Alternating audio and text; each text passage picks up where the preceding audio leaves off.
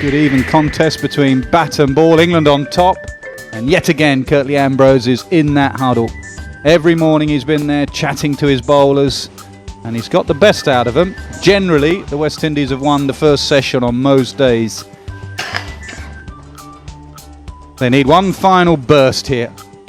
Root and balance. 2 Yorkies to go out there and push this lead on that stands at 220.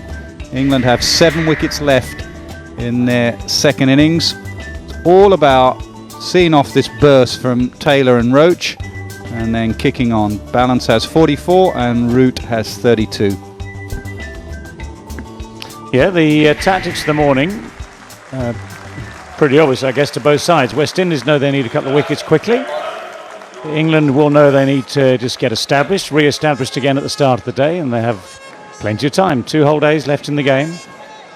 And they need to build up to a position where from second half of the morning onwards they can accelerate and continue that domination.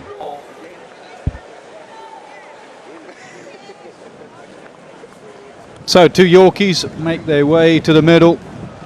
Balance, who found a little bit of form towards the end of yesterday's innings. And Joe Root has been in form for a long time for England. He's the one that galvanised Ian Bell in that first innings to recover from 30 for 3. And he's done a similar thing with Gary Balance here.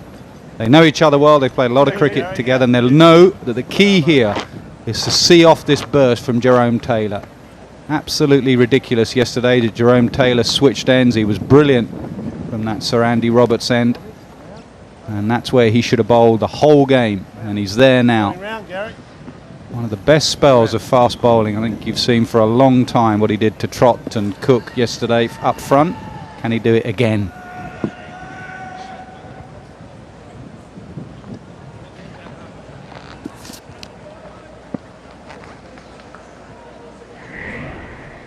Has had injury problems.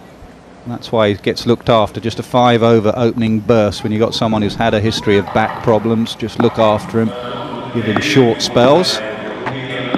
Still be a bit of swing out there. There's a nice breeze and a Duke ball. So you've got to attack. West Indies have got to think they've got to take wickets and bowl England out, not just sit and wait for a declaration.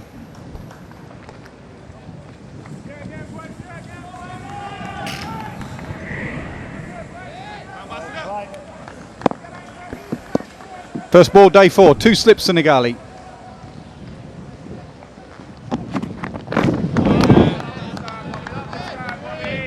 What do you think was said in the England huddle this morning, David? I'd say rule 1 on a day like this is play normally to start with, because what you don't want to do is anything foolish which loses you 2 or 3 wickets and puts you behind or forces you to take the foot off the accelerator later. So play sensibly, get stuck in. I mean, I think you've summed it up beautifully so far. West Indies have always had good mornings in this Test match, and Taylor and Roach have been responsible for that. England have to get through this first period. These 2, well though they played yesterday, need to get started again. I think 2 good things happened. Basically, Root has continued what good form he showed in the first innings, and he's in a happy place. He's looking confident, he's looking busy. He's got that eternal smile on his face, hasn't he? So he's in a good position. Balance looked out of sorts in the first innings, and he looked out of sorts at the start of this innings. But he's done the sensible thing, which is stay there. It's 150 minutes now he's been batting in his second innings. And as we all know, the longer you stay in occupation of the crease, the more things click back into place. So for him now, another couple of hours at the crease would be absolutely perfect. No! You can start to see things coming back into rhythm. When we saw him in the first innings, those feet got completely stuck in the crease, which is not necessarily fatal, but it makes life slightly harder. You saw from that one shot there's a little bit more rhythm in the batting, and that I'm sure has come just simply and solely from the fact that he's been out there for a while now and starting to feel more comfortable about what he's doing.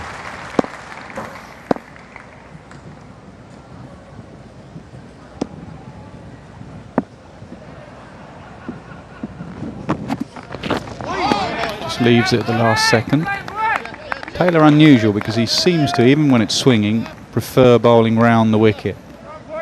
Michael Atherton and Ian Bishop were on commentary when he got Alistair Cook out, and Athers couldn't believe that with all that swing he'd gone round the wicket to Alistair Cook, but it works for him. Same with Jimmy Anderson, the way he works over left-handers by swinging it away from them. Taylor likes to go round the wicket to left-handers, even if it is swinging.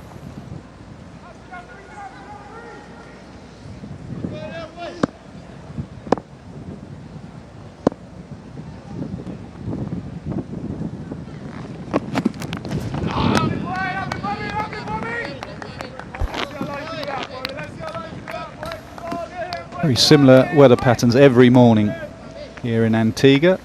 Wake up to bright sunshine, and by the time you get to the ground, 8:30, a shower blows through. Call it the morning blessing in this part. It's just a little sprinkle of rain, cools everything down, and then they go off again.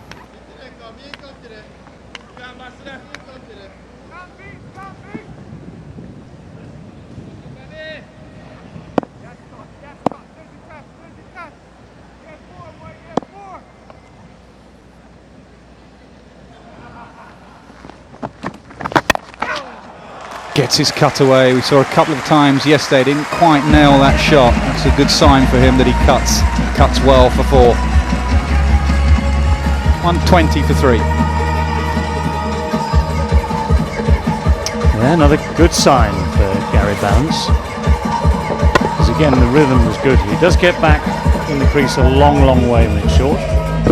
It starts from that small position anyway. But the rhythm was right there, the decision making was right, he was into the shot early.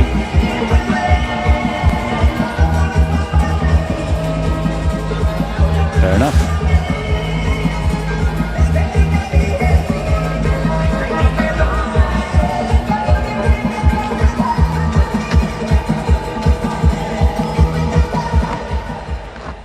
No surprise, it will be Kemar Roach at the other end.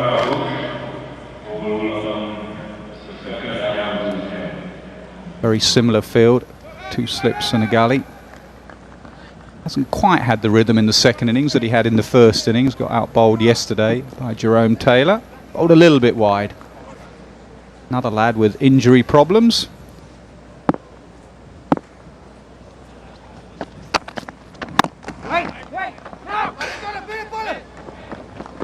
Can't back up so close, Jess.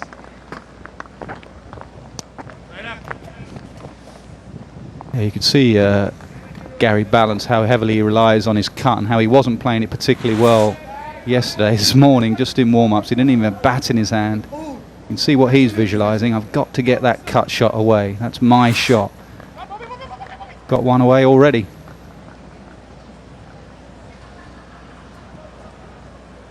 I remember him playing and missing a couple yesterday where, to harp on the theme, his rhythm was wrong. It was a slight afterthought. And you just need everything to be smooth. I thought the shot we saw just now, was one where you could sense that he'd seen it from the hand, picked up the line, picked up the length, made a decision quickly, got into position quickly, played the shot at the right time. And there you are. Although he's a long, long way back, there's a flow. There's a seamless flow to the shot. And the moment you delay is when you start to give yourself all sorts of problems, and that's when you either miss it or nick it. Man goes on the drive now to Joe Root. Gully taken away.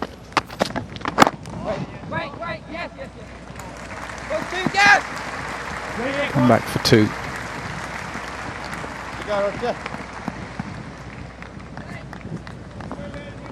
One thing England will have to have on their mind after they see off this initial burst is the declaration later in the day. Last time they were out here, 2009, they lost that series because they were a little bit conservative, especially here in Antigua. I think Strauss was captain, batted on a little bit too much, and it cost him at the end of that series. Remember, this is just a 3-test series, one after the other straight away, no in-between games. So if you've got an opportunity to go ahead, got to take it. Yeah, it was Antigua. The game was moved, wasn't it, from this ground to the Rec.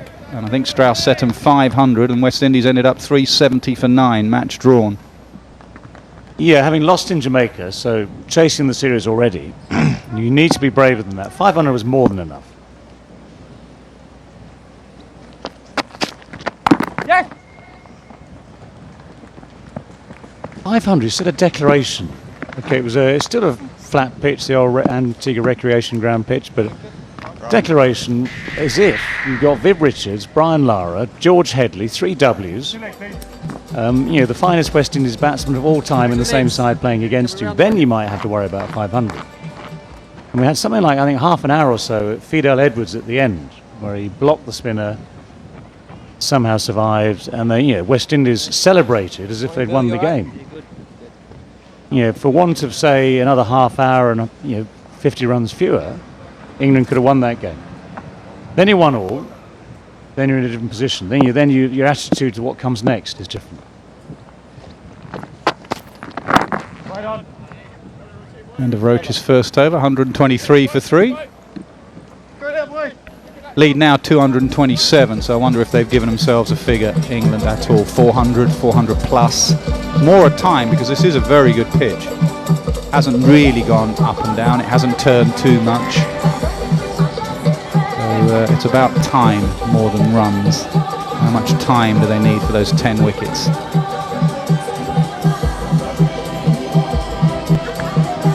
Yeah, I think you assess things at team. You make plans well before them. You make plans through the day, ongoing plans after the first hour, ongoing plans at lunch and through the day. But you final assessment around about tea time.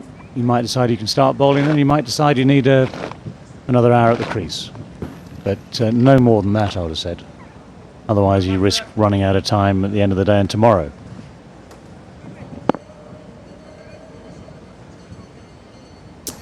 Right-hander on strike. Can we see if Taylor can get any kind of movement that he got yesterday?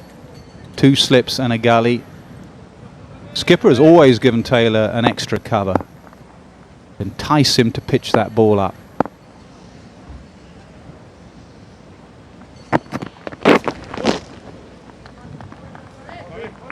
Yeah, holds his hand up in apology there, forcing his captain and keeper to dive away down the leg side.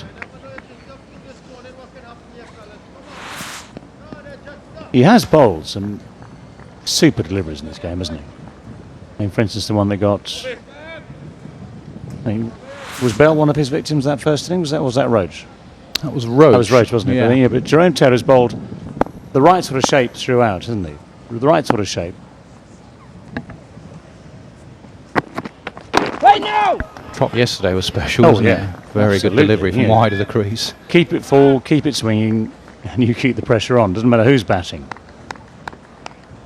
So you can see why the ploy works.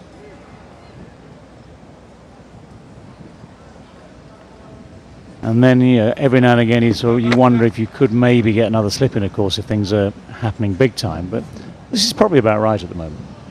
Couple of slips, gully. Keep it full, keep it straight.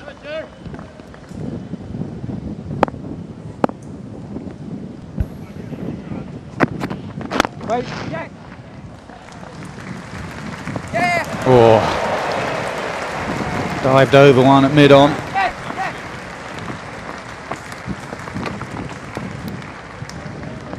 Chanderpaul just showing his age there.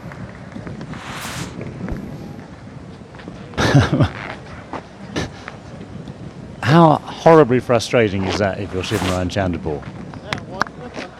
Because he's trying, isn't he? I mean, he is trying. He's got the dive out. He's just got his hand about 1.5 foot past it. Frustrating bit is that he's got to get up and chase it. That's what Shiv would have been thinking about. Oops, I've missed it. Now I've got to go and get it.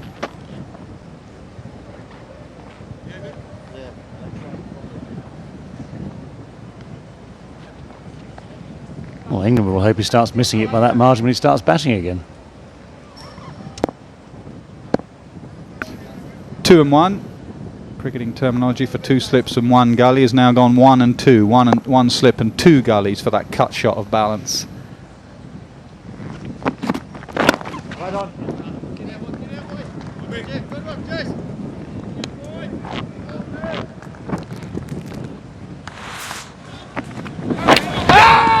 Well, looking at the way he's picked up his wickets in this innings, yesterday that was the one we were talking about.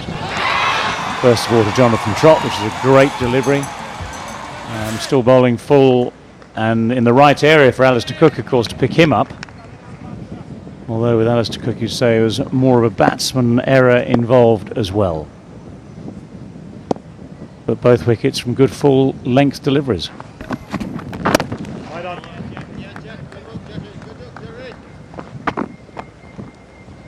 Actually, it's been, for me, an absolute eye-opener. Just watching, for instance, even the World Cup. You know, the wicket takers in the World Cup, who are Stark, Bolt, Southey, all these guys, bowled that extra full length, didn't they? Yeah, and you saw the ball doing enough to put some really good batsmen under proper pressure, and you saw the wickets tumbling. And you know, it's a joy to see someone like Jerome Taylor following the same principles.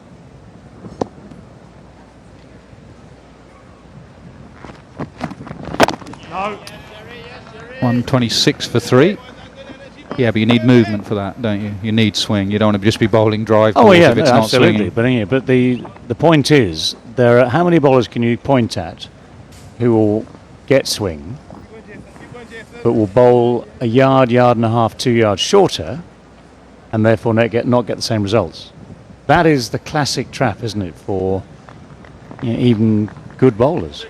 Yeah, and it's the difference between good and excellent.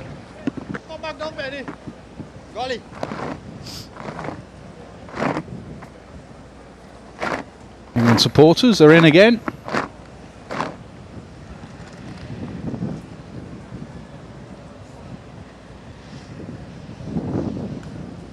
Describe that, David. It's one hell of a sheep.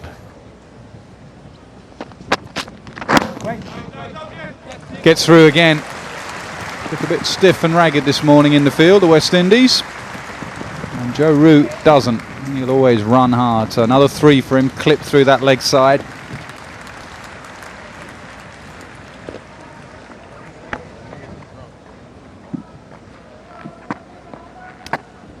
Second or third time he's timed one of these well.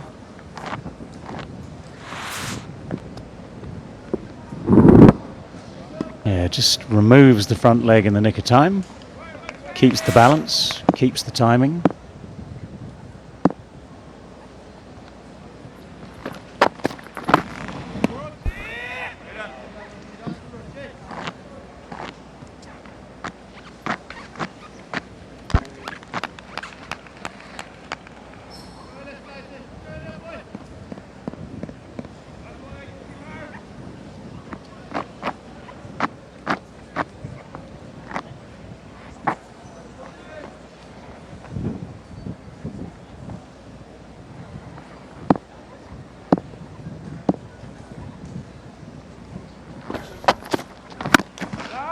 Driven, and that will be 50 for Gary Ballance. Nice way to get there as well.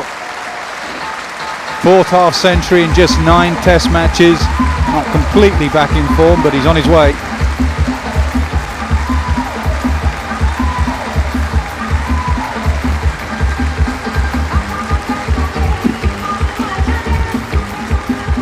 Well, batting is often a case of fine margins, isn't it, between nicking and surviving, nicking and going, finding the middle of the bat, finding form. And this has been a great opportunity for him to find some form. 165 minutes he's been batting now, 125 balls he's faced. And the fluency is back, I would say.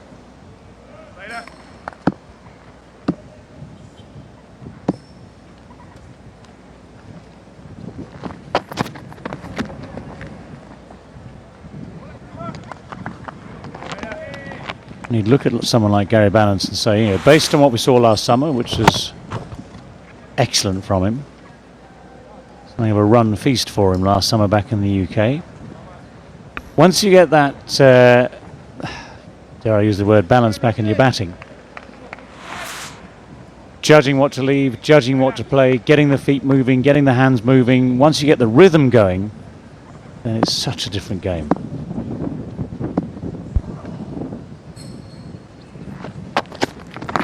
Right on. Right there. No.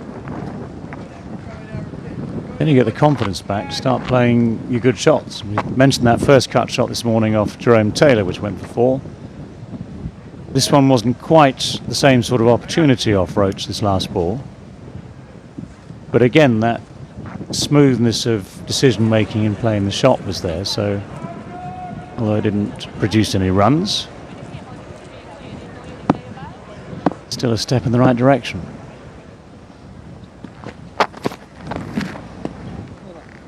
.133 for 3.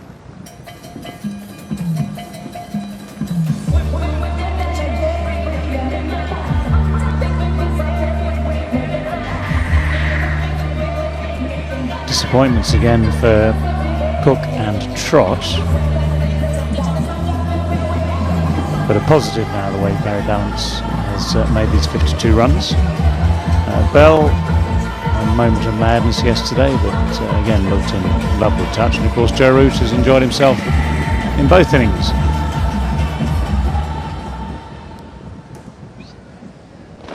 Jerome Taylor, the man with wickets to his name in this England's second innings.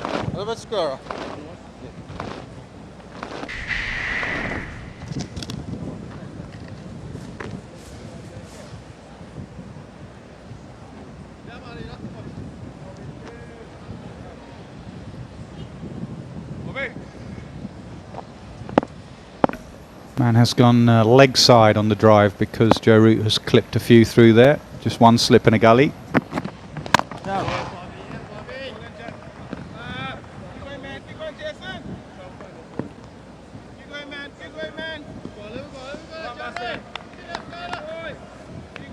Strong Yorkshire, strong England.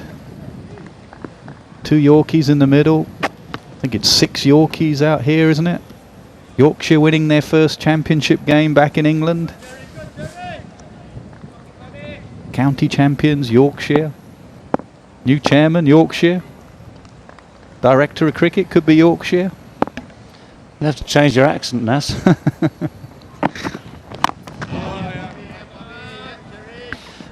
You want to be able to fit in, you know.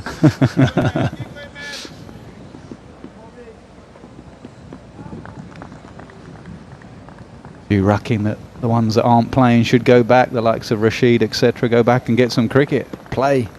We were debating it over dinner last night, weren't we?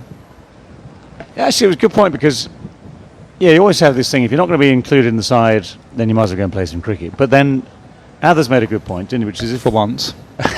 yes. I'll come back to that.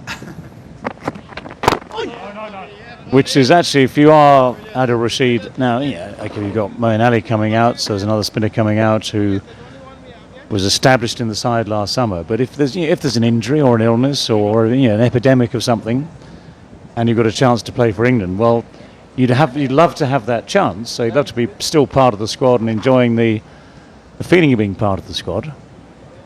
Albeit there's a very strong argument saying, well, get some cricket under your belt and get back to scoring runs and taking wickets. Take your pick. Answers on a postcard. No! Are we expecting an epidemic of something or not? Chikungunya or something like that. I agree with that. I'd rather be with the England side any time. I mean, they love Yorkshire. They love playing for Yorkshire. They want to defend their title, but given the choice of being in the Caribbean and all the history that goes with England West Indies cricket, being part of the squad or travelling back, I'd rather be part of the squad out here. It's not like if it was a 5-test series and you had 17 out here. That would be ridiculous. But 3 tests, learn your trade, watch how experienced players go, and if you get that chance, take it, as Treadwell has done. Wait.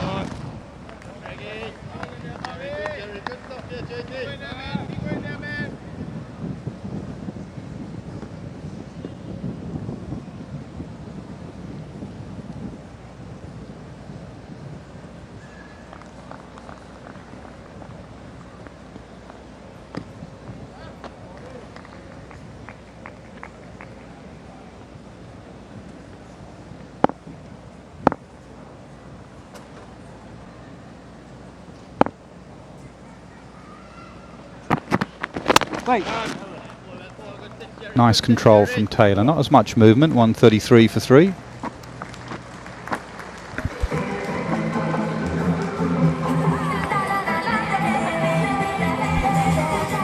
Yeah, there's not been much swing, has there, this morning? We have also seen first thing in the day the seam movement the last couple of days, but there's not been much going on this morning for either Jerome Taylor or Kemar Roach.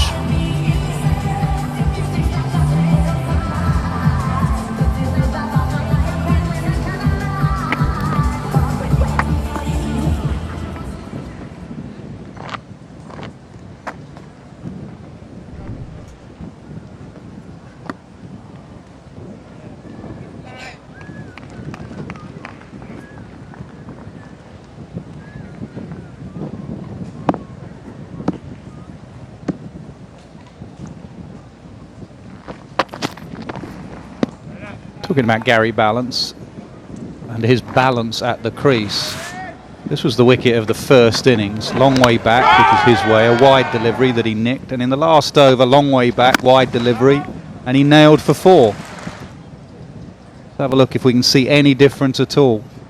Slightly leaning back on the left, reaching for the ball.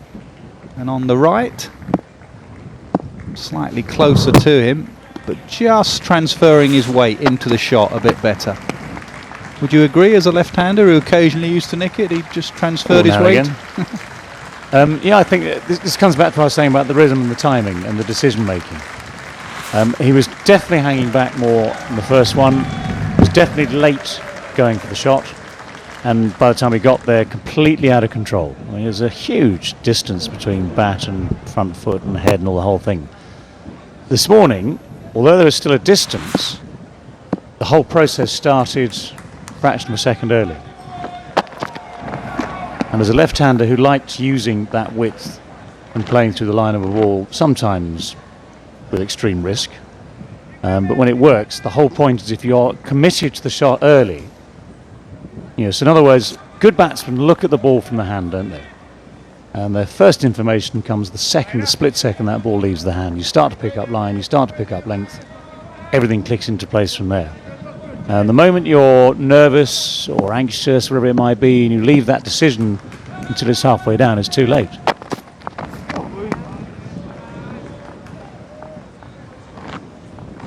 Yeah, I think it's the thing we forget most up here is about being out of nick and how anxious you are and how you start reaching for the ball. And he's doing that on the left there. Whereas when you're just seeing the ball and playing the ball, you just let it come to you that fraction later.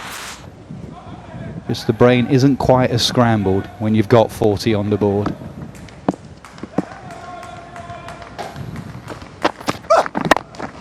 And again. Thank you very much, Kemar Roach, for proving the point.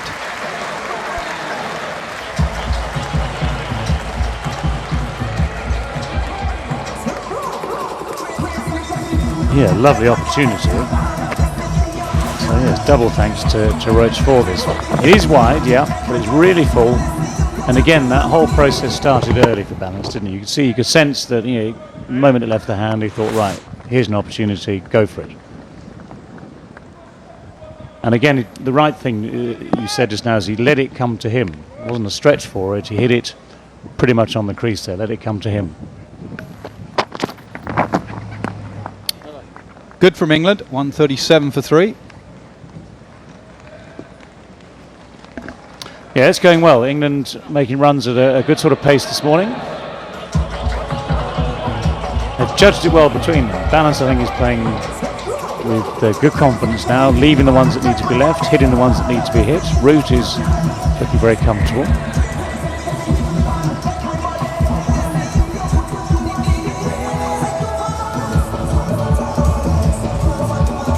That's what Gary Balance wants to get back to, that sort of productivity. A fabulous summer for him in 2014. Average over 60.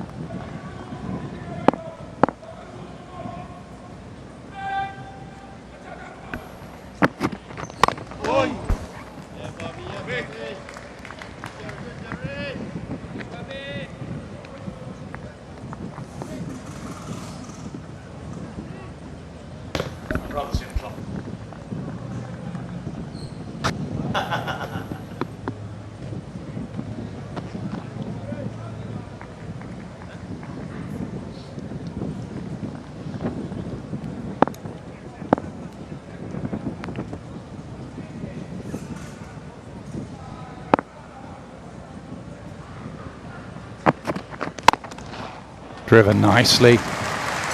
Beautiful shot, Joe Root. 4 more.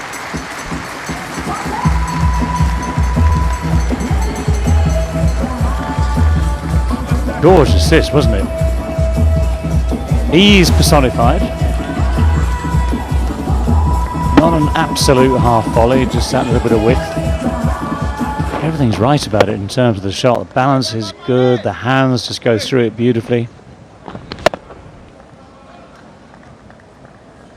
Gorgeous.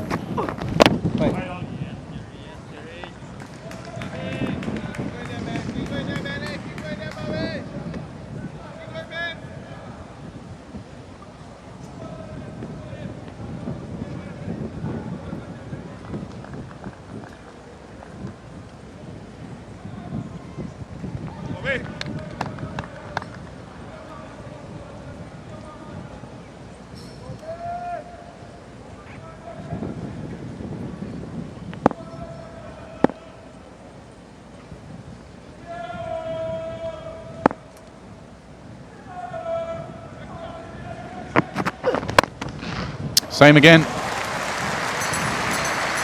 Bold drives, you go for 4.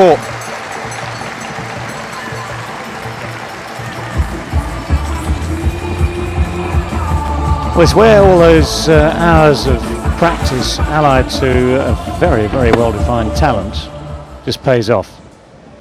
Because the grooving is there, it's almost identical.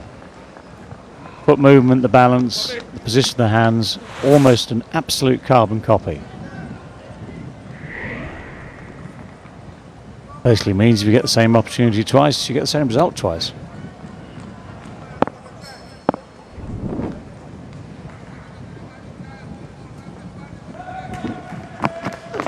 Wait. 145 for 3.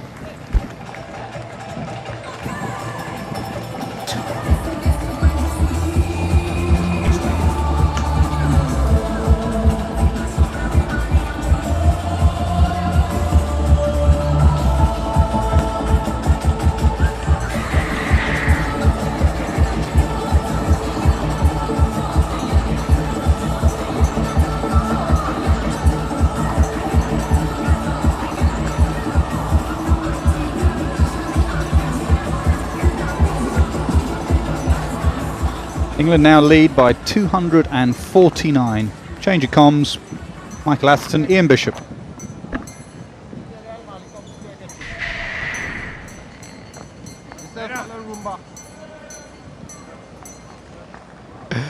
Thanks, Nasser.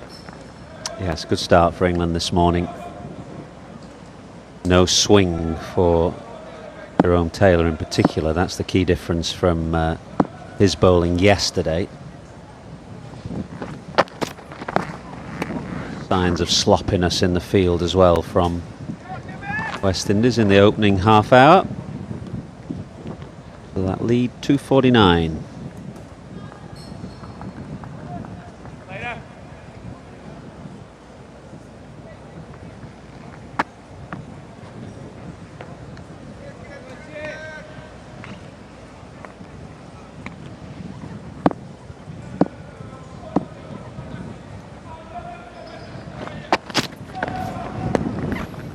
Coming into the morning, Phil Simmons and Dinesh Ramdin would have talked to their charges about ensuring that they look to get wickets in this first half an hour, 40 minutes. Not just come out and defend and try to delay the game, but try to pick up wickets. And England have done well to ensure that at least for the first 30 minutes of this morning's play, they've lost nothing in terms of wickets.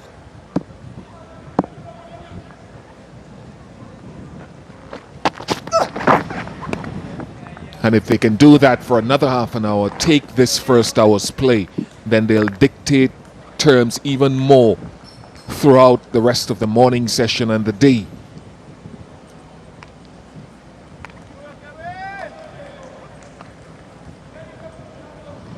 You're right, that swing hasn't been there, it hasn't been evident as it was with the new ball yesterday.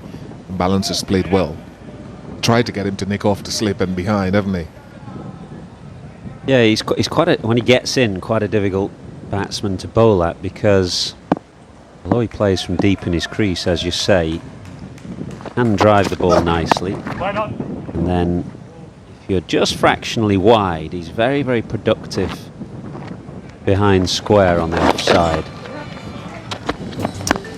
Useful runs for him, because for all the excellence that he produced last summer, the winter has been about one-day cricket, and he's looked a bit out of touch at times in the World Cup. A bit out of nick as well in the first innings here, so he needed a score. Played very well second time around.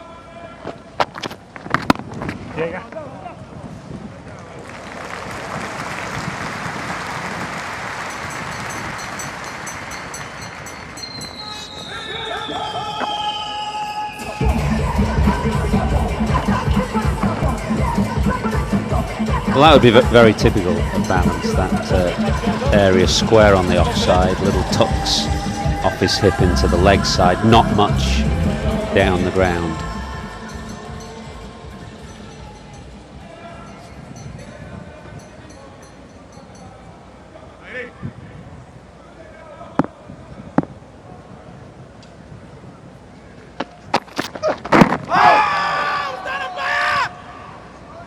.146 for 3.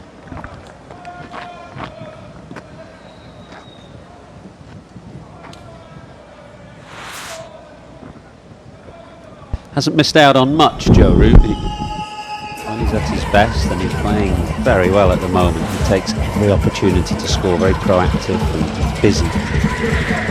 Just feel there that he missed out on an opportunity to tuck that away and bring up his half century.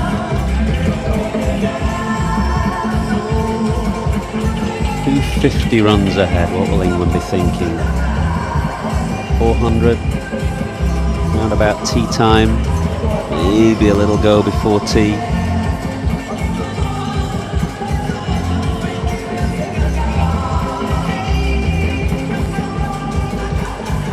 Should do it, Bish. No, 650. What, by tomorrow lunchtime? Yeah. Suleiman Ben into the attack, replacing Jerome Taylor. It may be close to a change at the Sir Curtly Ambrose end as well.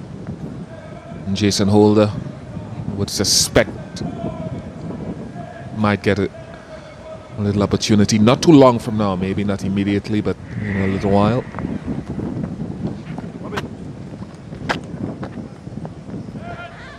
It's the magnitude. You guys do a lot of that pie chart stuff about how many sessions were won by a particular team on a day, and it's a good indicator, but it's also the magnitude by which you lose sessions, and the West Indies will reflect on the last two sessions on day one. Not just that they lost those sessions by, but the volume of runs they allowed England to score has set them back significantly, even when they came and won the next session on day one, on day two. Yeah, it is a good lesson. You can be competitive throughout a test match. If you have one horrendous session, you can lose the game. I've seen it time and time again in test cricket down the years. One bad session, you lose 5, 6, 7 wickets, or as you said, you leak a load of runs quickly. Use a rough there, Benny. Come on, boy. A real impact Oh, on Susie. the overall outcome of the game.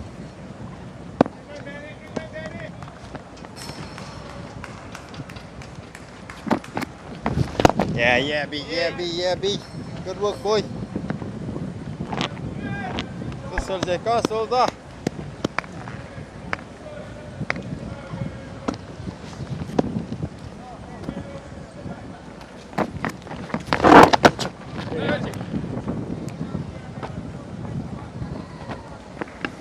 Watching Suleiman Ben in practice this morning, he's bowling to Curtly Ambrose, had an extended bowl, and what he was trying to do was just get a bit more loop.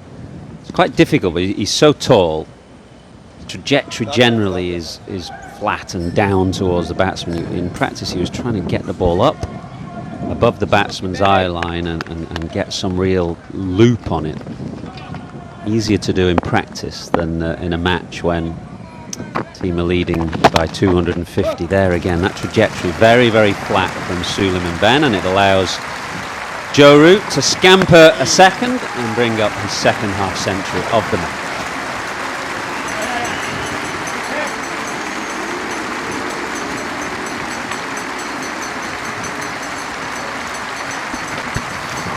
Very good young player, really important innings first time around when England were up against it. That partnership, 177 run partnership with Ian Bell, was significant in establishing England's position. Just taking his opportunity again second time around.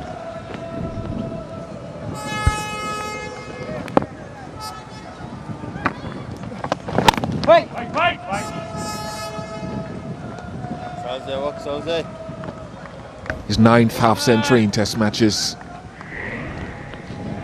Wonderful average for one so young. He's showing an unabated hunger. Oh, beautifully bowled. Beautifully bowled. Bit of turn. 149 for 3. Yeah, well, we saw some spin for Suleiman Ben right at the start of the opening day. We felt that may have been just off a little bit of residual dampness. Then there hasn't been much spin for him since then.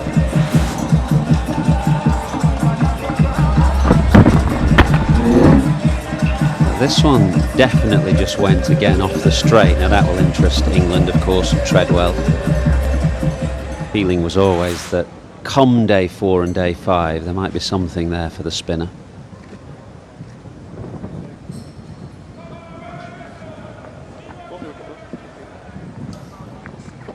Over the wicket. Bowling change right that moment.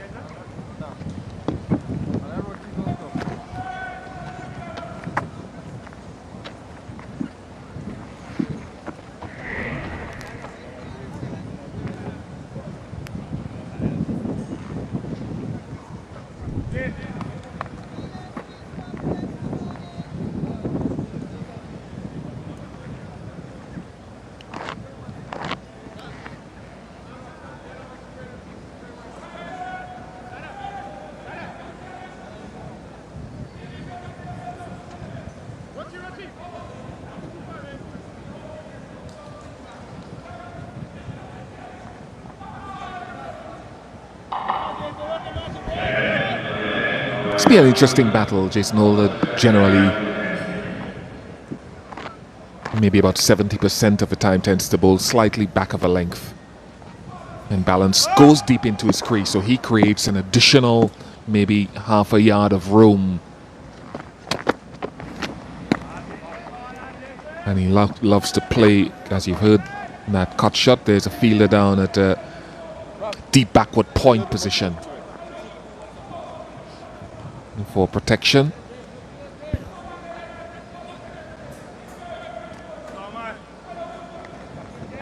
Suppose Holder will have to try to go fuller more consistently if that is the plan, as we saw from Roach.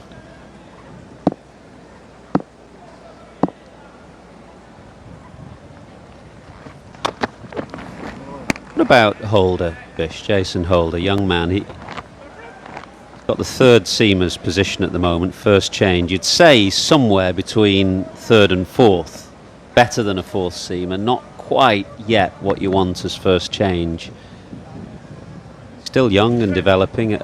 I mean, do you think there's more pace to be gained by him as he develops as a test match cricketer, or will he become more of a genuine all-rounder, a kind of fourth seamer and batsman as well? I hope with his natural resource of height that he can strengthen his base, his foundation at the point of delivery. Many times we've spoken about it. West Indian viewers would have heard it time and again about the point as he lands, he collapses that front leg and loses all the stability as he goes through the crease, and spoken about hopefully rectifying that at some point so he has a more powerful and stable base to get over the top of that front leg and not leak the power.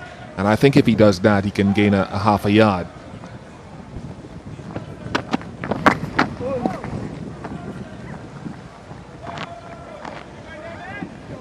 So you're talking about a braced front leg as opposed to a bent front leg. But how easy is it to change that if that's what you've done all your life? Well, I understand and I accept, having bowled myself with a slightly collapsed front leg, that not every bowler can have an Alan Donald, Brett Lee type front leg. Ben Stokes in this match, I think, bowls over a very braced front leg. It is the ideal. Some people don't like it. Some bowling coaches think it's an old style. But it's where you generate. So I'm just saying, can he strengthen it to maybe get a little bit stronger and stop the power from leaking? Because it stops him from finishing his action as the right hand goes down. Let's keep it going, guys. You see where the bowling hand finishes, because there's no power generated to drive that bowling hand past the left hip, which the really quick bowlers will drive past that left hip because of the power generated over that base. So in other words, as my old coach Theo Coffey, who now lives in the Cayman Islands, saw it, and he said to me, he said he does not finish his action. There's no power finishing his action. 149 for 3. I suppose the problem is, going back to when you started playing, that obviously there was a fair amount of international cricket played, but not as much now. You'd have played more first-class cricket for your island team in between, and therefore more of an opportunity to work on something away from the pressure of the international game.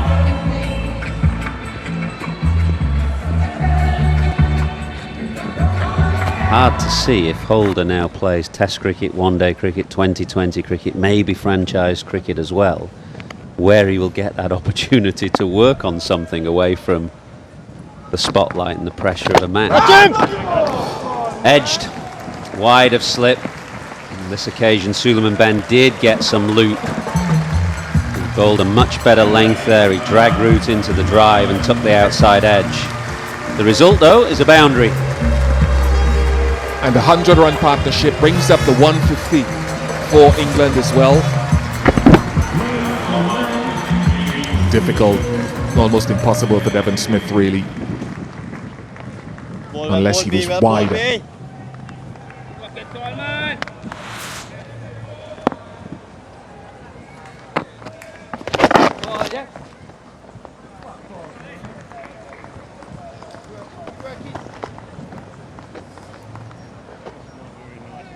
Not dodging your question, I'll come back to it in the next over when there's time. Keep coming, Souls. Keep coming there, Souls, eh?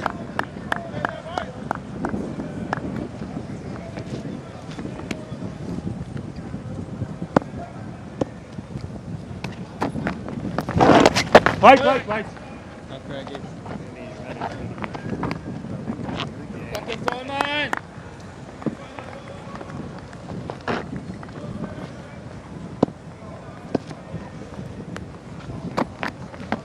Catch him. Well on. Loving it, tall, man. Good work, B. Good work, B.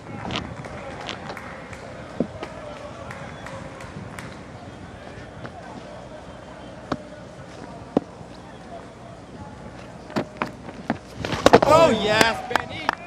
Heavy.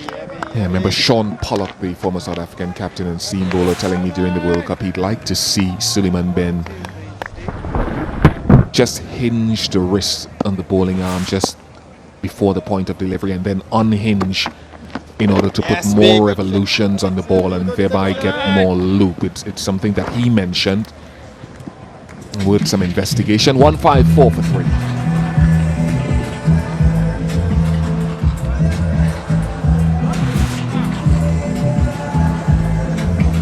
Because there's that tendency for Ben not to really get a lot of action on the ball sometimes and just slide the ball down, the hand down the side of the ball, and also roll it out. Yeah, he's just using his finger, isn't he? His forefinger to spin the ball on that occasion.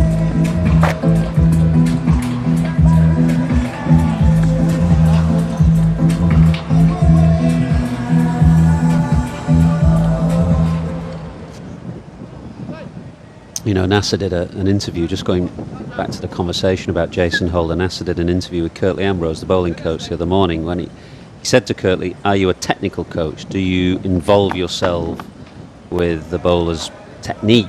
And he said, no, not really. By the time they get to this stage, that's done.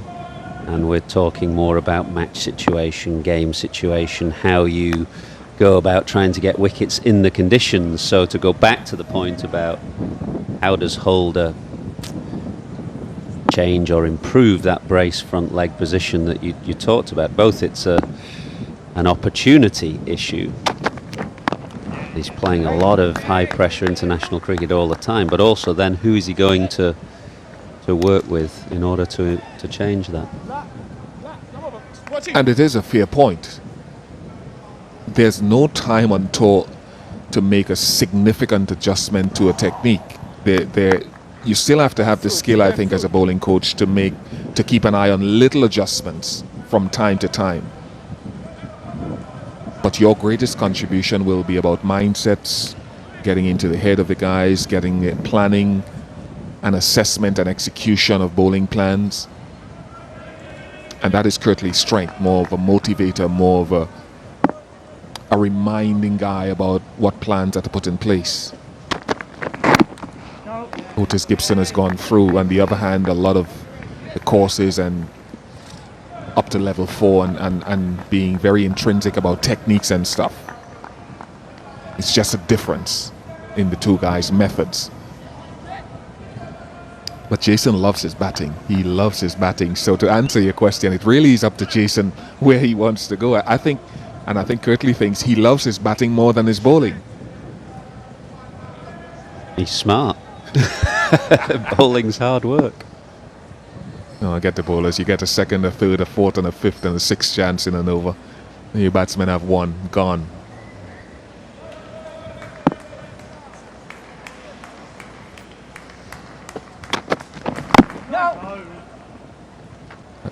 I think sometimes he just puffs the ball down there. I think if we look at this last delivery, I don't know if this is the one that is recorded, Michael.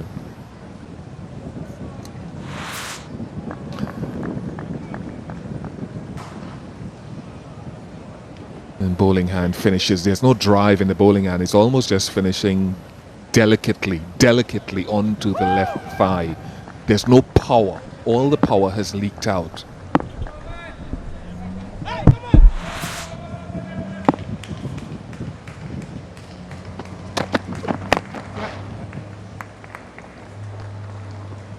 If you look at Jerome Taylor and maybe even Kemar Roach, you'll see how that bowling hand drives and forces the left arm, the non-bowling arm, to kick back. Even Taylor collapses a bit, but not as much in his front leg. Roach is brilliant.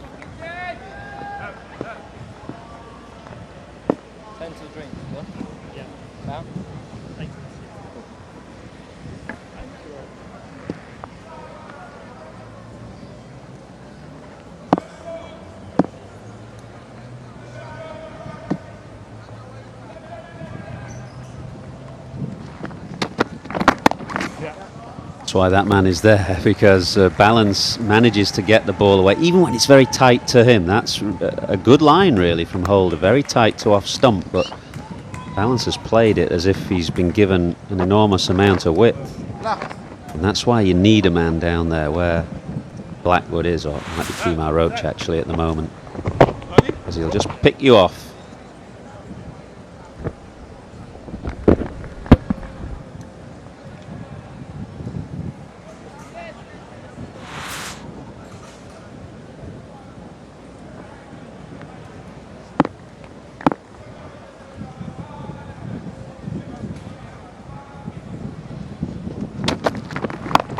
Yeah.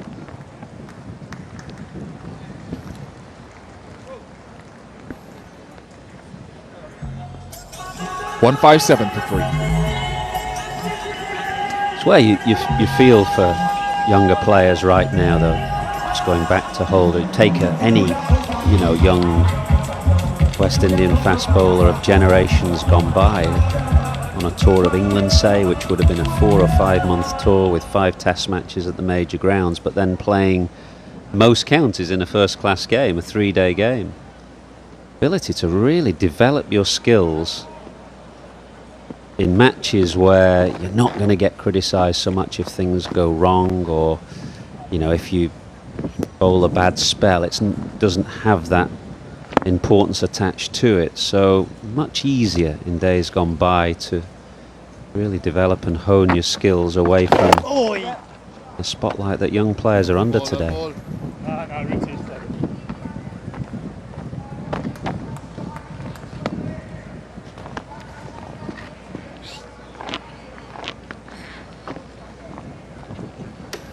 And to your point, which I was going to answer, was the fact that you talked about Jason playing ODI cricket, Test cricket, franchise cricket.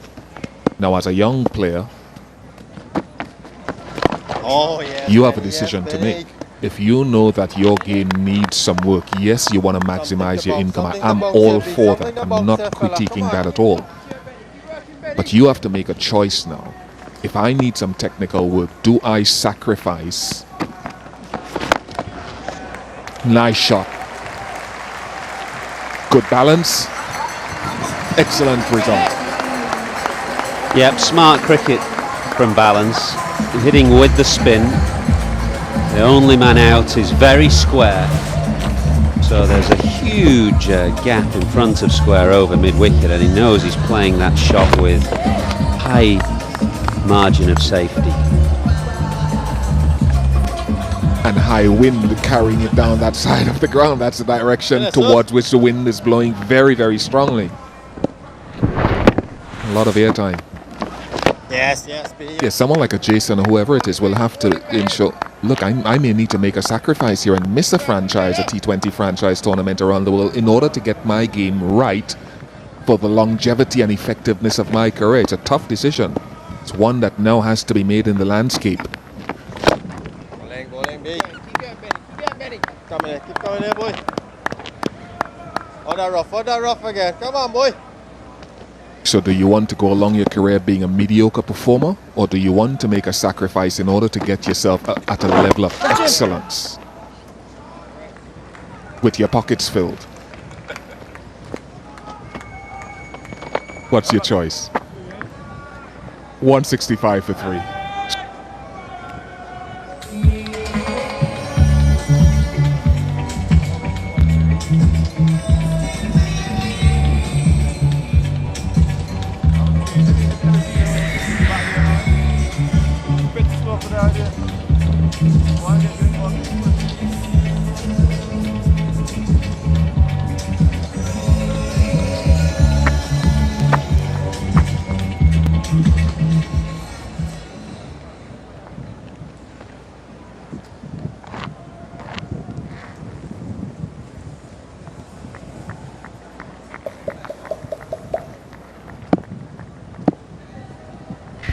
Lead is 269.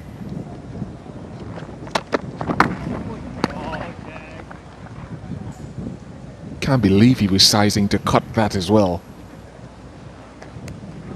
Yeah, it's why I said he's quite a difficult bowler to bowl to when he gets in. You feel you want to push it up, and then Balance will just get his weight into the shot and drive. Anything just outside off stump, he gets in a position to cut, which he does very well. As you can see, he's sizing up the cut shot there. Awkward player to bowl at.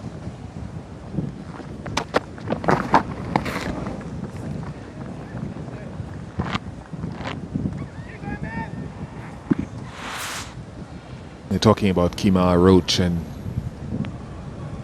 it's a wonderful brace, slightly more braced front leg, and if they run it through, how the right arm drives past that left leg and it throws the non-bowling arm backwards. Yeah, that's a terrific illustration, isn't it, of that bowling hand driving through, which, when you compare that to Jason Holder, it just stops really at his leg, as you said.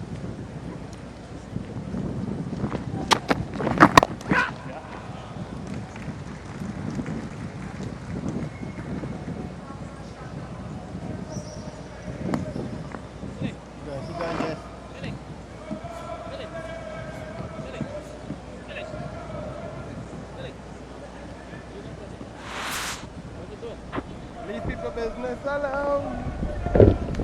See how Holder's bowling arm just stops at his leg as it follows through, and Roach was really driving through, and you must get pace from that. Well, you maximize your resources. It doesn't necessarily mean that everyone who does it will be lightning fast, but it'll be as quickly as they can do it.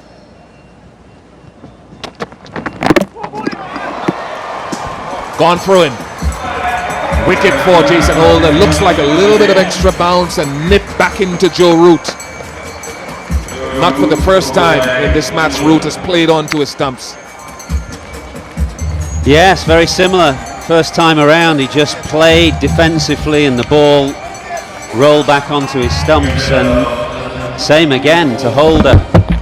He does play the ball very late, Joe Root. He often just knocks it down behind square on the offside. And on this occasion, he knocks the ball down and it just spins back onto his stumps. He's given England a terrific platform, though. It's another fine half century from Root. He's gone for 59, 166 for 4.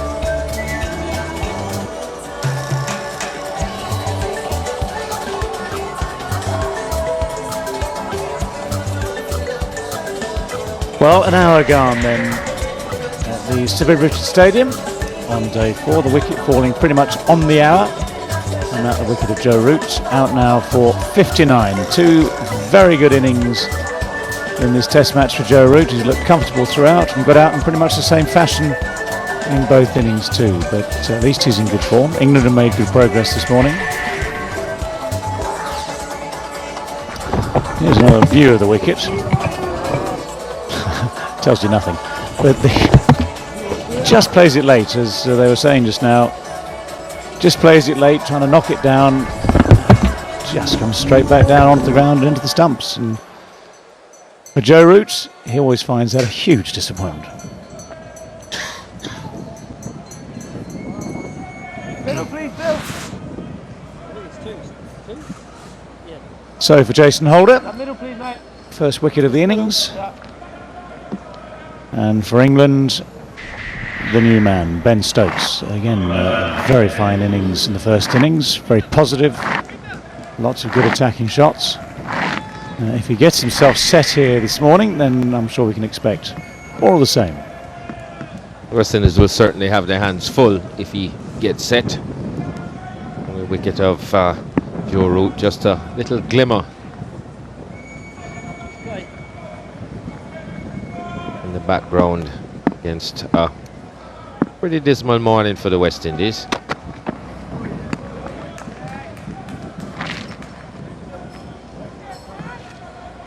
Couple of quick wickets now could change things dramatically. The lead is just 270. Lots of time left.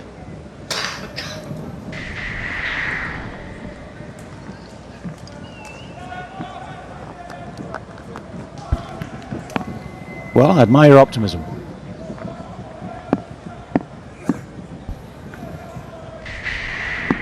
You got to try to find the bright side.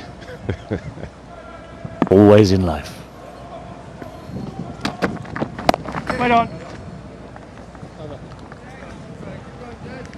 Run and a wicket from the over, 166 for 4. Yeah, England, of course, have the whip hand at the moment. If they do nothing silly, keep control, keep adding runs, they're in a very strong position. And you've got to say, pitch has done nothing this morning. Pitch has done nothing, ball's done nothing. You blame the bowlers.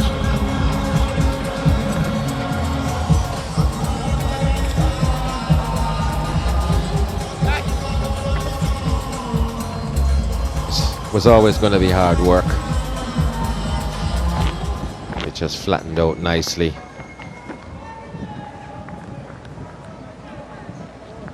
It's taken away the what you could say. He's taken away the attacking option. Yeah, Benny. Yes, Benny. Good work, good work. Ball is 52 overs old, Want the bounce, and have decided that not going to support any activity either through the air or off the pitch. All right, given all that, and with your immense knowledge of this game in this part of the world, what's your most likely result at the end of tomorrow? Yes, Benny. Yes, Benny. One out that rough, B. One out that rough, eh? Come on. It would be too early to tell, I would think, at this point, because even though the pitch itself Yes. Yeah, keeper. has been pretty benign, I still think that there is something in it for a hard new ball.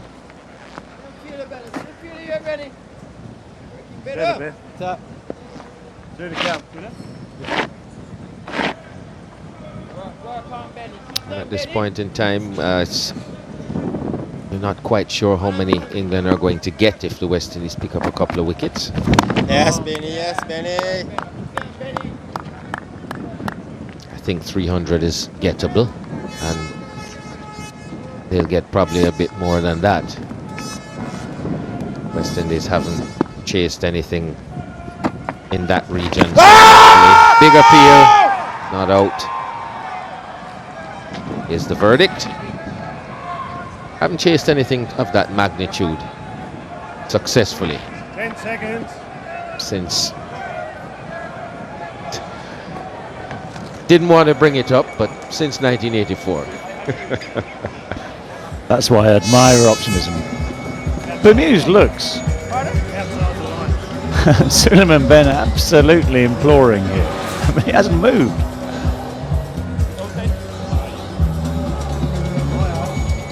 Just need to see. Okay, first thing is where's this going to hit Gary Balance? There's a strong chance it's outside off stump.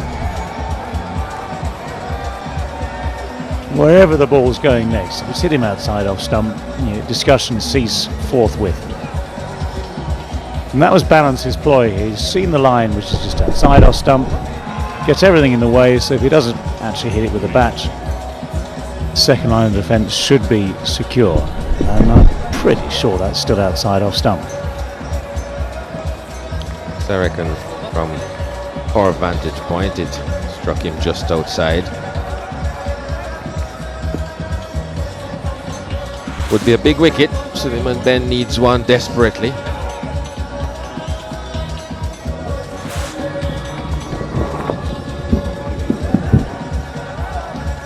Well, there you are.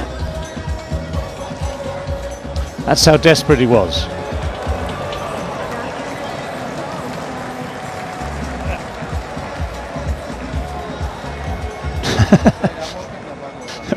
Suleiman Ben has covered at least a yard in the last 5 minutes. He spent about 4.5 minutes on his knees saying, review it, please. This has got to be out. I need a wicket. Then when the decision comes through, it's almost as though he disbelieves the technology. As if what was etched on his vision, etched on his brain as to what really happened out there was still at odds with reality. Any moment now it's going to sink in.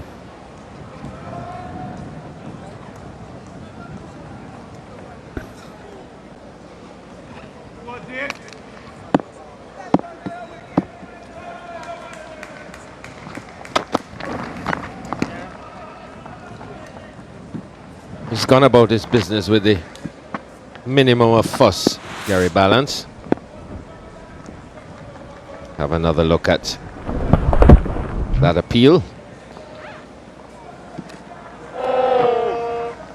It was always wishful thinking. Okay, right. Just hold that position. Run that through for the next 4.5 minutes. That's everything that Suleiman Ben did after the appeal was turned down.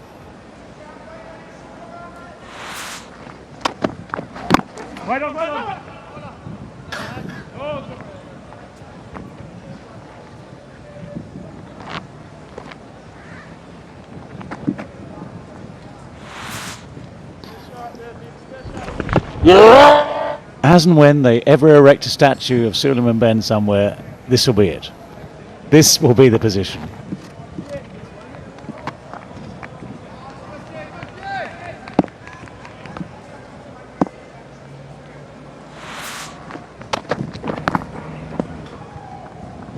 Rare play and a miss in terms of this morning's cricket from Gary Balance. His rhythm has been good, his timing's been good, his shot selection's been good. That for once was a stretch just too far.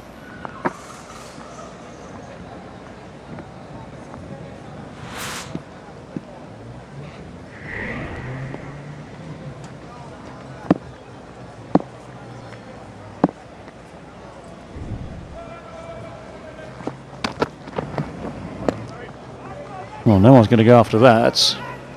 Very lucky not actually to be called one, considering it's Billy Bowden as well. He loves to stretch his arms at the merest opportunity, normally. Must be having an off day.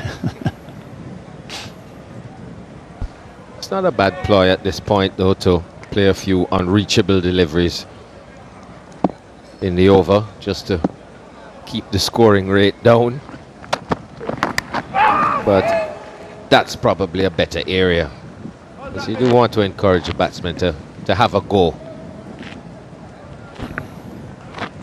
Yeah, this one at least gave Balance the opportunity. It didn't really come off the pitch. This one seemed to just die on the pitch a bit.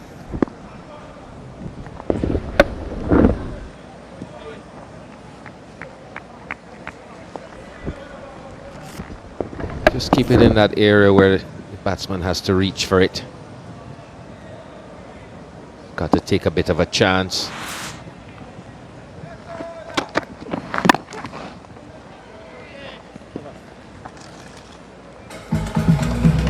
Slower ball finishes off the over. Maiden 167 for 4. Lead is now 271.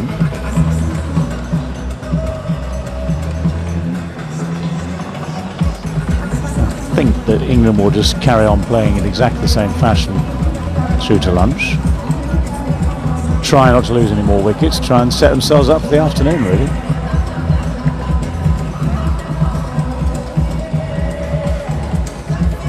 I think it will be a reassessment at lunch for India.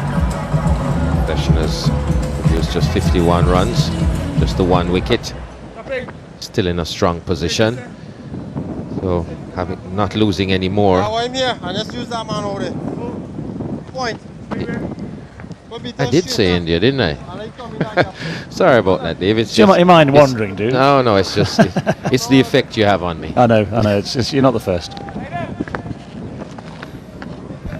But getting into lunch without any further loss would be a time to reassess. You know, shall we get a bit more aggressive? What are we trying to get? When would we like to declare, if that's a possibility? Fabulous shot. Played it really well. No one in that part of the ground. Bulk of the field set on the other side. And first signs that Ben Stokes has had a gentle look, a quick look for all of 5 balls. Now it's time to get on with the job. Not bad, Benny. Well, he's in good nick. Confidence is up.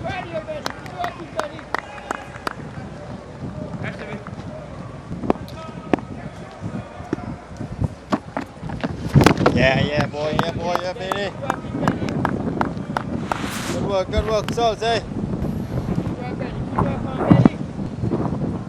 Was just that little bit of turn, but the bounce was good. Yes, B. Just a matter of time, eh, Benny? The slug super's gonna come out again, eh, Benny? Go on, Sousa.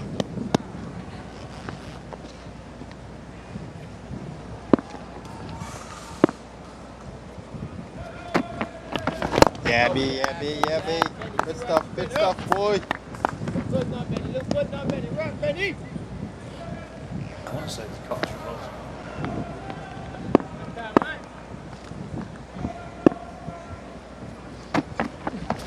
Goes. No blocks.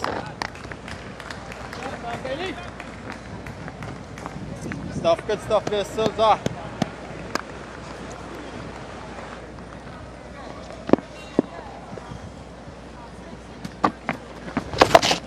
There he goes again with similar consequences. He's played it really well for the second time in the over. And that will, I'm sure, encourage a rethink from West Indies and from Suleiman Ben, the imploring Suleiman Ben. 8 from the over, 175 for 4.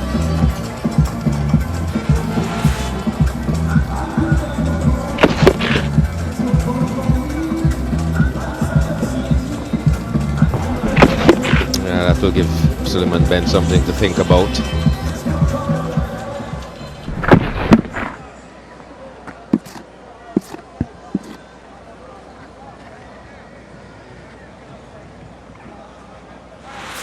Well, he's been able to play both those reverse sweeps in almost absolute safety, with the line of the ball outside off stump. No one in that particular part of the field. He's played them both actually supremely well. Played them as well as you'd expect, say, a right-hander to play an orthodox sweep in the same direction. Kept them down, hit them sweetly.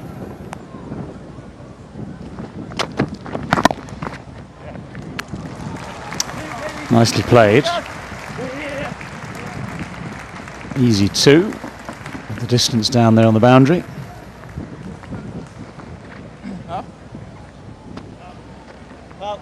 It's obviously an area where Gary Balance is strong, and I think they should be, you know, trying to encourage him to play in that area, but not from that length. I think he's just getting too much time.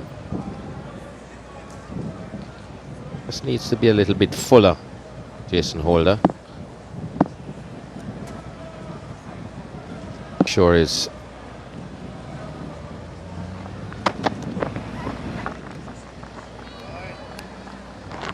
We'll see that he scores most of his runs in that area. It's a shot he plays very well. Plays it when it's closer to him as well than most batsmen.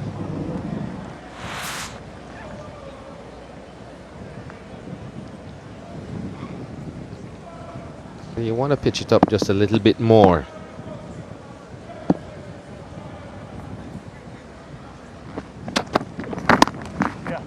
That's the wrong length. This time he's managed to meet it early, hit it in front of point, and the man at deep backward point had absolutely no chance. Yeah, it's the point I was making first thing this morning. His rhythm's so different today compared to, say, first innings. That these shots, which are his absolute strength, as you say, and we watched him play a lot of these last summer back in the UK. But that's his strong area, that's his strong suit. Anything just a little bit short, and add very short and wide of off stump, and he's normally into the shot and playing it well and making runs. That's where his rhythm was wrong in the first innings, but here today, yesterday or today is looking good. That's a good length to bowl to him, good length, good line to bowl to him. Yes, I was about to say that he's been fed a diet of the wrong length. Still think it's a good area to be working in. And allow him to get on that back foot and give him the time.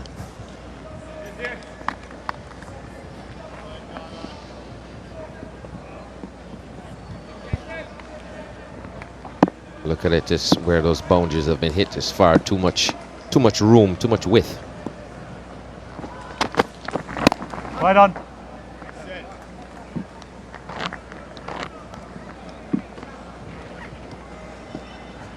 Haven't really seen him have to get out on that front foot very often.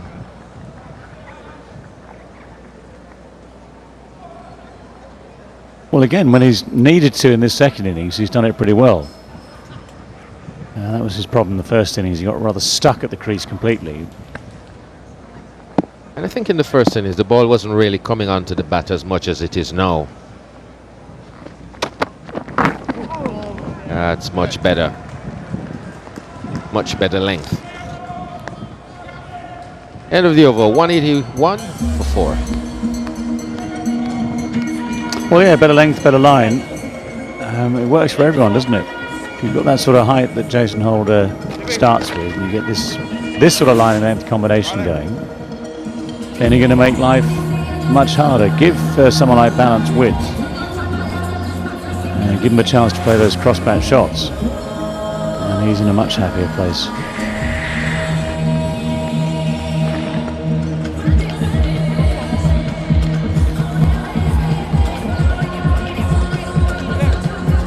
.285 is the lead now. First, I suppose, the next milestone, 300, the lead, and by which stage? I mean, they'll make that, in the next 10-15 minutes, so England could be 320 ahead at lunch, say, without doing anything particularly different. Yeah, B, yeah, B. Good work, Souls up. And then you've got all afternoon, pretty much, to play with the accelerator.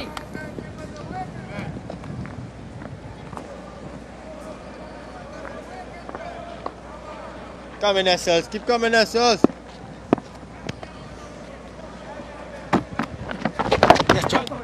Field has changed slightly for Suleiman Ben over the wicket to Ben Stokes. Man is there at point now, trying to cut off that reverse sweep. A much more open space on the onside now.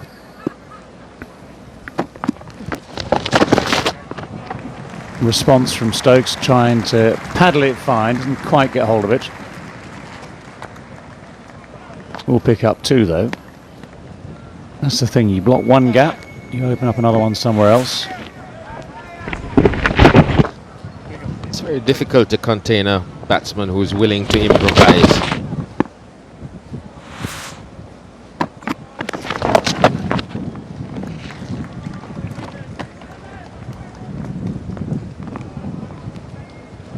And with a nice fat lead at this point, knocking it about until lunch is basically all England need to do. Need to take any chances, just keep rotating the strike. Wait for the odd bad one and put it away.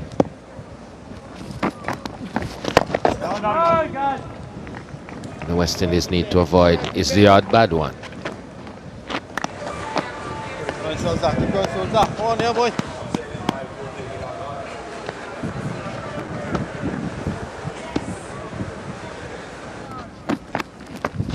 Oh, yes, B, yes, B. Well, just ticking along, 3 runs from the over, 184 for 4 this time.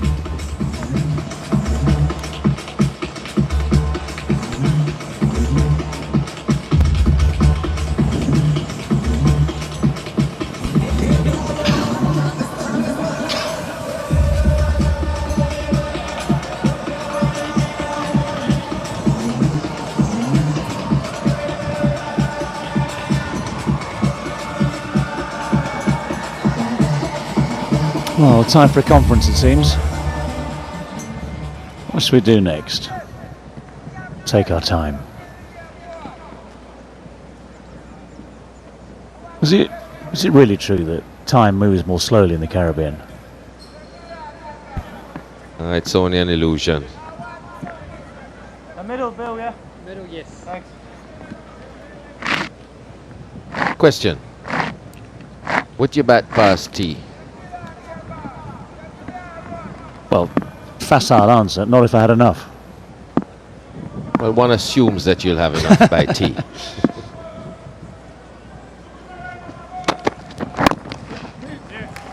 It's tucked away. Should be another couple.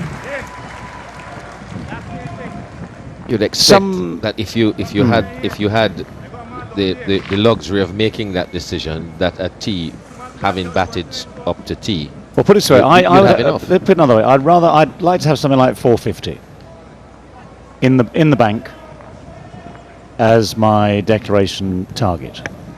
If, for instance, Stokes or Butler, whoever it takes, does the right thing this afternoon, then you could be there by tee. In which case, I would be happy to say, right, bowlers, your turn. Let's start the process now. and if you don't have them by tee, what? Then I'm not going to quibble about half an hour or so after tee. I'd like to have the 450, I guess. But I wouldn't want to go too far after tee, because I think, looking at the pitch and the way it's playing, it's not going to be the sort of pitch where you just expect people to get out in a hurry. You'd need a day and a bit, day and change. Yeah, fair enough. What I really don't want is that sort of scorecard we looked at from Antigua last time round, 2009, where England went 500 ahead. I said this morning, it was like a declaration set for Brian Lara, Viv Richards, Gary Sobers, most of the 3 Ws, George Headley, the finest ever batsman that the West Indies have ever had all together in one side, might have got 500. And England had them 9 down with, admittedly half an hour they couldn't get Fidel Edwards out. Fidel's finest hour it was. Oh, it's edged, it's in the air, but it's safely in the gap, and it's 4. Frustration for Holder, frustration for West Indies, runs for England.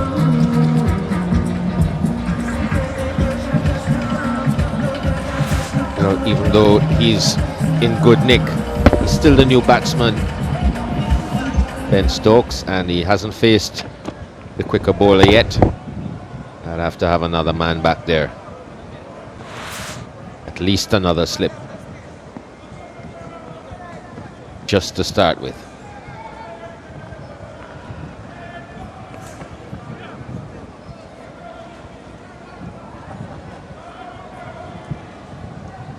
Ah, the old stable door, the bolting horse.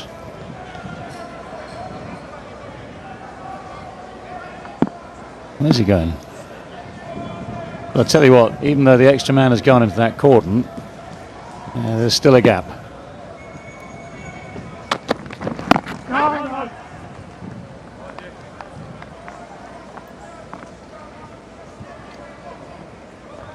You really can't stray away from the basic principles.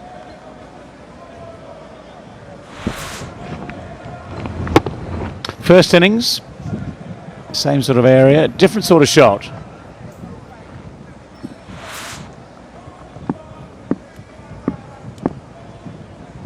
could also show you a number of shots that went very quickly square of the wicket.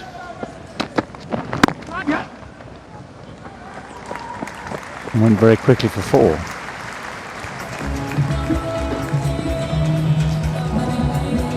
Well, the chance goes begging. Productive over for England, 9 runs, 193 for 4.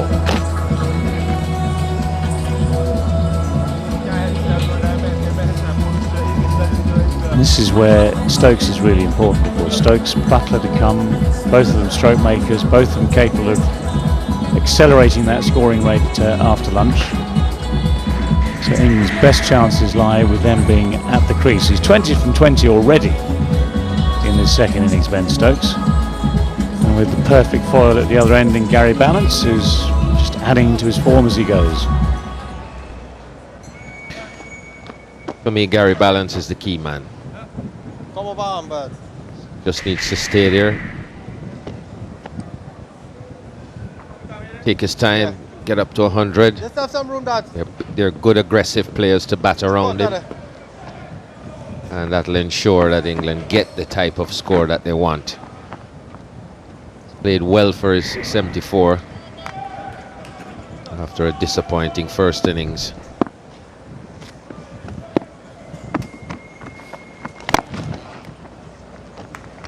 And I think the West Indies are going to have to think about finding an answer for that.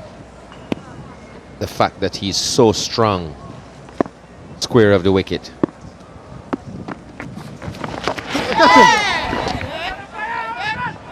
Oh, I thought for a second that had come straight off the glove. It came off his forearm actually, or shoulder.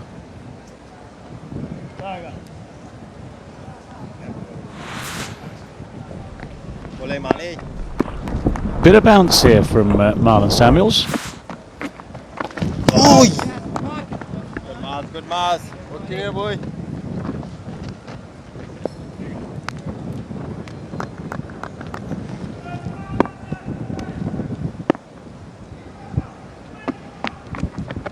Oh, yes, Mali, yes, Mali. Good stuff, yeah, Mars.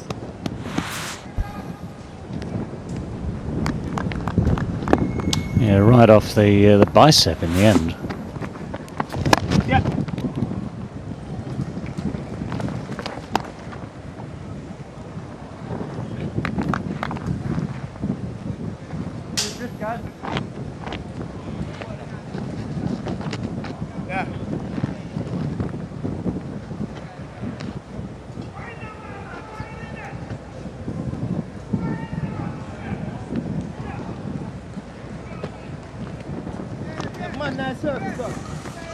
Reinforcement coming in.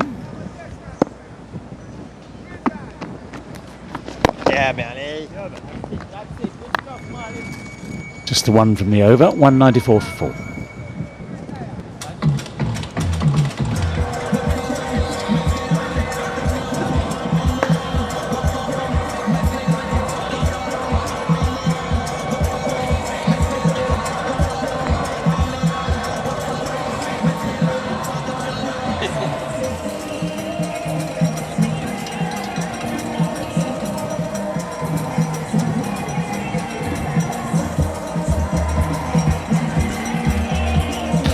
$194 for 4. England almost up to a 300 lead now.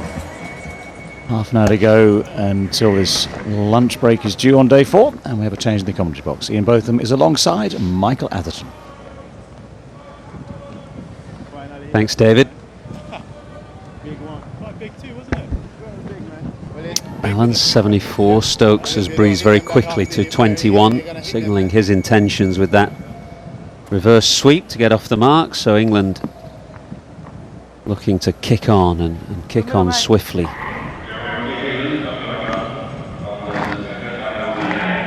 Jerome Taylor bowling at the end at which he's not been at his best necessarily.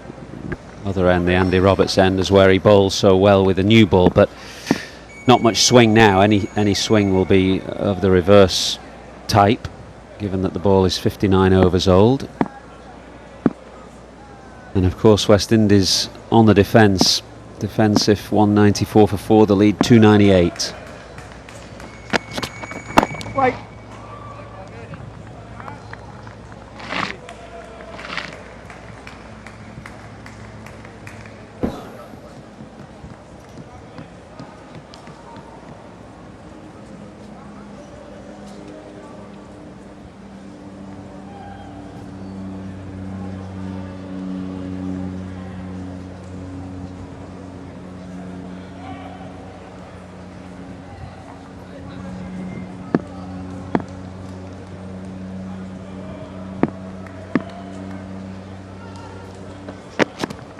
No run.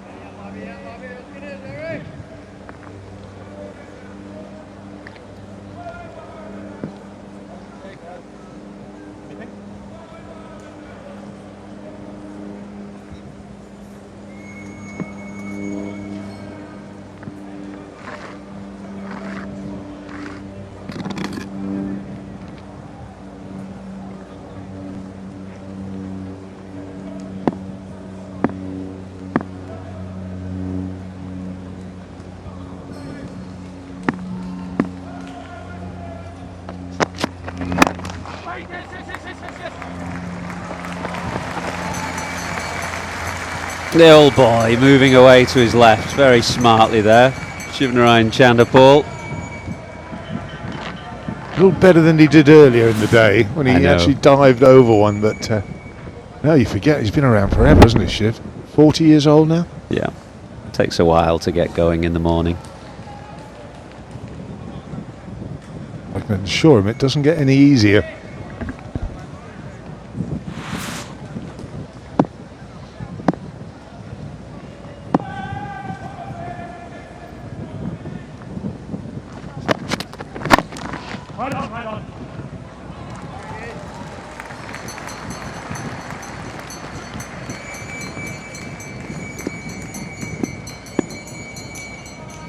Yeah, despite the fact that they're behind in the game, Phil Simmons, the new coach, should be wanting standards to be maintained in the field. Very important. I thought they were just a bit sloppy this morning at the start of play.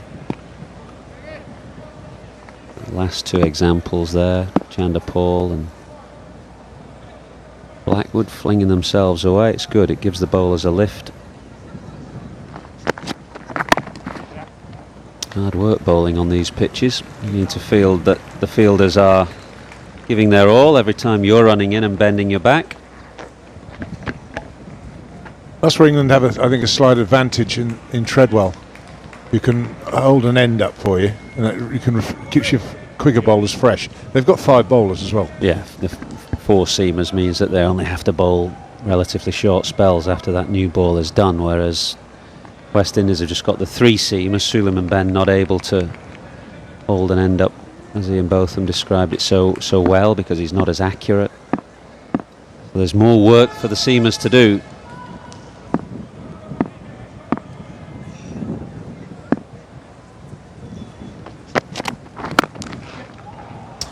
Very, very firm drive from Stokes. He is a powerful player. It brings up England's 200, 60 overs done, 200 for 4.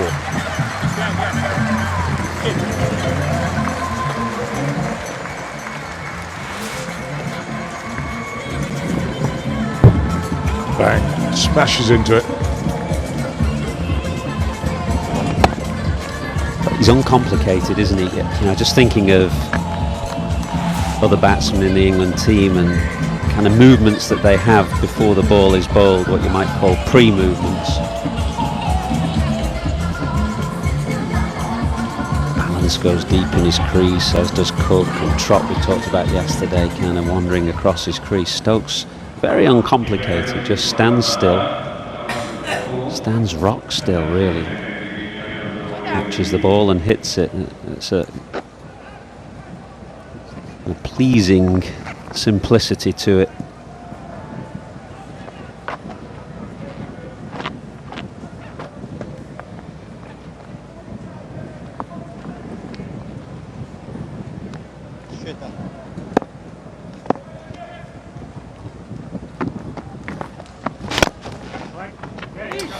Talking about the fielding, Suleiman Ben hasn't always covered himself in glory in the field in this game. Put down a catch off Joe Root in the first innings. And a bit better there as well.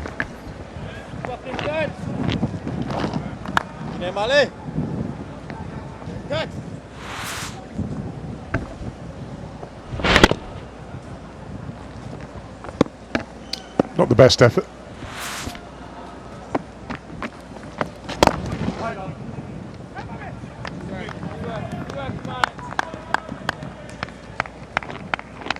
Keep going, Manu.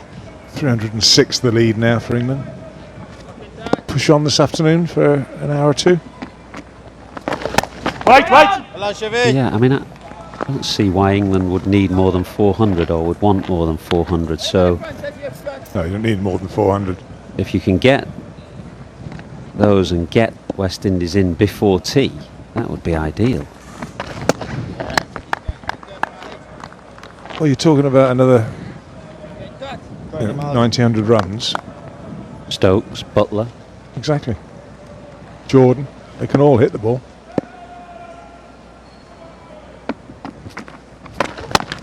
Stop.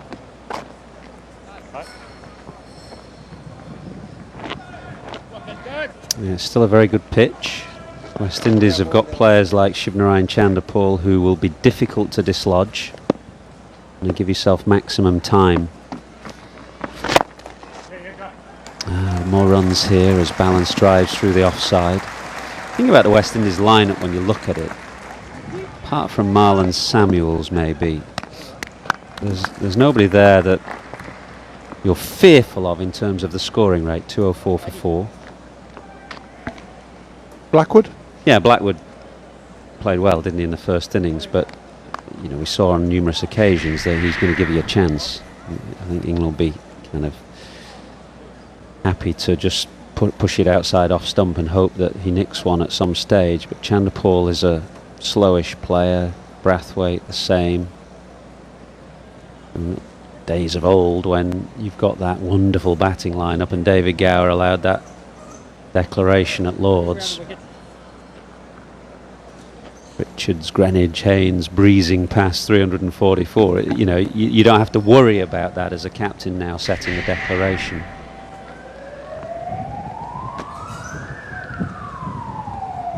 Key thing is giving yourself the time. I know it's been mentioned on a couple of occasions on commentary today about that. The last time England played a test in Antigua, it was at the other ground, the old rec ground, which we had to move to after the abandoned game here. And West Indies ended the day 9 down. Then in Trinidad, they was 8 down. They were 8 down. I mean, slight extenuating circumstances. I think Strauss set them about 230 on that occasion. But I think in Antigua the target set was 500 or something. Ridiculous. Had to break every single record in the history of the game.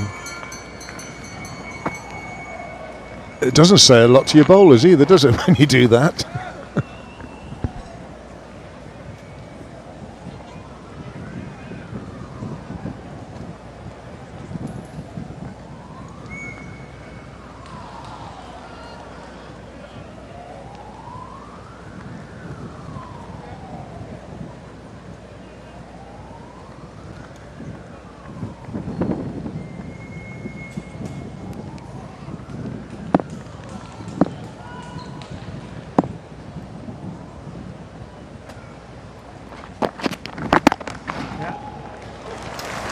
Flayed.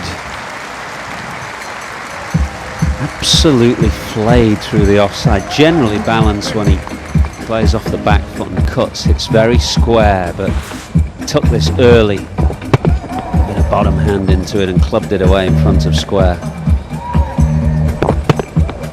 Very hard to hit it without the bottom hand. That shot. Got to reach for it. Bottom hand will take over, but keeps it down. It's out the middle of the bat. Races away. Good stuff. Now the man sweeping on the boundary is behind square on the offside, so the boundary option that Balance took there was take the ball just a bit early, or earlier than normal.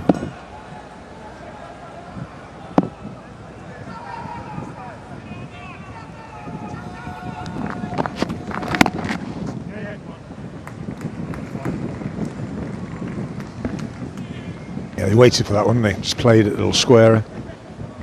Be able to come a bit straighter, so an easy single.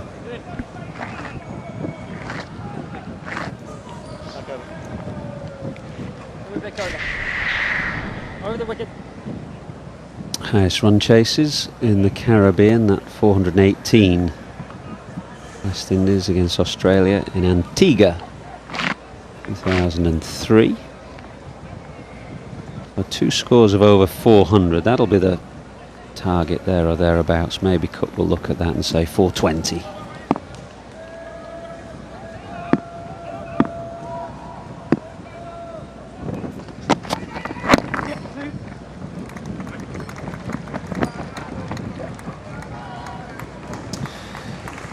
think I'm right in saying when they made that successful 400 run chase in 2003, that was the highest successful run chase at that stage in Test cricket. I think it was.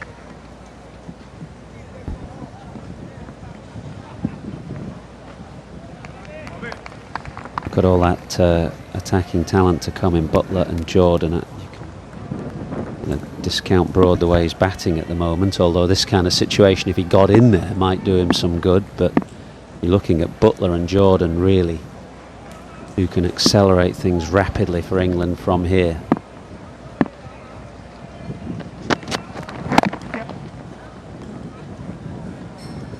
Very difficult now to stop the flow of runs. Well, they forced the West Indies onto the back foot. Very defensive now, so there's ones everywhere. Might be a great situation for Butler as well, just to free himself up a little bit. Yeah, I mean, he got a nought, didn't he, in the first innings? He's on a pair, 22 balls, I think it was, in the first innings. He looked a bit nervy and a bit out of touch. And he just got all the freedom here and license to play shots.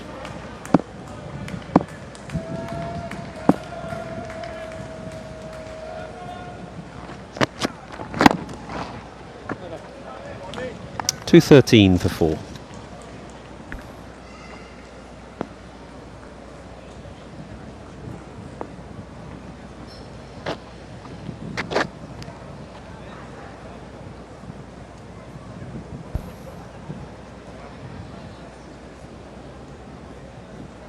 Just a waft of jerk chicken and conch curry floating on the breeze.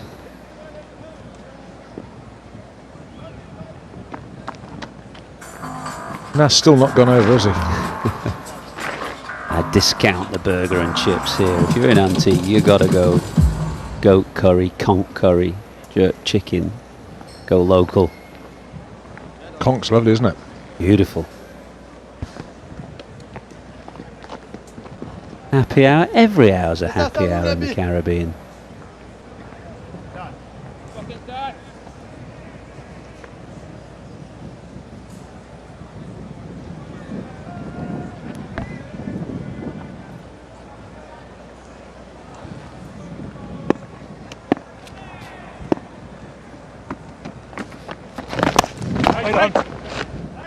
Watch it, me.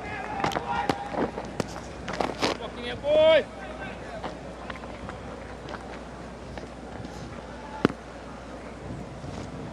Stage is going to be set later, Beefy. Do you think today will be the day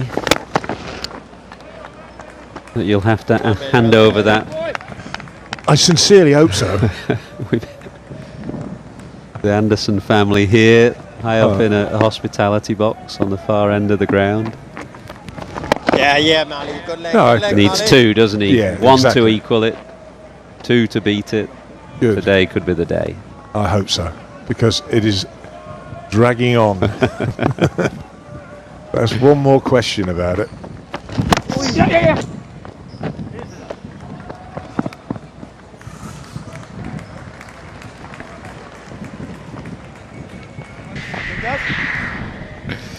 Well, this will come into play later whenever that declaration comes, and it's sure to come around about tea time, whether that's just before, just afterwards. Focus will all be on Jimmy Anderson, who needs one more wicket to equal Surya Botham and 2 to break a record that has stood for the best part of 30 years. An English record, that is, of course. Yeah. Few West Indians can put that into the shade. One was here yesterday, Courtney Walsh. Come here. Yeah, and there's a few Wazim, there's a few guys that have gone well past it. But it's remarkable it's taken that long for someone to get past it, because the amount of cricket they play now, you'd think that someone would have gone through it. You know, when you think of 800, 700. Yeah, Warren 700, Murray 800. I mean, they're spinners, aren't they? That's a wholly different kettle of fish, really. Much tougher for the quicker bowlers, but some of the totals now for the quicker bowlers are incredible. 214 for 4. Now, if you look at this all-time list, like 800, 708. There's top 3, all spinners. Then Glenn McGrath, 563. Courtney Walsh, Keppel Dev, Richard Hadley, Sean Pollock. They're all amazing figures, aren't they? But Keppel Dev's an amazing stat there. 434, given that he played the vast majority of his games in India on those flat pitches. Not all flat, of course, but fundamentally flat. Well, he was 6'7" when he started bowling. And Wasim as well on those roads in Pakistan. They got to develop skills to get wickets on those. And how many one-day wickets did Waz get? I reckon it's not far off a similar figure. Yeah, plenty.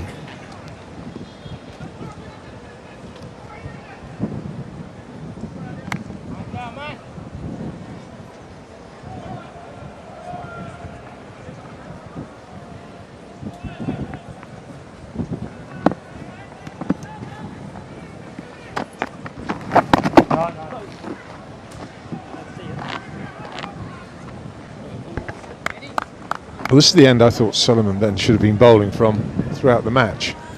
Strong breeze going across the pitch. Going left to right as you look, which should help him drift the ball. Well, it would have done, but now it's very much defensive mode. 50 partnership, it's coming quick time, 70 balls. Ben Stokes has just helped give the innings some impetus. He's 31 from 36.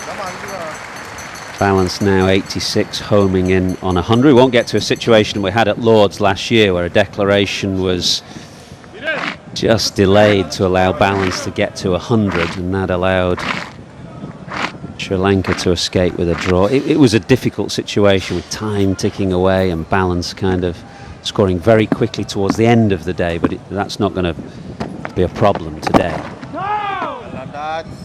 Just going back to Waz. 502 one-day wickets. On top of 414 test wickets. What a bowler he was. Oh, one of the best of all time. Yeah, boy. I only played 3 test matches in Pakistan, but having batted on those pitches, you could see why you have to develop the skill of manipulating the ball in the air to take wickets there. I never saw pitches like that where the ball just didn't deviate off the seam at all. Just like slabs of concrete. Beautiful to bat on. A nightmare, you would have thought, for a fast bowler. Wasn't much fun. Hard work. And also, it was even harder before the international umpires panel came in.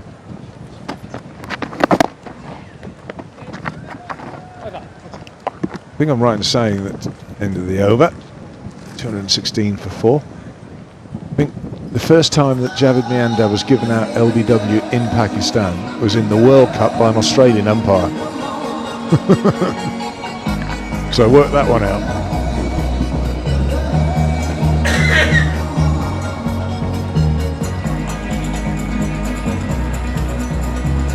What do they call him? King Seaweed?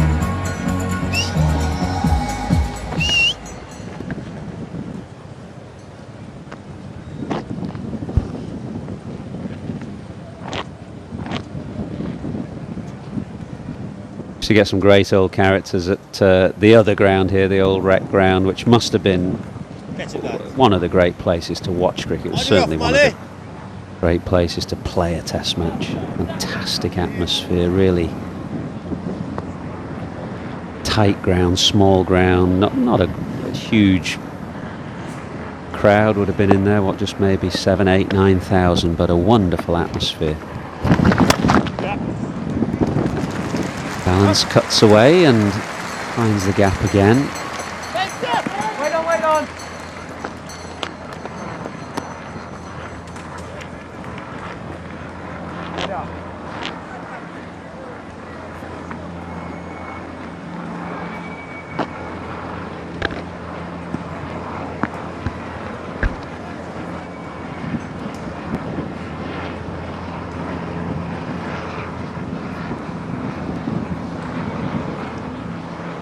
Not sure that Marlon Samuels really needs a silly point at this stage. I mean, I don't believe ever just completely go on the defensive in a test match, but hard to see That man being in action. yes, The Molly, way yes, Balance and Stokes are playing against Samuels. Good work there, Miles.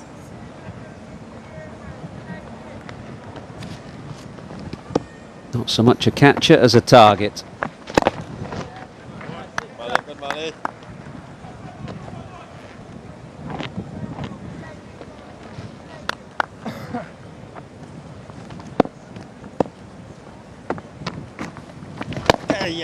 Yes boy, Mala.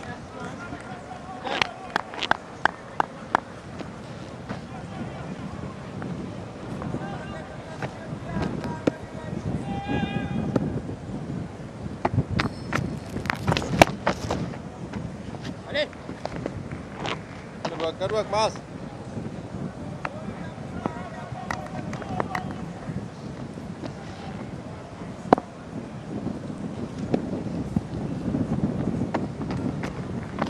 Oh yes, boy. 218 for 4.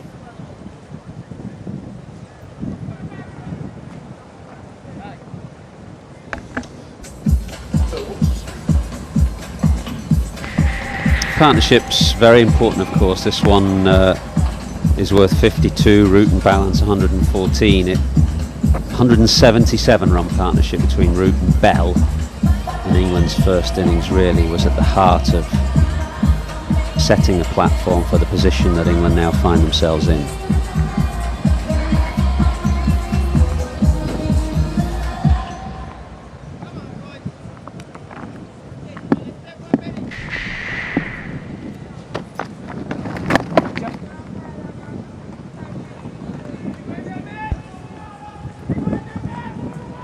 Go back there, Dad.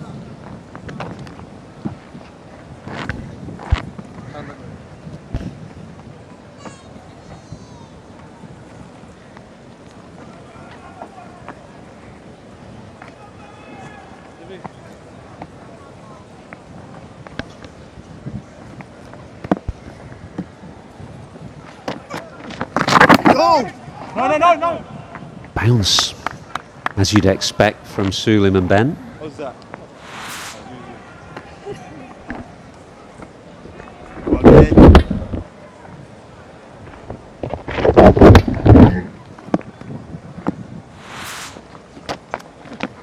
Yes, B.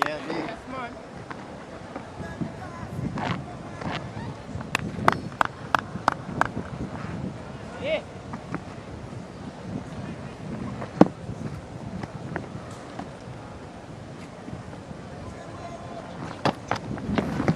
Good work, yeah, boy.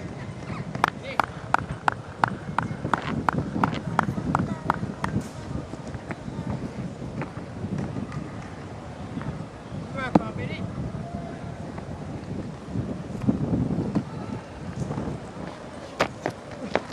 Oh, yes, B. Good work, Souza. There. Just 3 minutes to lunch now. We'll get one more over. And looks as though Balance and Stokes have set their sights on the interval.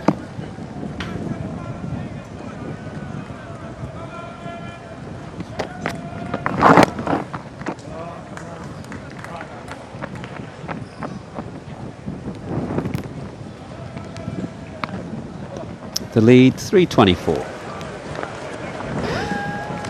Wow. I think I'd snap in half if I tried that. Back one bit. I think you probably would.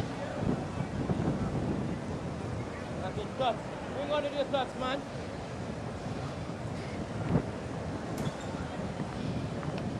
Bring one with you, touch. So final over, we'll get one more I think, and only one more.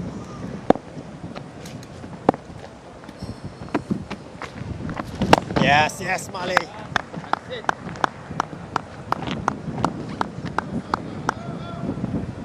Touch.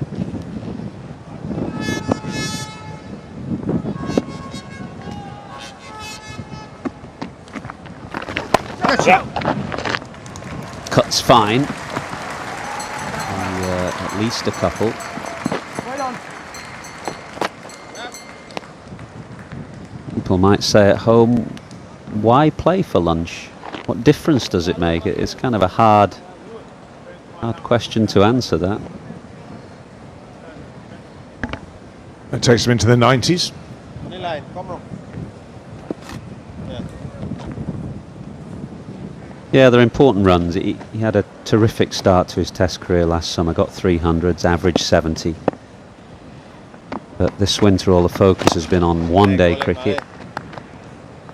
Looked out of touch in the World Cup. Plenty of criticism about England's decision to bring him into the team in that first match of the World Cup at the MCG at number 3. Got him, bruv. Yeah, beat him. But no doubting his credentials to bat at 3 in the Test team at the moment, because back end of the summer England had 3 successive victories and Balance was productive in all of them and for most of the summer. That was his World Cup, which was less productive.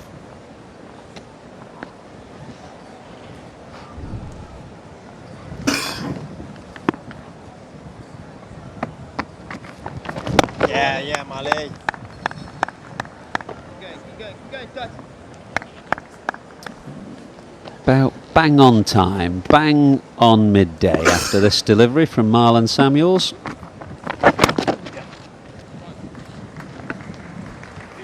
A single, and that should be the session, I think. Yes, the players have decided enough is enough, and England go to lunch with a very healthy leader in a very strong position. Had a good morning here. Gary Balance has played beautifully. He's 92, 8 away from what would be his 4th Test match 100. Ben Stokes has settled 33 from 43 balls. Just the loss of Joe Root playing on after he made a half century as well. So it's been England's session. The first sessions of this match have generally gone the West Indies way, but today England have the whip hand. All eyes this afternoon will be on that man as he ponders the declaration. When does he feel England will have enough? How long do they need to bowl the West Indies out? And then eyes will turn to Jimmy Anderson with the new ball. For now, it's Gary Balance who takes the applause. He's 92 not out. Ben Stokes 33. 224 for 4 is the score. Just Joe Root, the man to go this morning, playing defensively, dragged on to Jason Holder for 59. Balance 92, Stokes 33. 5 bowlers used. Holder with 1 to take the wicket this morning, that of Joe Root, 1 for 39. Taylor's not added to his 2 wickets from yesterday, and that's the 3 wickets to go down. Lunch then, day 4. England 224 for 4 in their second innings, and they lead by 328.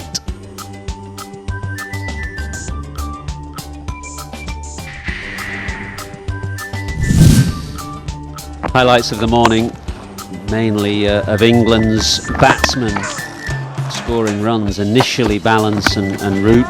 Balance driving and cutting.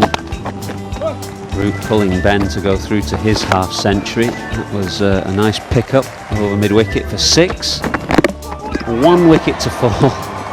Joe Root, who realised just a moment too late that that ball was going back onto his stumps. That was Ben Stokes' first stroke actually, and his second. He went to 8 with 2 reverse sweeps, so he announced his intentions very quickly indeed. Balance has continued, as a Stokes, just playing positively without doing anything silly. A kind of session that England would have wanted. So only the 2 red segments, though, the first session on day 1 and the first session on day 2. The rest have either been even Steven or have gone England's way. So you can see how and why the match is moving to England's advantage. Sun is shining here, time for us to take a break for half an hour or so, and we'll bring you the afternoon session after the break.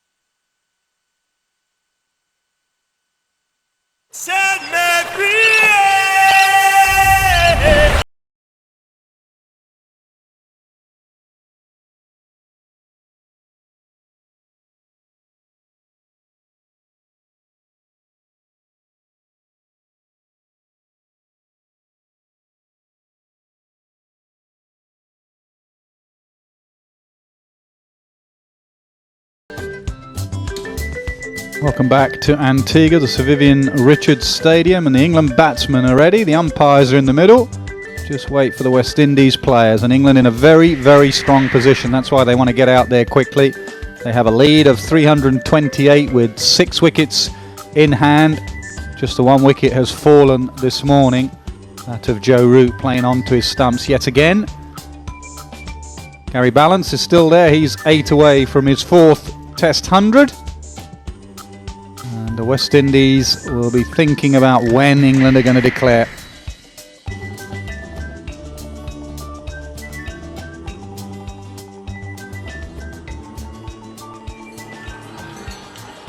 Pitch looks pretty flat now. There wasn't much movement this morning for the likes of Jerome Taylor. All that swing from yesterday evening has gone. And England will be very busy in this session. They will run this West Indies side ragged. They looked a little bit tired in that last session, probably focusing in on the batting to come. And it's a good time to go hard at the West Indies.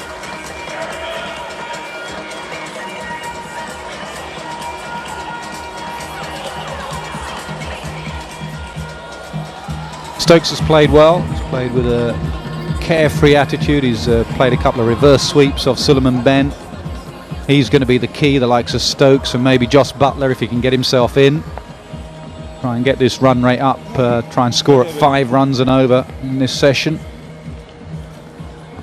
Skipper would have given him some kind of target. Butler on a pair, but he knows that if he can get in, he can play in a very attacking manner. Middle, please, Bill. A little touch, a little. Yep. Ben Stokes has 33 with 4 boundaries. Left arm over. And the field is well spread. Just a slip in, no one catching around the bat. There's 1, 2, 3, 4 men on the boundary.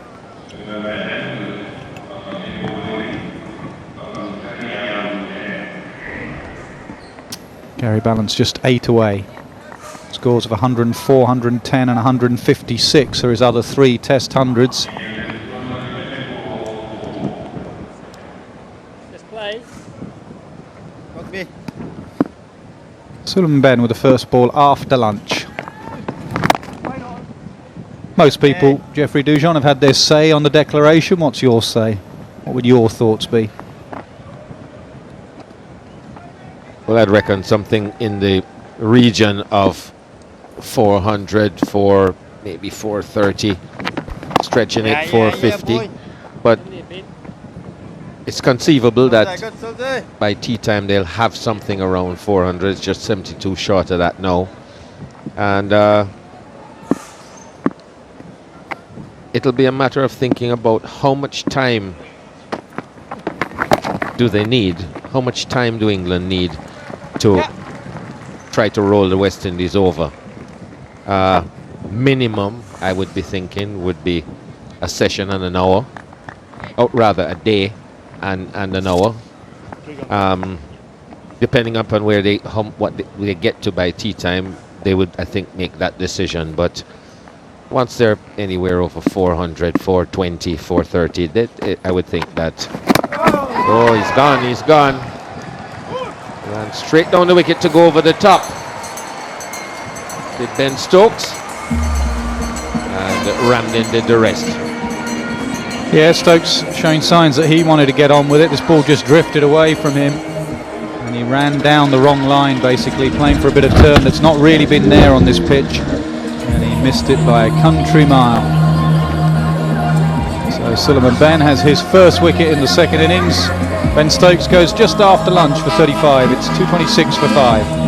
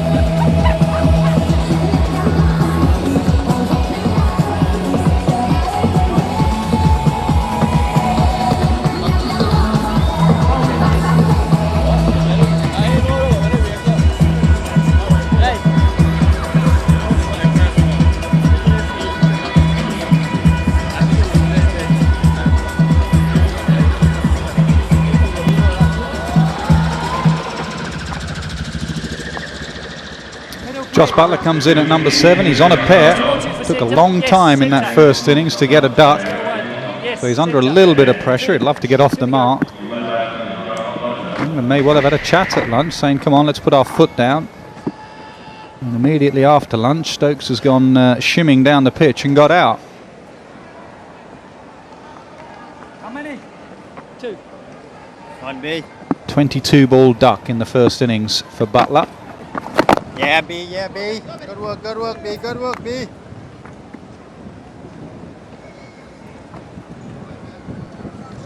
Got to be really careful when you have an interval. A, you have to start again as a batsman. B, what you say as a captain. Come on, let's get on with it. Let's push on.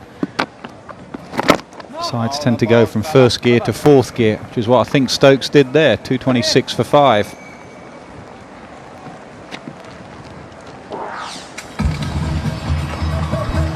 Well, it was as if he'd made his mind up, Ben Stokes, that he was just going to go down and hit this one straight over long off. And moved early enough for Ben to see him coming, just to pull it down.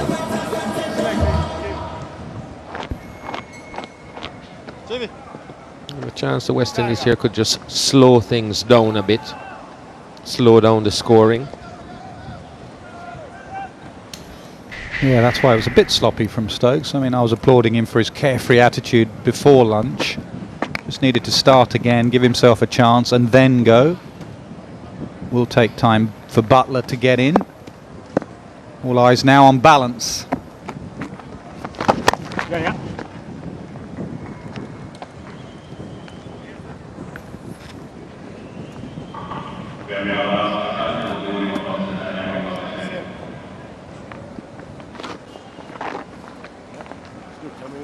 The West Indies have really looked a bowler short in this test match, and Alan Samuels filling in. Suleiman Ben hasn't bowled particularly well.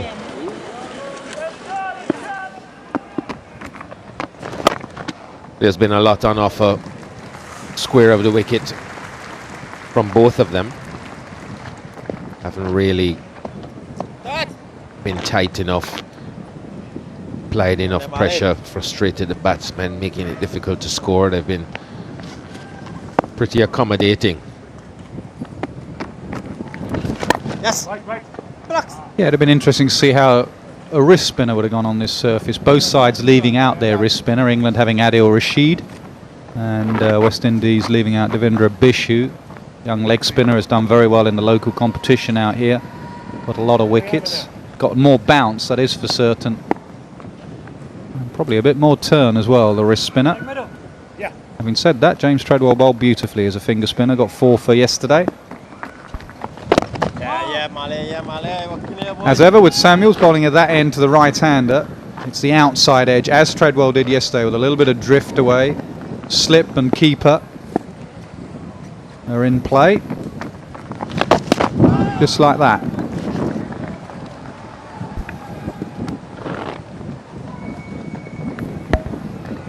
Taylor off, Bishu on.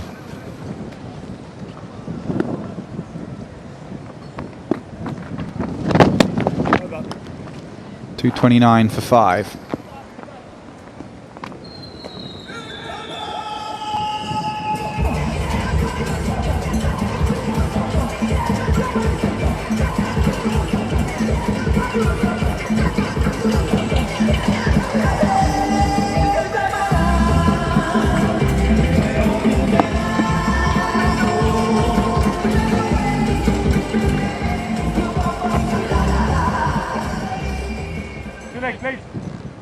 It's 2 legs.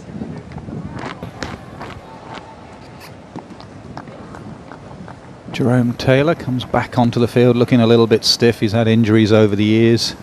Been off and on this field on a number of occasions.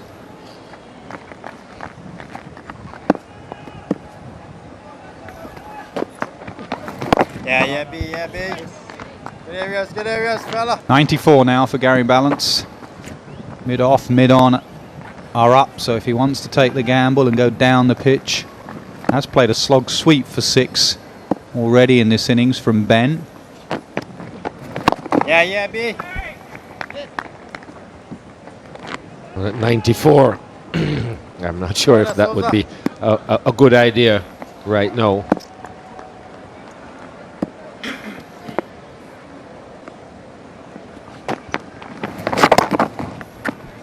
Yeah, me. Good. Yeah,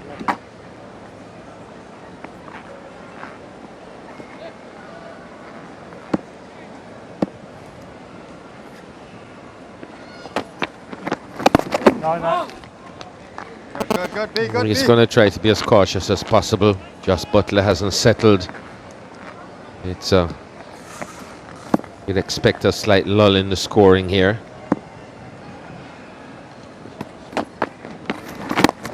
Have you got it? Key for West Indies here is to keep plugging away, take time out the game, keep balance nervous in the 90s, save every run.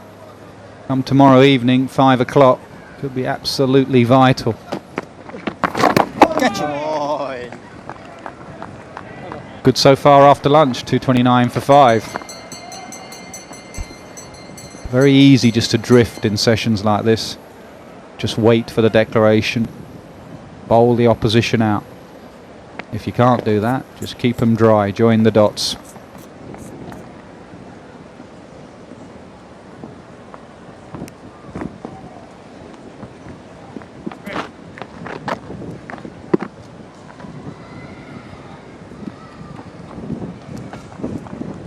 That's one behind.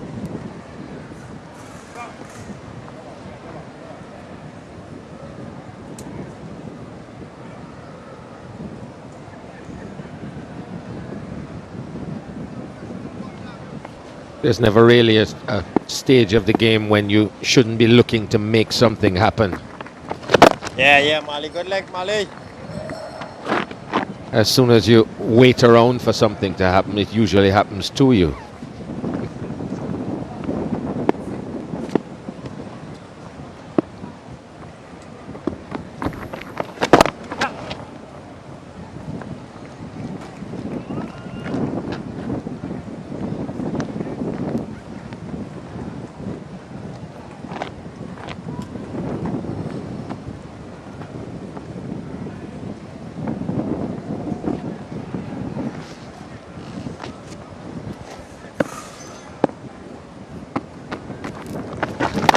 Yes, got it. Okay. Get there in the end. Direct throw, and Joss Butler was struggling. I think he presumed because balance was on the back foot that he wouldn't call for the single, but he did.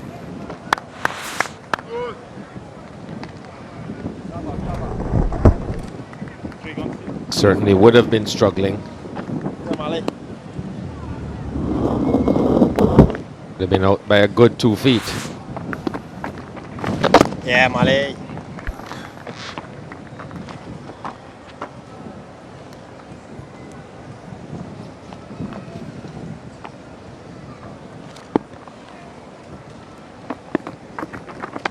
Yes. Good bowling from Samuels, just getting that drift again. Something that the West Indies right-handers could learn in the second innings, batting against Treadwell from that far end. Try and take the outside edge out of play, try and get across your stumps a little bit. Tickle fine. And we'll just stroll back for 2. 2:33 for 5.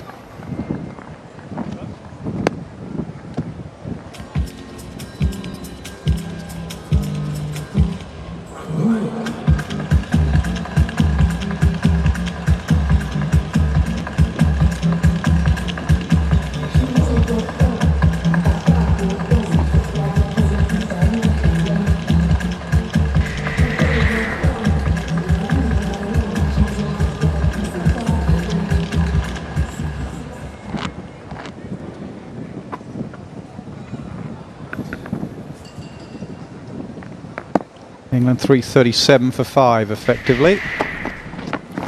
Yeah, B.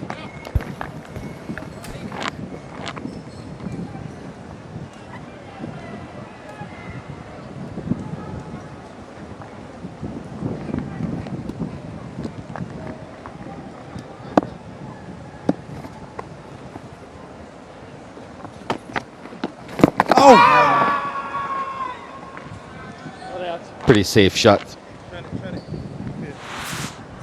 And to take it from outside off stump. Saw it was outside the line. Good, South. There's no one fine on the leg side. Going big, keep going big. Good dots here, boy.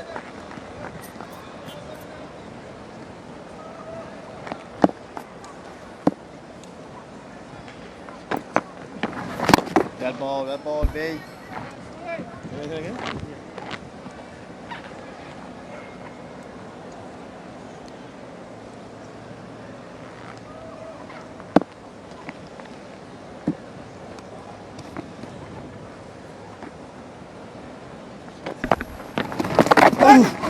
Fine paddle, that's what he tried to do a couple of balls earlier. Slip is quick. Settle for 2. Moves balance to 97.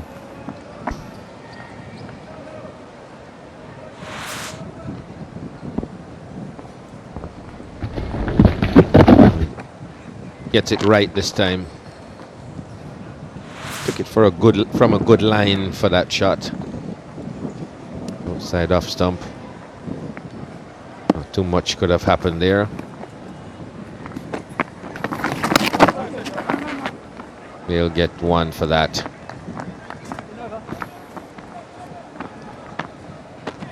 By given 236 for 5.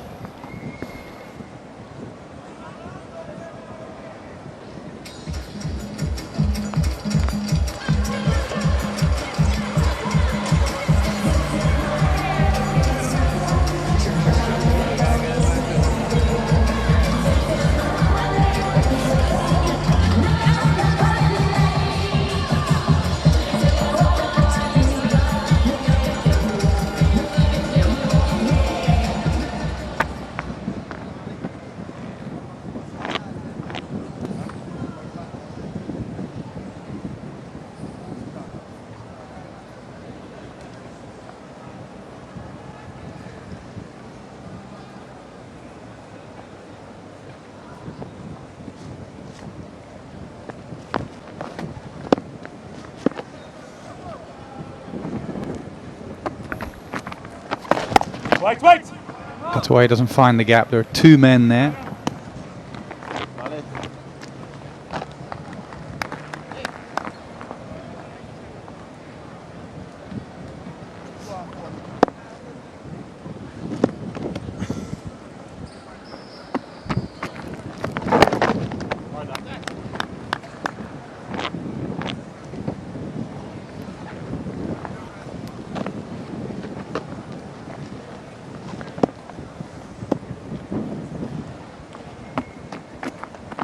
No!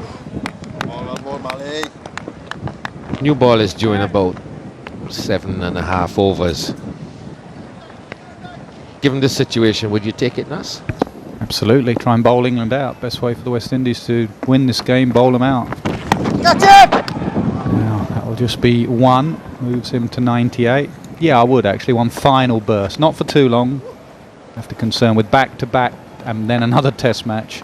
Have to look after Jerome Taylor a little bit, a lad with injury history, but 1 final burst. Given the new ball, say do what you did yesterday evening. If you bowl like that and it swings, we could bowl England out. If it doesn't, put your trainers on, concentrate on your batting.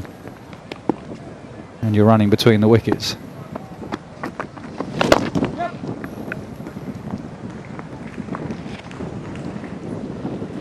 Okay, 1 ball left in the over. Balance needs 2. Will he be brave enough to go down and play that little paddle again? Sweep. There's no one behind square apart from the man on the fence.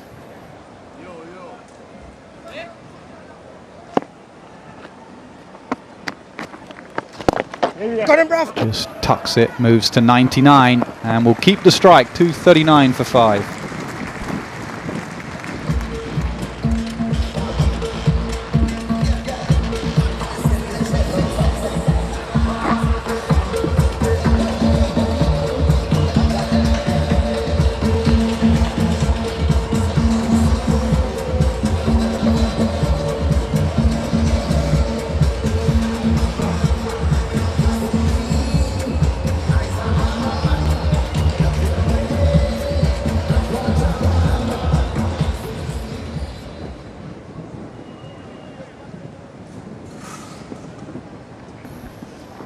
Looks like the West Indies are going to wait, make Balance wait as well. There's been a bit of a debate between Ben and Ramdin and Jerome Taylor. Make sure that Jerome Taylor stays up on the one. Big Ben is going to make him wait.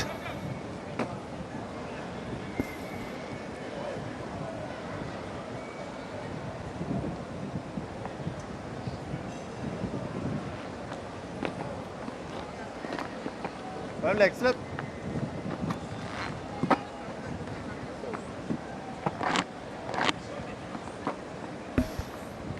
Looks like Bravo's just been asked to go across to a leg slip to swap to stop the paddle. Everyone on the offside in, everyone in tight. Come on, too much.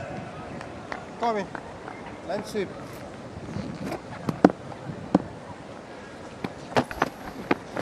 Yeah, Benny. Got to make sure to keep it nice and straight. Suleiman Ben. Gary Balance only needs a whisper of room on the offside to get that cut in. Hey, Benny. Now, connect him off here, Benny boy. Come on. Can't say that I've seen too many players who are able to cut the ball so close to their body and time it so well.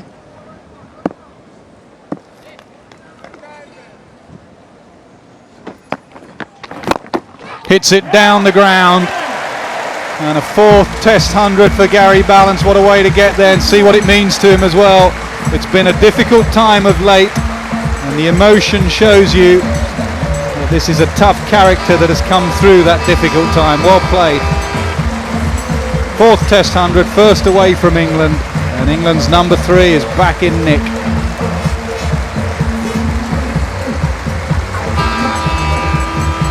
He's paced his innings well, Gary Balance.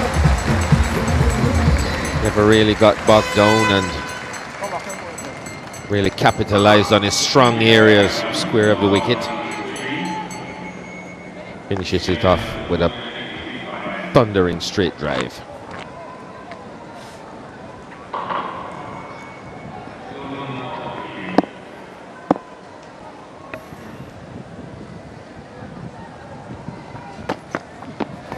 Yep, that 100 will give him a lot of pleasure. Sometimes the difficult ones, when you're out of form, when you're out of nick and you don't know where your off stump is, you have to work hard and see the emotion come out of him.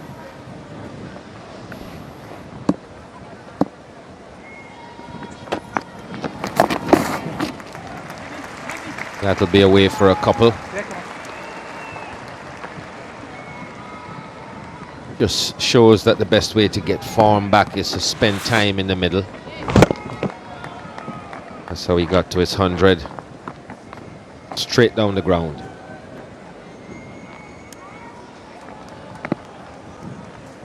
You stay out there long enough, you usually find it back.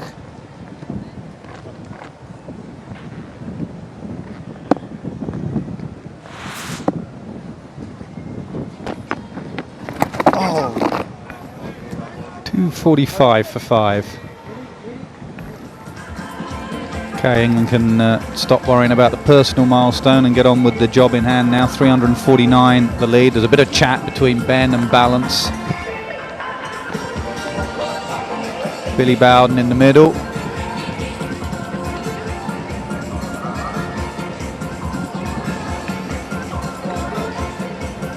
Finds it very difficult to hide his frustration, Suleiman Ben.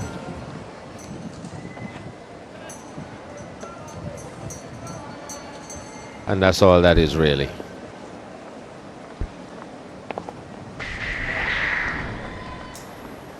Had a brilliant summer last summer against India. 100 against Sri Lanka as well. Down, Bob. All of a sudden, Jos Buttler's become very active. As if he was waiting for Gary Balance to get to his milestone. Had a dance at Marlon Samuels that last delivery. Oh! He started to improvise as well. So a bit of urgency. Yeah, absolutely. It's needed here from England. Absolutely right. They took their time to get Balance to his 100, lost the wicket of Stokes. Now they need to kick on again. Gets that one, missed the previous ball on the reverse sweep, not that time.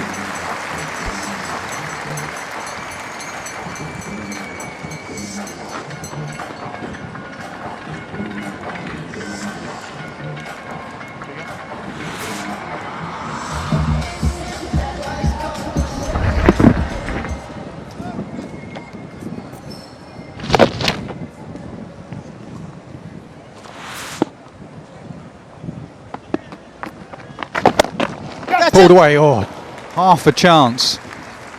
Originally he was going to his right, just got a left hand on it. Craig Brathwaite, the fielder at mid-wicket. A good effort in the end. Went the wrong way to start with and then had to go to his left.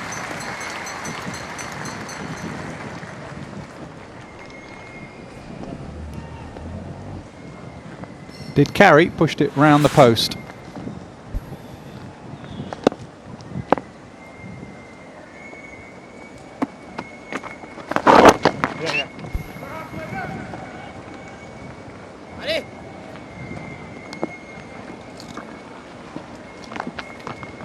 Buttler the key here. England could just do with Buttler a mad hour. He could get the lead well beyond 400 if he's there. Yes. Good right boot from Marlon Samuels. 251 for 5. Excellent 100. Difficult time to start with. He came in, the ball was moving around, had a little bit of luck, but then he cashed in. Just got better and better as the innings progressed. And that was the moment he got to his 4th Test 100. And a very fine player in red ball cricket ever since he put that England shirt on. A little bit of confusion trying to make him into a one-day player at number 3. I think he lost a bit of his confidence and his touch because of that. He's back now. You can see he'll cut the ball very well because he's such a back foot player. He doesn't look to hit down the ground. So many back foot movements. He knows his game.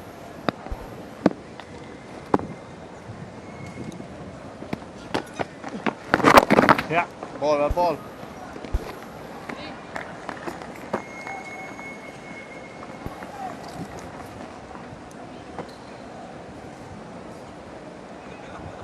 Later.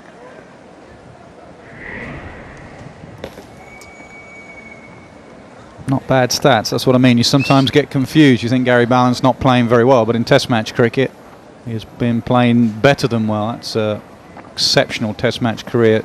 Smallish sample size. Bowling.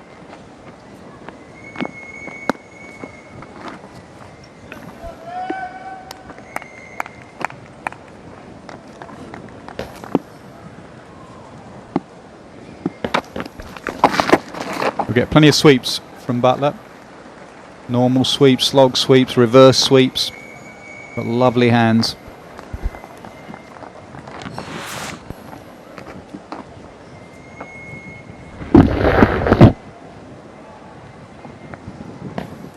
A shot that's very difficult to defend against.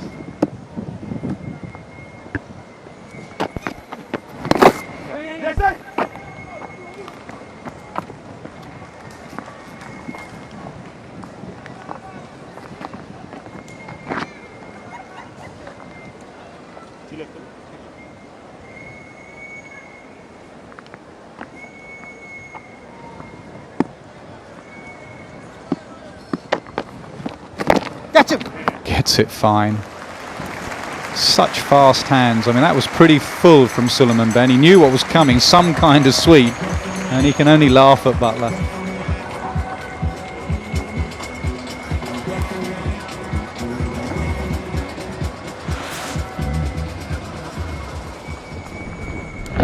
Impossible to set a field for that once he connects.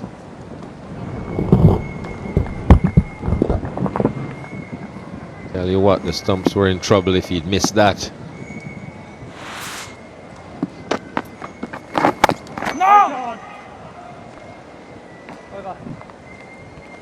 England lead by 362.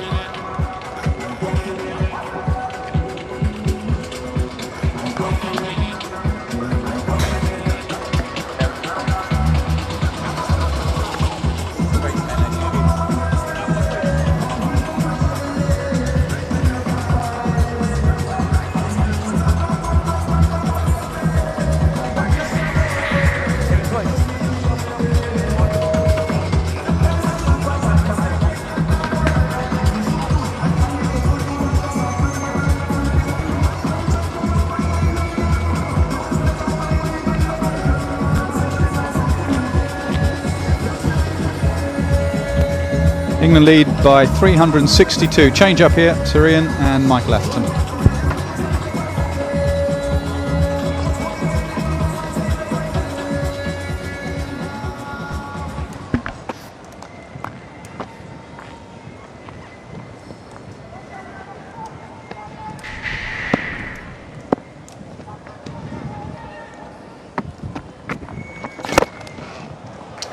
Well, that looked and sounded sweet, and it is sweet. Nasser made mention a short while ago that Balance doesn't hit down the ground very often. He doesn't hit seamers down the ground. Very happy to have a dart at Marlon Samuels here, though. Shot that took him to 100 was a drilled-on drive off Ben, and this one, same direction, just over the top.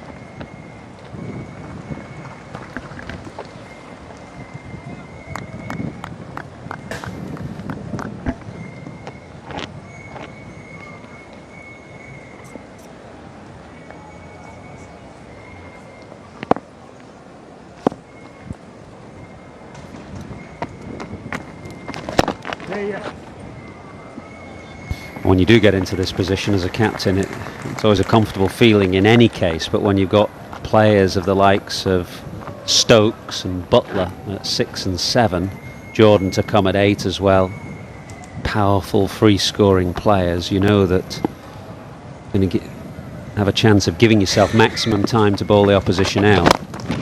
Ooh, now, oh no, dear. I'm just talking about the power of Butler, and this is cleaned up Balance at the non-striker's end. Let's hope he's all right. Right in the small of his, right in the middle of his back. He'll be fine. Oh, his arm, is it? Okay, that's all right. Let's have a look. Here we go.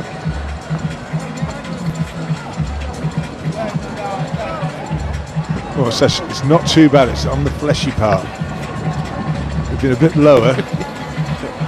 I know what you're trying to say, but not too bad. You try telling that to Gary Balance right now. But you're right, just a couple of inches lower, right on that elbow point. Oh, that would have been serious. He knew it, he just couldn't get out of the way. He knew it was coming.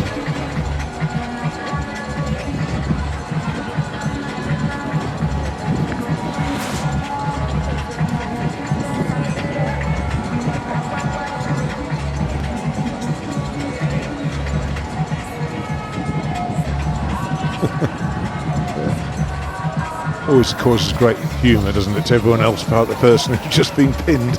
You know, 20 years ago, 30 years ago, physio came on applying cold spray to an English batsman's forearm or elbow or roundabout there. You'd be thinking it's from a bombardment from one of the great fast bowlers. Now it's being hit by your teammate at the other end, slapping a West Indian spinner down the ground.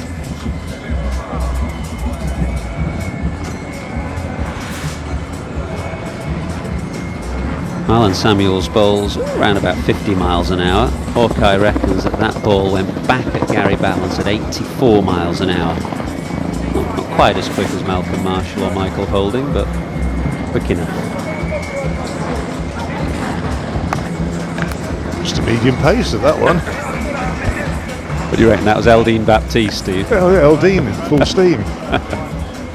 Well, he looks all right. We're having a chuckle because he seems fine, as Ian Botham rightly said. It was on the fleshy part of his upper arm, so he seems fine. It will have stung, though.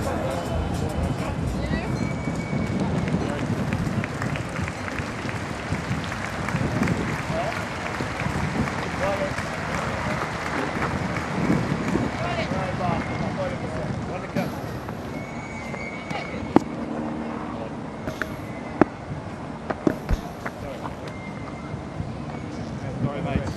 I'm bored. You gotta be ready. Chill out. Come on. Come on. You gotta be ready. Come on. Get a grip for yourself. You got 100 now. I can hear you talking. Can't talk now. Stop talking shit, you mule.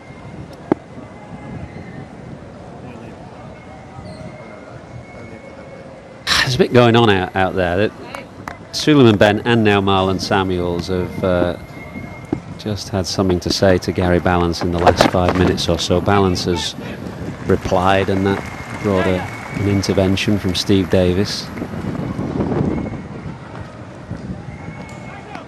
The lead now is 373. 100, I can hear you now.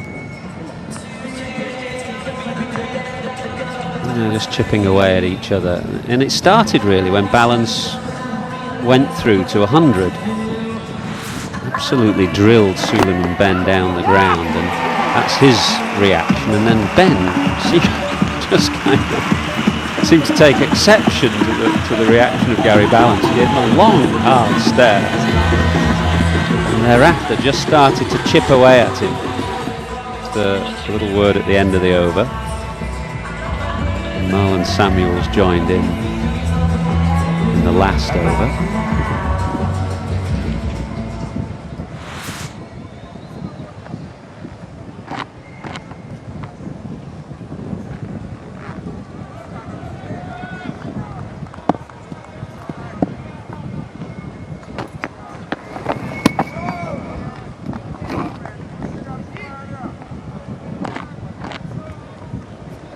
Just a wry smile there from Suleiman Ben. Quietly ticking, I reckon.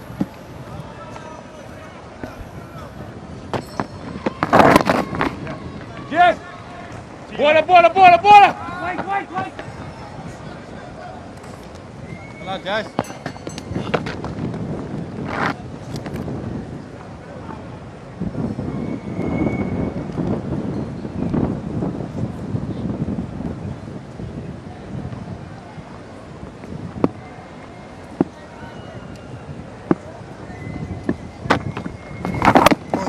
Yes, Benny.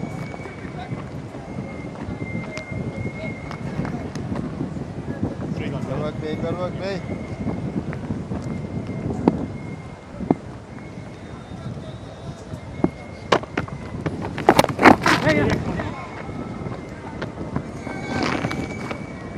What? Is that?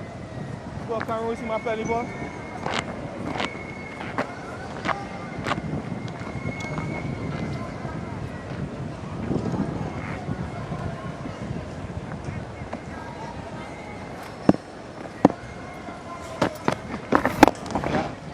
Ball.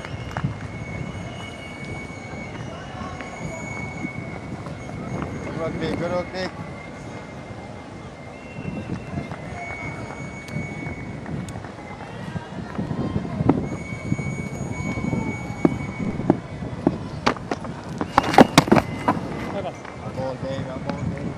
Well, he's certainly been allowed more freedom in this innings. 272 for 5. 22 balls for Jos Buttler for naught in the first innings, but come out here in the type of situation that he must relish. Can't do any harm, can it? Just free himself up. Yeah, just all the license to play his shots. We've already seen a couple of reverse sweeps that have come out of the locker.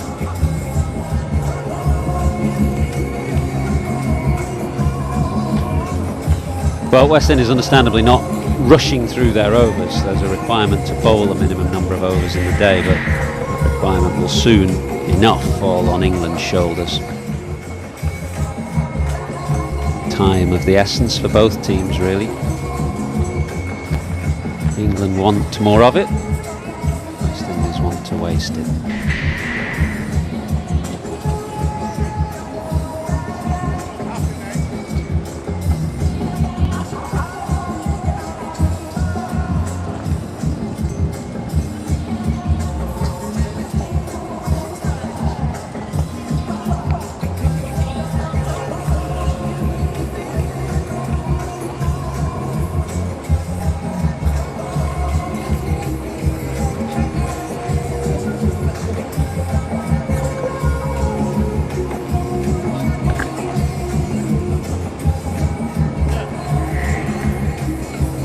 Those at home, now's a good time to go and put the kettle on.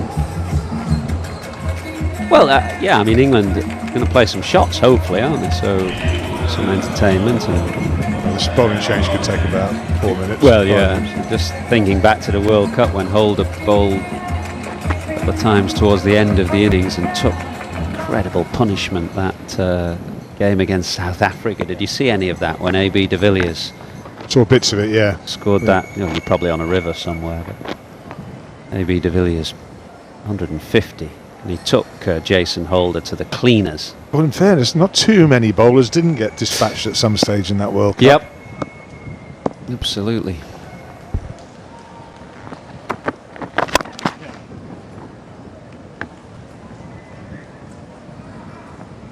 Martin Guptill. New ball due here in 2 overs. What do you say now as Dinesh Ramdin? Is it gone? Do you look after the likes of Jerome Taylor with 3 consecutive test matches, or just say take the new ball and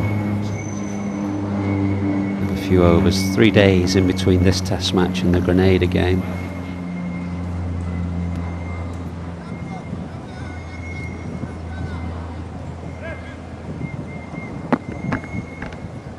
Yeah, it's a quick turnaround here, isn't it? It's just next Tuesday. Yeah, more of a break between the Grenada game and Barbados game, but a fairly rapid turnaround between the first 2 tests.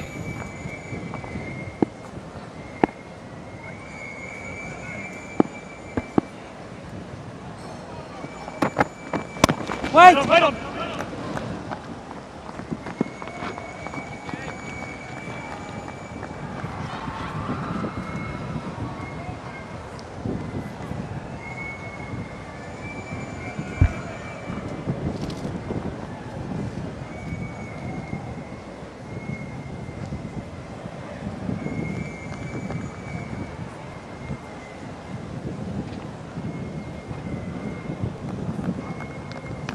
Lead 377. I thought about 430, another 100 after lunch, ideally just before tea. It's Butler hammers Holder down the ground. It's a boundary that brings up the 50 partnership between these 2 players, coming good time, 65 balls for it.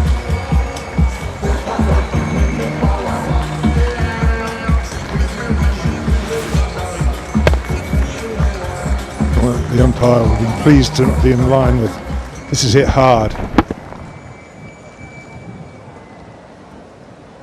Yeah, we saw the danger posed by Butler at the non-striker's end a moment ago. It can be dangerous for bowlers as well, following through.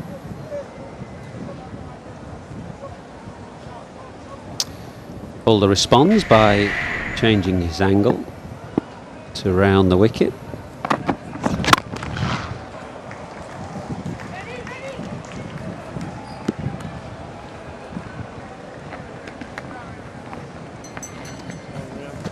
$400 enough, Ath? Well, as I said, at lunchtime, the lead was 330 effectively, 328 I think, and I thought another 100 runs in 20 overs would give you a lead of 430 and would allow you maybe just 2 or 3 overs before tea as well. Just thinking from an opening batsman's perspective, you'd always less rather the opposition captain give you only 10 minutes to get ready rather than the 20 over the tea break. We shall see what Alistair Cook thinks.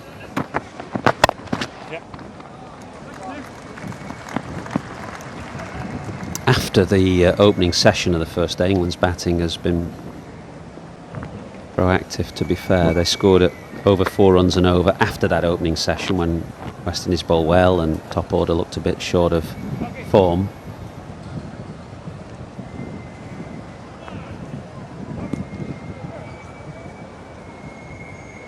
Run rate a healthy 3.55 in this innings.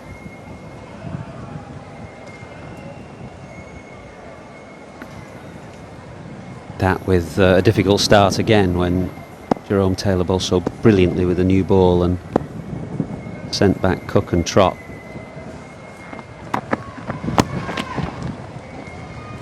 Well, you know, no matter where he puts those fielders, Balance will find a way to thread it through. 281 for 5. He spent a couple of minutes there, didn't he? Moving him round, get them in this position, just went fine with the cut. Just the pace on the ball. Good over for England. 9 runs from it.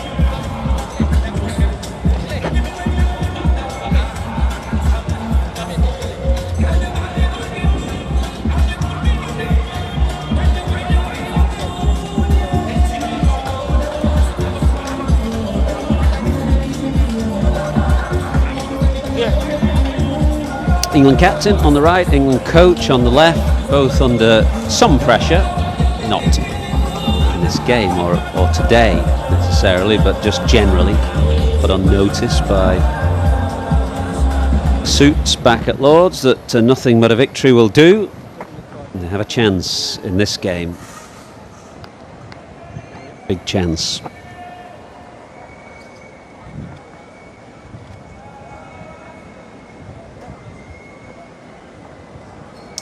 Well, Shivnarine Chanderpaul is off the field momentarily. Devendra Bishu, the leg spinner, has taken his place. I wonder whether we'll see Bishu in action before this series is done.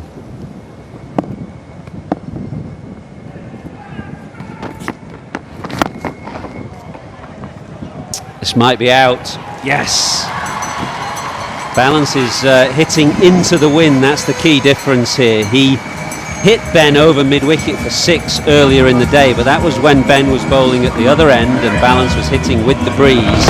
This time he's hitting into a very strong breeze and the ball just holds up and is taken in the deep. Good innings though. Very, very well. Struggled at first with his timing, confidence. He got better and better as the game of the innings progressed. 122 and then 281 for 6.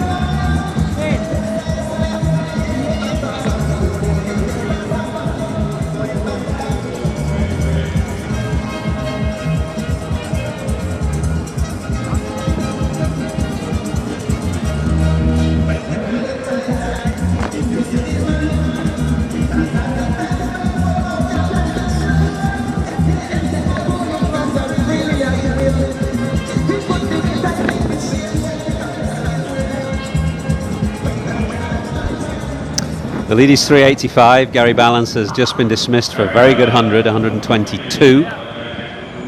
And Chris Jordan now joins Jos Buttler. We're 10 minutes away from being halfway through the day. And I'm sure we'll have designs on declaring before tea if they can, as Buttler gets a bottom edge and the ball trickles away.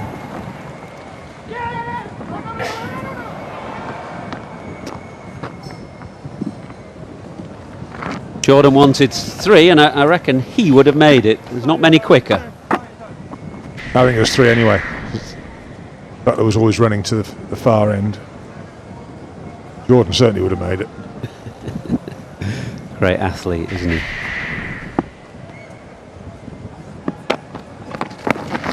Quicker ball. Buttler had decided, actually, premeditated the reverse sweep.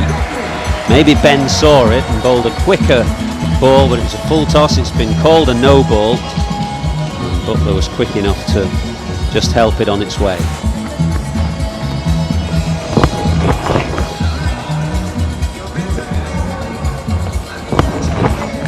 Above waist high, so that's a warning. It is above waist high as well. Yeah, I wondered whether he'd seen Buttler get into position, but I don't think he had. Just looking at Ben there, almost from a good yard or 2 out, he gripping the ball as if he was going to bowl a seamer, a much quicker delivery. Anyway, slippers out now as West Indies go very much onto the defensive, and England's lead approaches 400. Ball, big.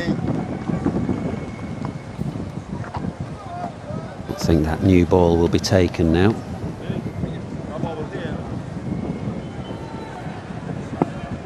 Fairly futile to ask Jerome Taylor to run in at this point with it.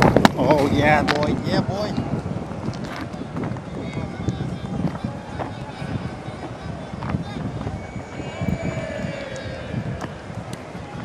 Good work, Benny.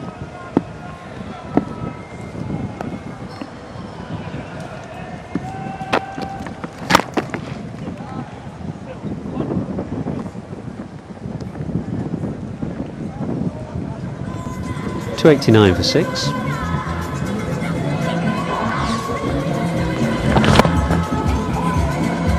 Gary Balance.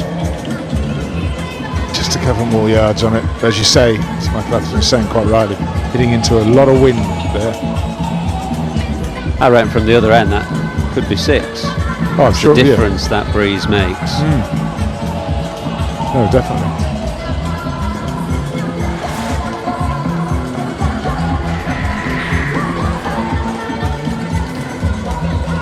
Well organised players, Gary Balance. He's going to make a lot of hundreds for England. He's made 4 already. He's been in the team a short while.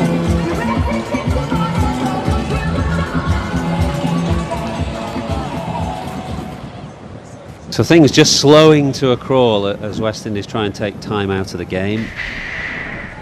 Nobody is rushing to their fielding position, so England will have to make the running here.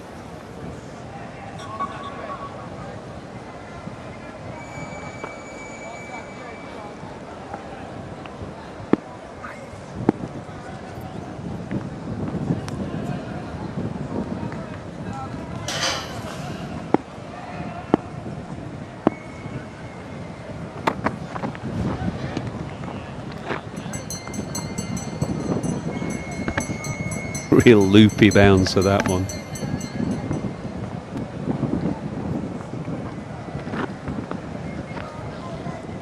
They can technically take the new ball, but I don't think anyone's going to do that. Apart from anything else, it's easier to get away, I think. Hard ball.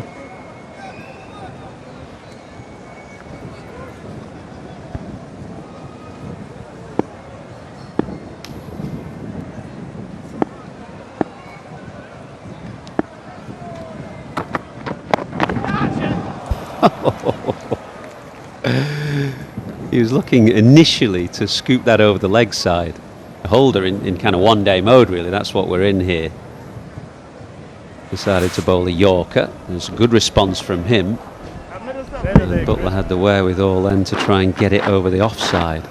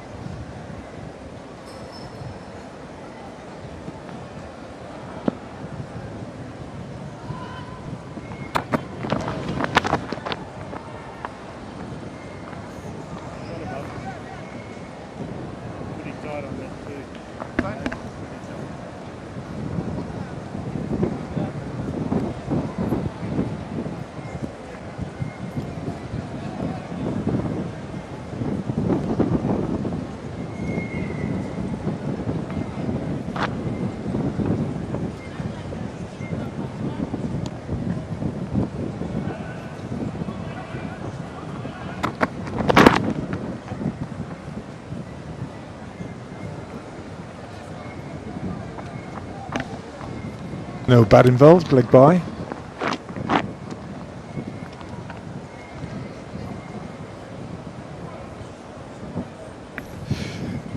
Funereal pace the game is going along at the moment. Holder almost grinding to a halt, walking back to his bowling mark.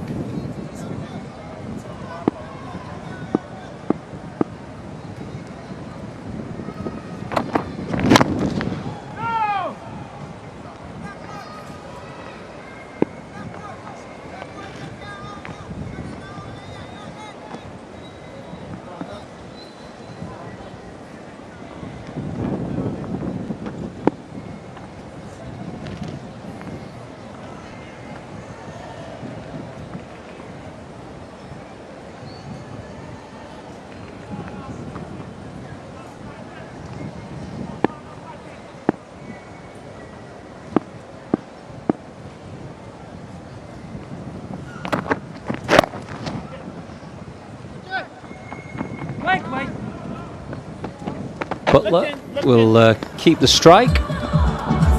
292 for 6.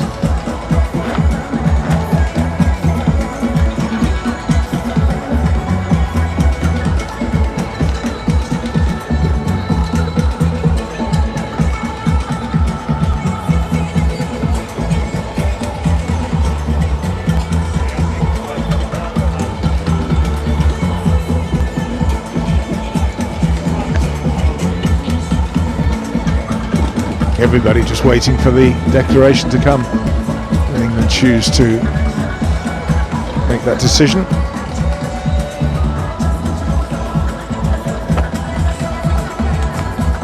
It's meandering along at the moment.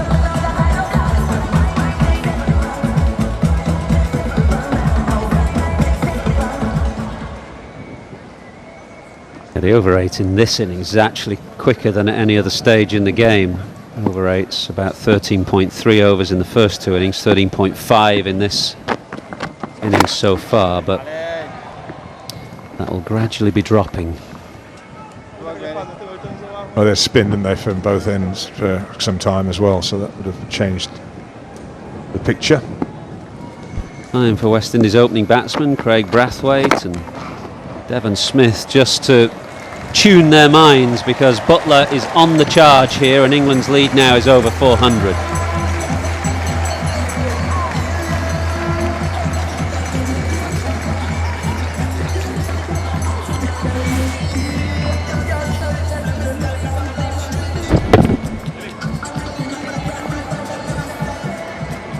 He knew it, didn't he? From the moment it left the bat there, Jos Buttler knew that that was 6.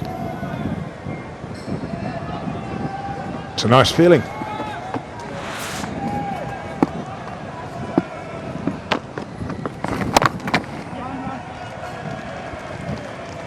Down the wicket and you feel it hit the middle of the bat.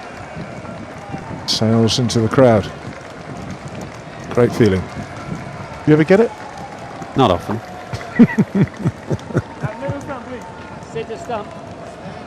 Top edge over fine leg for 6. But that was Alan Donald. On the rare occasions, very rare occasions, that was how they went. Wasn't really part of your game plan, was it?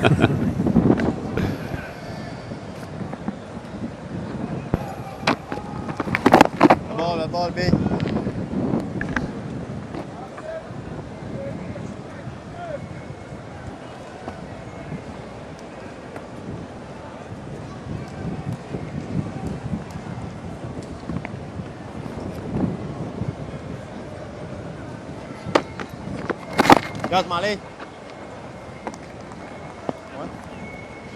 Butler has skipped to 40 from just 42 balls, so a nice opportunity for him to find some form for the rest of the series. Oh yeah, man. 299 for 6. And I've been in one-day mode really in the last half hour, so all those one-day shots come out, the reverse sweep, the little paddle sweep round the corner. Stokes got away with a couple of reverse sweeps, as did Butler. These batsmen these days have got so many alternatives on the sweep.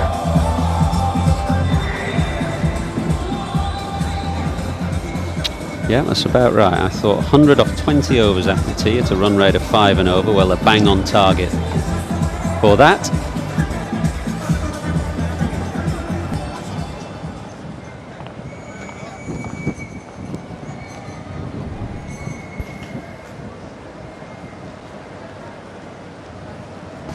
Be one more over before drinks. We roll by Jason Holder. It might take some time.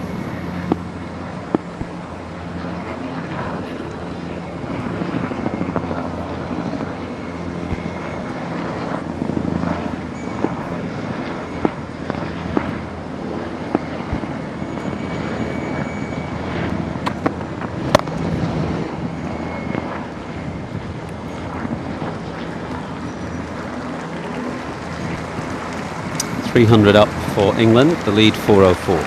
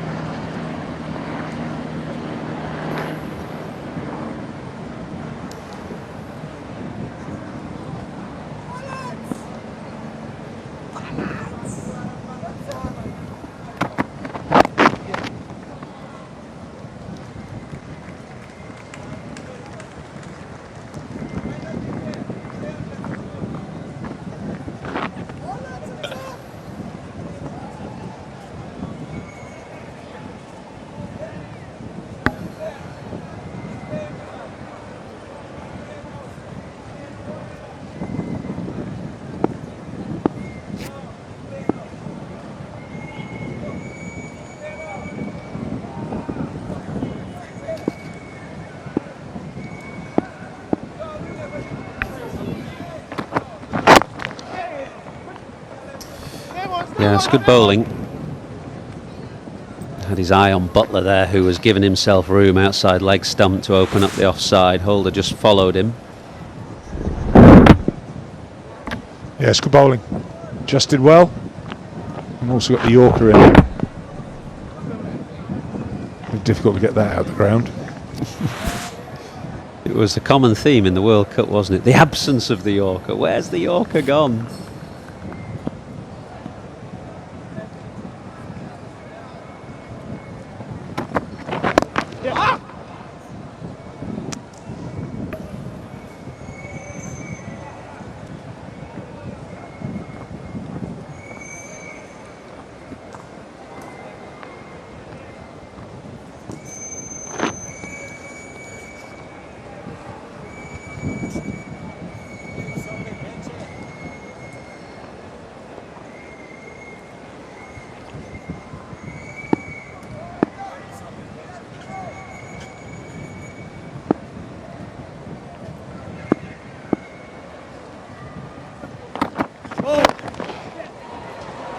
No ball, so this won't count, and has been put down anyway.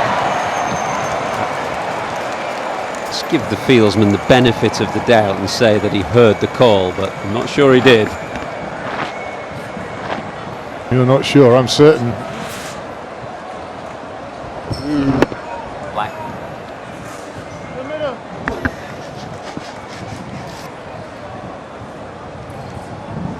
Devon Smith, I think it is. Peering through our commentary box window, he's in the background there. I mean, it was a dolly really, but the umpire had called the no ball.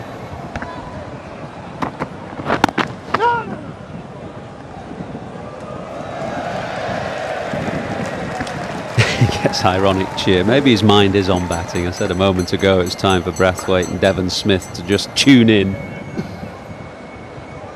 Maybe he's turned his attentions to what's to come.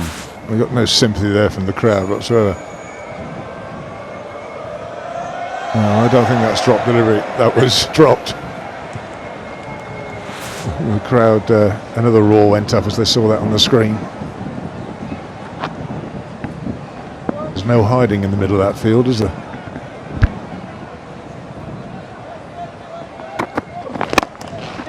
Another Yorker to finish as Jordan drives firmly down the ground, but just for a single this time. So we're halfway through the day and England's lead is 410, and time for drinks.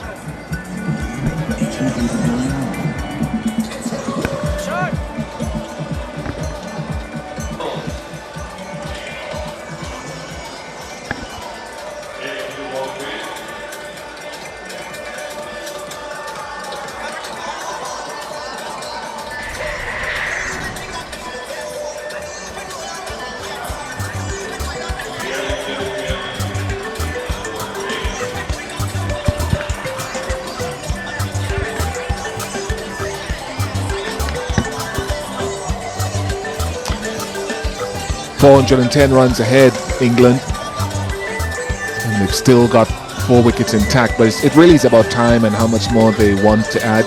306 for 6 in their second innings and a lead of 104 on first innings. Balance played well today.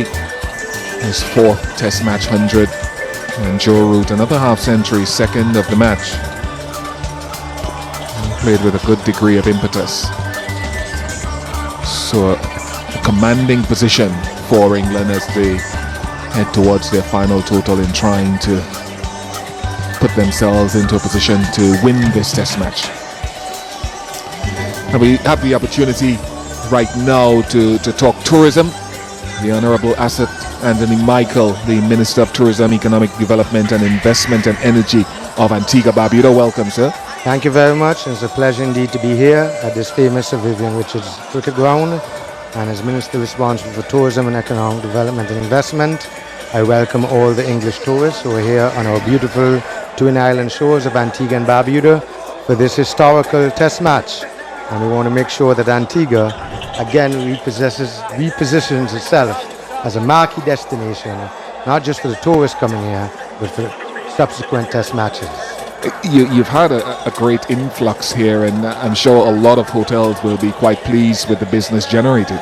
They are indeed. In fact, we received, I think, approximately 2,397 UK visitors in this week leading up to the start of the test match. Most of the hotels are nearly full, and they're very happy for that. As you know, Antigua and Barbuda has a strong connection, very rich connection with the British, historically, culturally, and economically via our tourism industry. And we are easy to get to from the United Kingdom. Let me just play a little advertisement here. And we have daily flights, as you know, from British Airways. I know time is limited. We have 4 times a week on Virgin from Gatwick International. We have Thomas Cook once weekly from Manchester. And we also have good airlift coming out from Europe. Weekly flights from Frankfurt and Condor. And nearly new weekly, we're going to have 130 seat charter this year from Italy with an airline called Eden Viaggi, a major tour operator to operate year-round. So we have excellent airlift coming out of the UK and Europe to fill our rooms. And as you know, we have a very wide range of accommodation for every budget. We are known as a high-end destination, but we still have accommodations to meet every single day. That's the tourism sector and economic development in Antigua. How is that going? What's in store for that? Well, we have a lot of new projects. I don't know if the Prime Minister was able to outline, but as you know, firstly, we'll be opening up a brand new international VC Bird airport, which is scheduled to be open at the end of June this year. And this will be the largest in the entire Eastern Caribbean. It will be equipped with jet bridges, multiple VIP lounges, first-class duty-free shopping, and also we will have nearly 2 million passengers per year that we will be able to accommodate at the VC Bird International Airport. So we have just completed a successful dredging of our St. John's Harbour in order to bring in and accommodate the larger cruise ship vessels, and over 700,000 cruise passengers are expected this year, and by 2019 we expect to bump that up to 1 million cruise ship passengers. We have a number of new infrastructural investment projects. The China Yida Group, they acquired the Ghana Island, which is over 1,100 acres. They'll be investing $2 billion into that with casinos. That will be 3,700 hotel rooms. And we also just signed with the Replay Group out of Canada, TUI Travel, and Robert De Niro in Barbuda. That's going to be a big project for our UK visitors. All right, we look forward to that, Honourable Asset Anthony Michael, the Minister of Tourism here in Antigua Barbuda. Thank you very much for all of your time. We've got to get back to the live action. Thank you very much, and it's a pleasure being here. Thank you very much. So England continue on their way to the assault. Butler playing aggressively for 43. And Chris Jordan only on 4.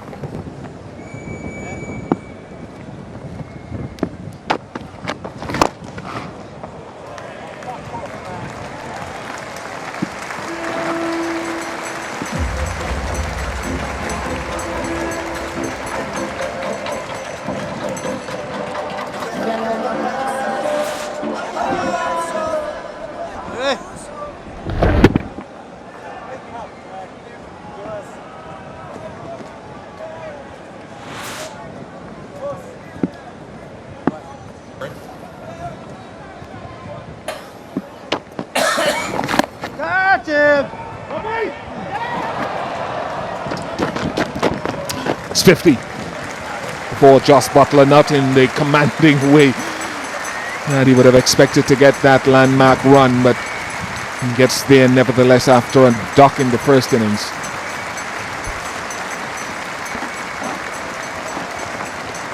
Well, good timing. Very positive innings, absolutely right in the circumstances. Given freedom by the circumstances, to be honest. But that's what he's in the side for. He's as good a stroke maker as England have, albeit down the order, and they've made good progress.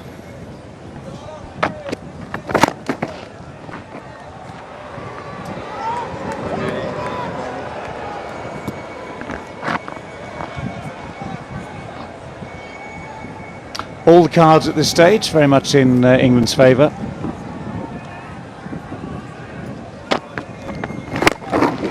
Well, he's gone for the big hit, and he's found the big hit. Maybe slightly wind assisted, but that's gone a long way.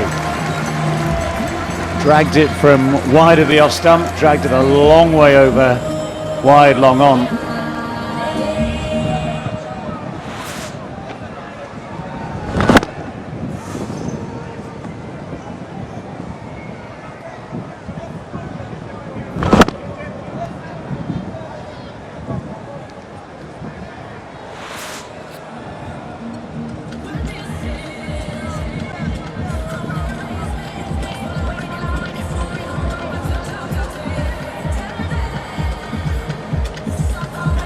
Well, that ball has disappeared into the distance in every sense. Wherever it went after it bounced appears to be a bit of a mystery. Might mean they need another piece of cork, twine, leather and stitching to be recovered from somewhere. But no, eventually it's come back. Don't know what state it's in.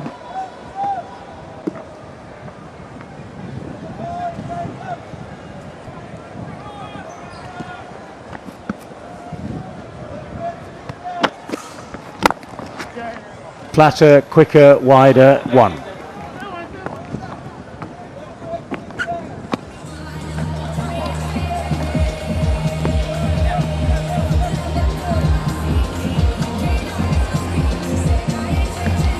.321 for 6.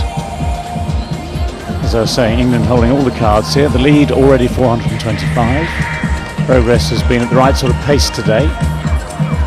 And that's been down to Balance, who was very good for his hundreds. Root, who was very busy again, second time in the match. Butler's been very positive. Stokes was positive too. And for West Indies, a lot of the day has been spent since they worked out first thing this morning that the ball was doing very little. A lot of the day has been spent just trying to take time out of the day.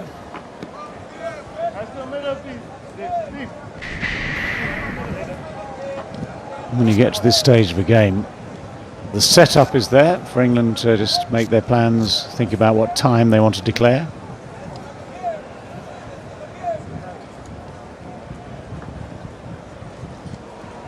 Is that where the ball went?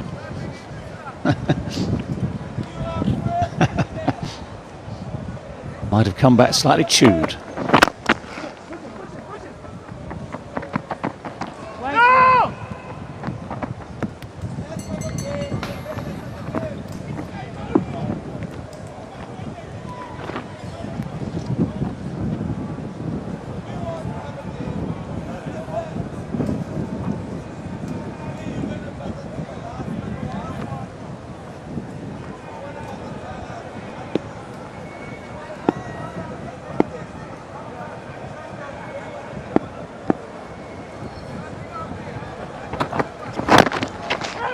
Well bowled. Lessons learned, as the guys are saying just now, lessons learned from the World Cup that we've seen recently in terms of how to stop people scoring quickly. The Yorker seems to have been largely out of fashion, but it still has a role to play in all forms of cricket. One of the key things here, if you're going to declare, if you're the England climb, one of the things I always like is on a declaration that you don't do it on one of the official breaks to give the opposition batsman, the opening batsman, 20 minutes in the case of tea. Clubbed away. Clubbed away very, very effectively with plenty of time, it seems. Nicely placed. Or if it happened to be heading towards lunch, to give them that 40 minutes to rest, to get a shower, to refresh themselves. You want to give them as little time as possible whenever you declare, so that they only have 10 minutes to come back out there on tired legs and start their innings. So the understanding is if England declare at any point after 10 past 2 in another 12 minutes, tea will be taken.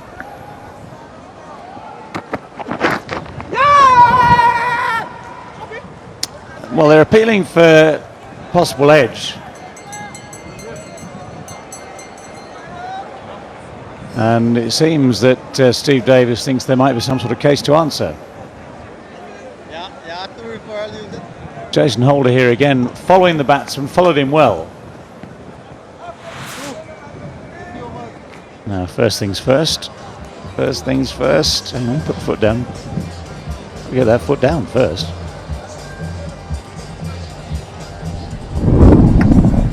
missed it by a mile.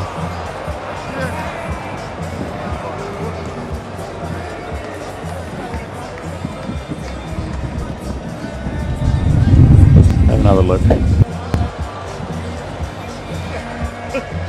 Daylight springs to mind. Daylight absolutely everywhere.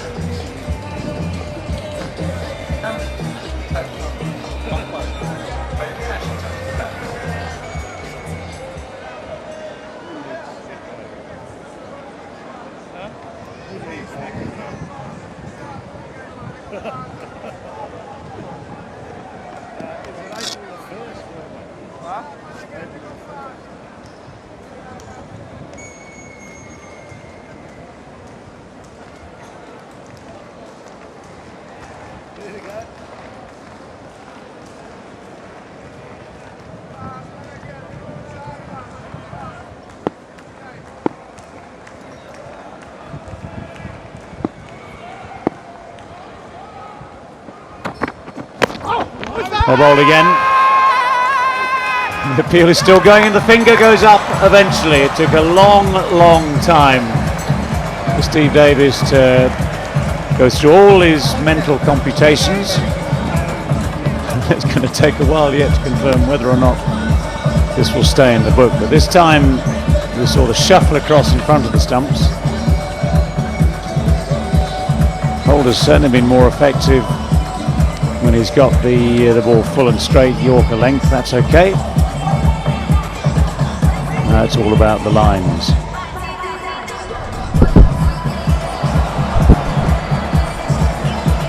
And as per the policy, for those who know the guidelines, it has to miss the stumps altogether because it was given out, and it looks as though it may slide past leg stump from that angle, which is not always together conclusive.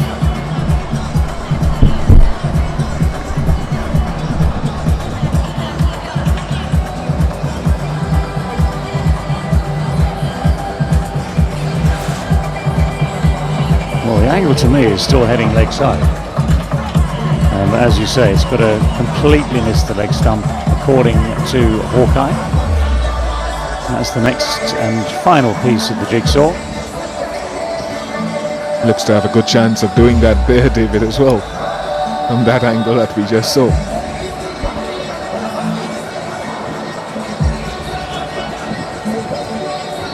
Oh, just waiting for that Hawkeye to come together.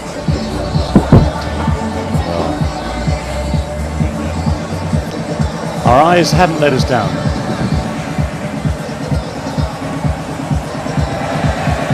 Might just let Steve Davis down slightly, but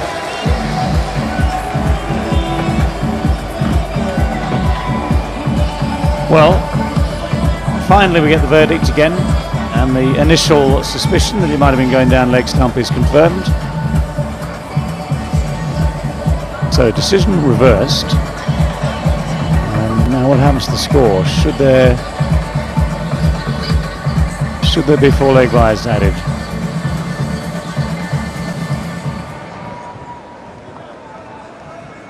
Right, no runs scored, the official verdict. No runs scored because of the appeal and because of the original decision.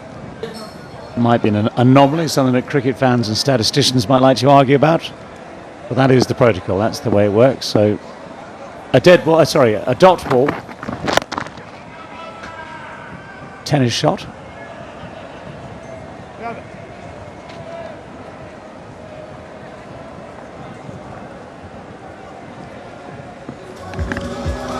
Finally we get to a decision and the end of the over. 3:27 for 6.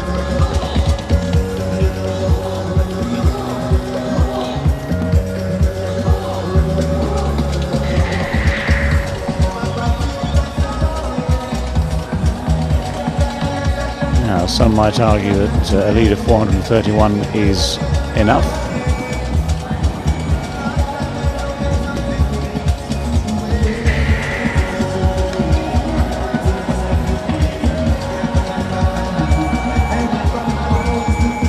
Having said that, Stuart Broad still has pads on.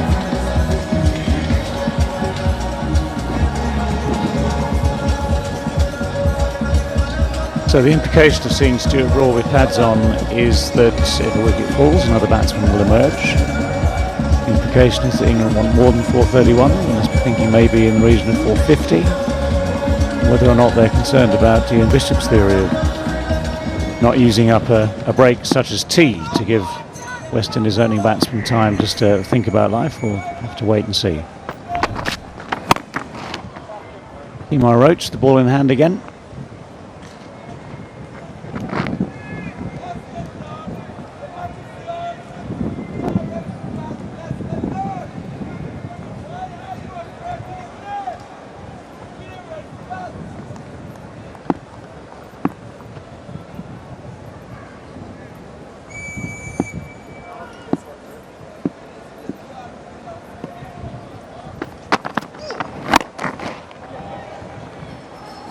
Dragged away. There's a man there 20 yards in from the edge of the fence. You've got plenty in the deep on the onside. They remain pretty much on the fence at long leg, deep mid-wicket and long on. That's the middle, Bill. Chanderpaul there is about, say, is in a slightly unorthodox position 20 yards in. He's now closer that Chris Jordan is now on strike.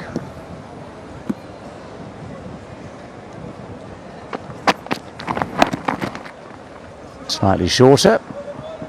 Paddled away this time, just for one again. One for the over.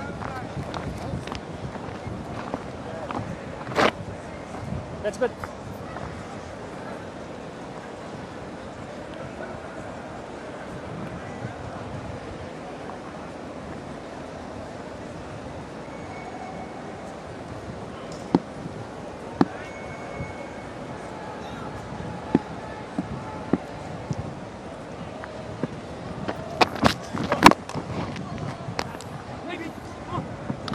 Thinking of pushing for two. Jordan has run that first one very quickly, run it very well.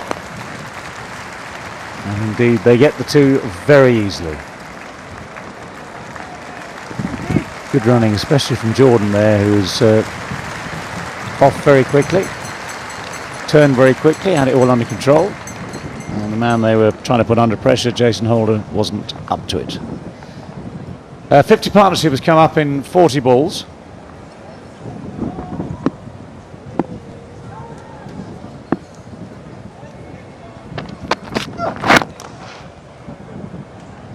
More cleanly struck this time, straight again to Jason Holder. So only the one available this time.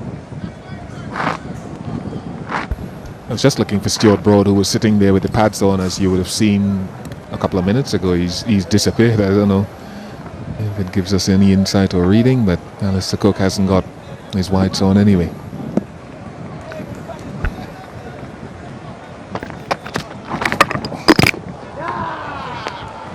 Oh, it's bowled him.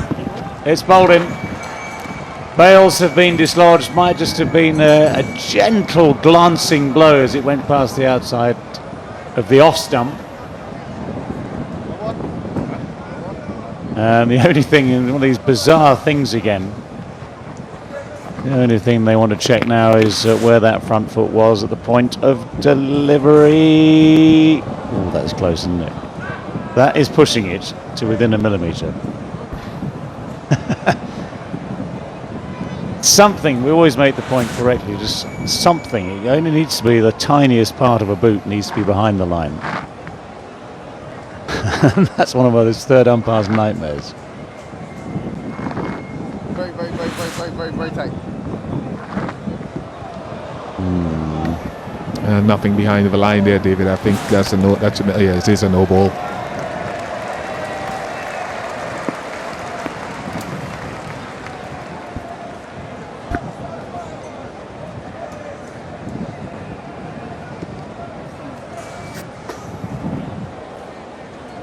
Well, second of the match then. Second wicket-taking ball that has turned out to be a no ball.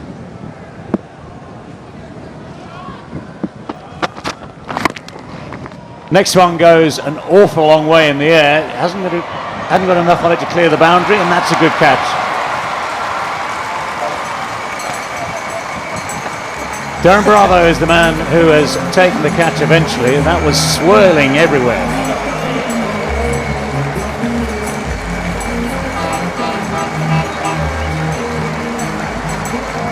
So the final act of the innings, as it turns out, because as soon as the catch was taken, Alistair Cook was motioning to his players to come in and giving them the information. The declaration has come, and according to the clock, it actually has come in the nick of time to mean that tea will not be taken straight away, that tea will be taken.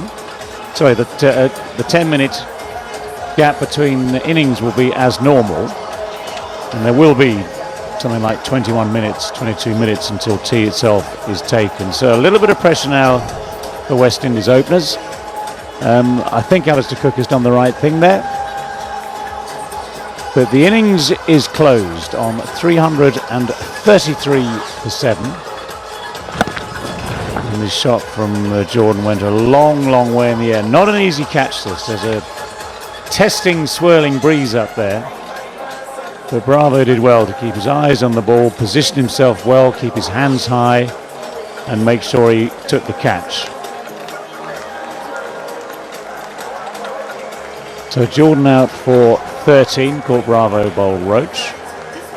England have declared, and that's the way the card now looks finally in their second innings. 333 for 7 declared. Jordan the last man out for 13. Butler stays not out 59, very positive innings from him. And England have done everything they need to. They've made good positive progress throughout the day. And we're on to the final act of this first test match. Bowling figures for West Indies. Couple for Jerome Taylor, 2 for 42, bowled very well with that new ball, as did Kemar Roach, 1 for 53. Few problems for Holder, then a couple for him, but expensive. And now, as I say, on to the final act of the game.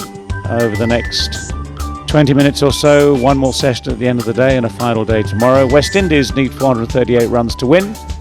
England needs 10 wickets.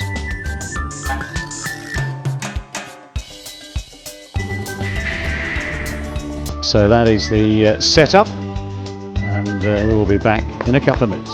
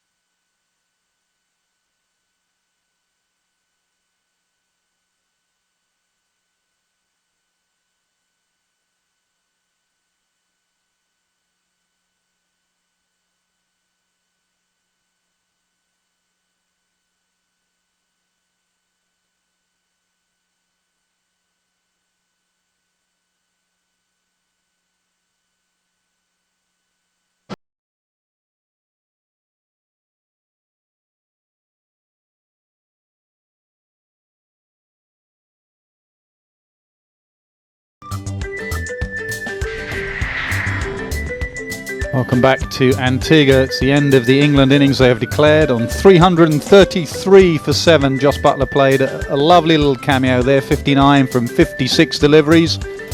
Most of the batsmen today got in and got on with it and played really well. Standout innings, Gary Ballance 122, his 4th Test 100.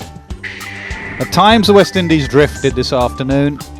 Suleiman Ben in particular, 26 overs was expensive. Jos Buttler got after him. He did get 2 wickets, pick of the bowlers by a distance. Jerome Taylor, 14 overs, 2 for 42. Let's have a look at the England wickets from that second innings. It started with Taylor with some wonderful swing bowling. That's a beaut of a delivery to Jonathan Trott, wide of the crease, big movement. And Trott did well to nick it. Alistair Cook just pushing at a full delivery, not really bending his front knee, just the hands going out in front. Ben took a good low catch, and then the run out, the mix-up between Ballance and Bell. Both at fault really, and Bell was run out.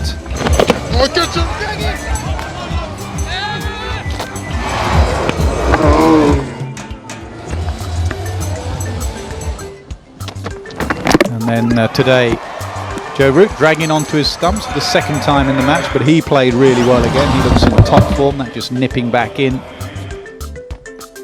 Ballance was at the other end trying to get to 100. Stokes charged and got stumped by a mile.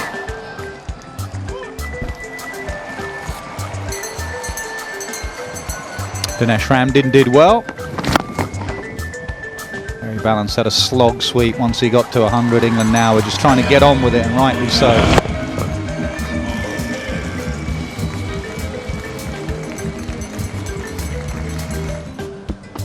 And the final wicket just before the declaration, Bravo taking a good catch in the deep, very strong win. That's an excellent catch. And the wicket of Jordan brought about the declaration. Lead of 438, which should be plenty. It is a flat pitch, but England have 5 bowlers, a little bit of cloud cover. They'll have one eye on the weather, some showers just in the distance. England will hope that will stay away, and they have a little spell here. Just what, about 15-20 minutes maybe till tea, a bit more by the time they come out. 438 to win. 4th Test 100 for Gary Ballance. Started slowly, was a little bit out of nick, but in 9 Test matches to have 400s is a really good effort. Fantastic effort. The more he batted, the more his shots came out, and that was his 100 moment. You can see what it meant to him and the team.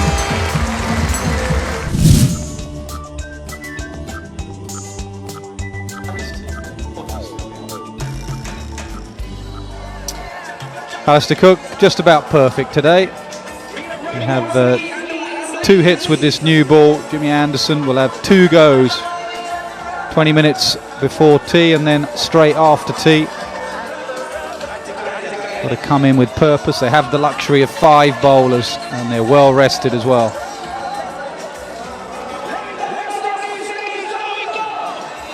Still 40 overs left in the day. 90 overs scheduled tomorrow, 130 overs to go 1-0 up in this series. On the other side of that, West Indies have 130 overs to try and chase down 438.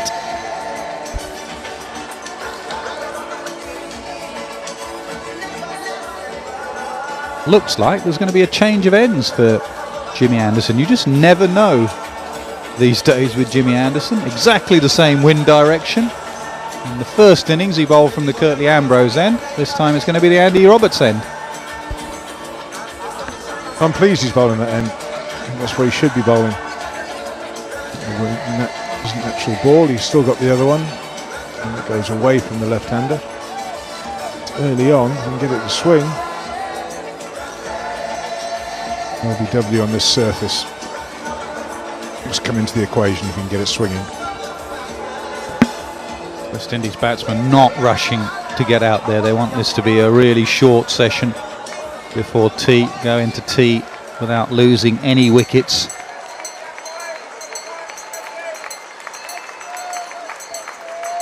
England must attack. Don't worry about the runs, keep your catchers in, target the stumps, especially in this little session. Make the batsmen play as much as possible.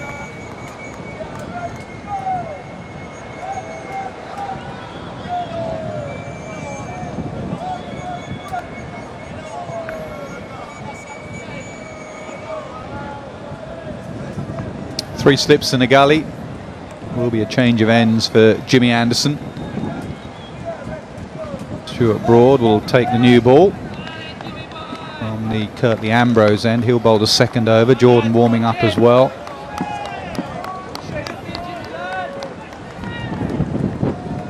Bit of cloud cover and some rain in the distance, but it's so windy that if it does come in, it might even just come in at tee. It will blow through.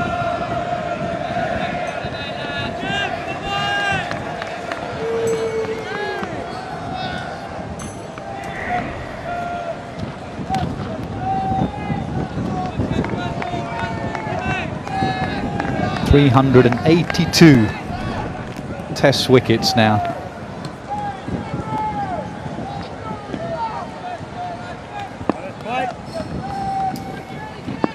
Three slips in the gully. Wait the Jimmy Anderson outswinger. Beefy, you're happier with Jimmy Anderson at that far end, aren't you? Much happier.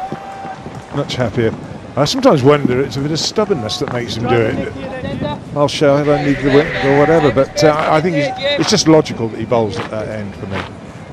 You saw Taylor bowl that magnificent spell from that end with the new ball, and then amazingly got bowled at the other end, and it was totally ineffective in comparison.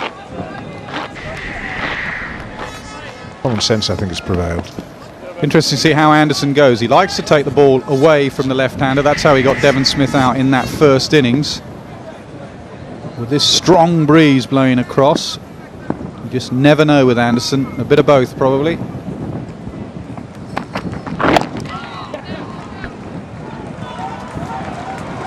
Both batsmen off the mark. Joe Root does well, keeps them down to 2.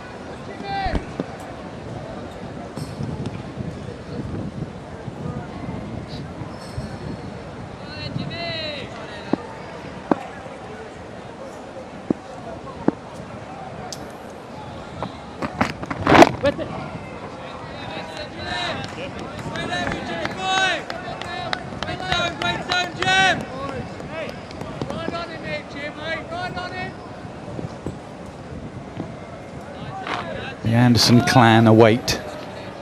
Got a little special box right up. I think it's the right top right-hand corner of that stand that Anderson's bowling. Maybe that's why he's changed to that end.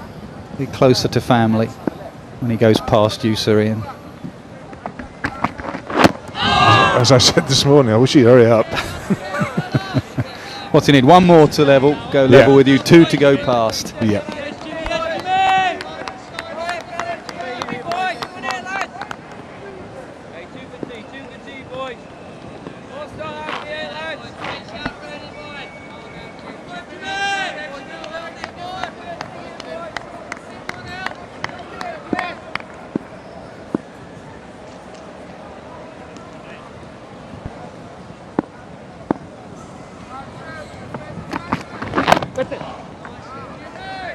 Three for none.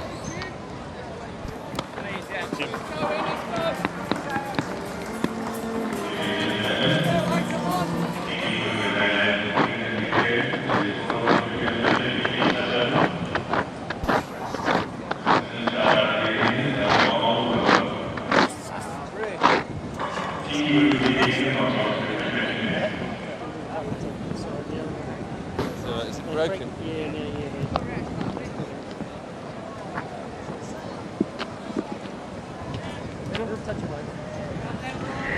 Will be Stuart Broad. Right arm, fast medium. Bowled well yesterday morning. Stuart Broad bowled with aggression. Went into that sort of enforcer role. Pitched the ball up with a new ball, definitely. And then later on, if it stops doing it, Bowl the short stuff, be aggressive. I think James Treadwell's going to have a big hand to play here. I think he'll bowl a lot of overs. Probably bowled really well in the first innings. Got the ball to drift. Got him a couple of wickets, the ball drifting. But he can actually tie up an end with the England team, and that makes it a lot easier to rotate the seamers. If the spinner gets hammered, it's a different game. Short leg is just behind square because that's where the right-handed batsman Brathwaite fended a few in the first innings, but he just pushes Broad down the ground.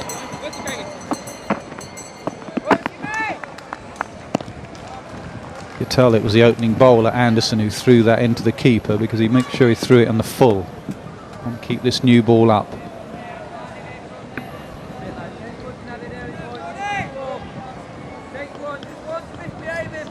Joe Root under the lid. Usually at short leg you're in front of square, but for some reason in the first innings Brathwaite just fended the short ball just behind, especially with the bounce of Broad.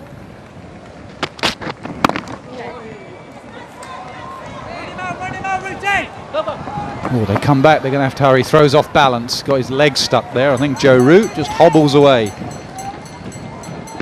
Not easy with those pads on, is it?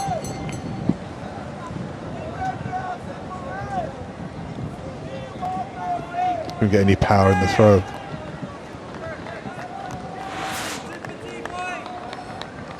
Yeah, shin pads on, he just got a bit stuck in the ground. Off balance throw, so they ran back comfortably into the wind as well. He's throwing there.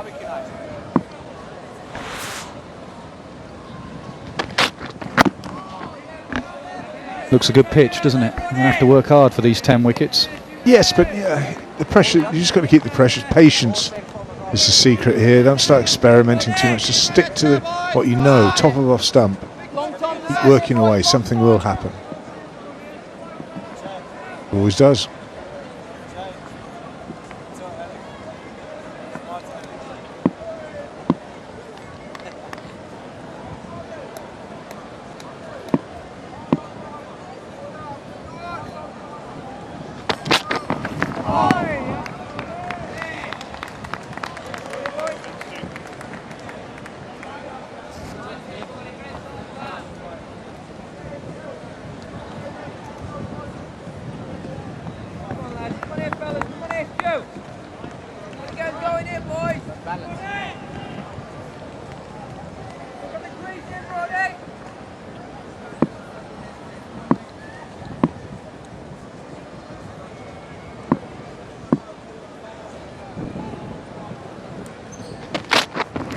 There it is, excellent bowling, excellent captaincy, right to the fielder, fended off, and Stuart Broad with his aggression has the first wicket. Excellent, terrific piece of bowling, set him up.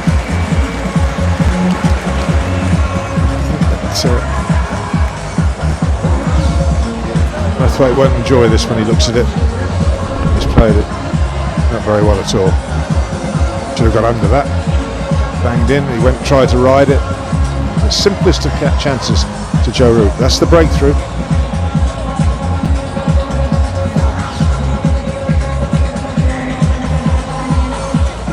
Brathwaite goes for 5, set ball.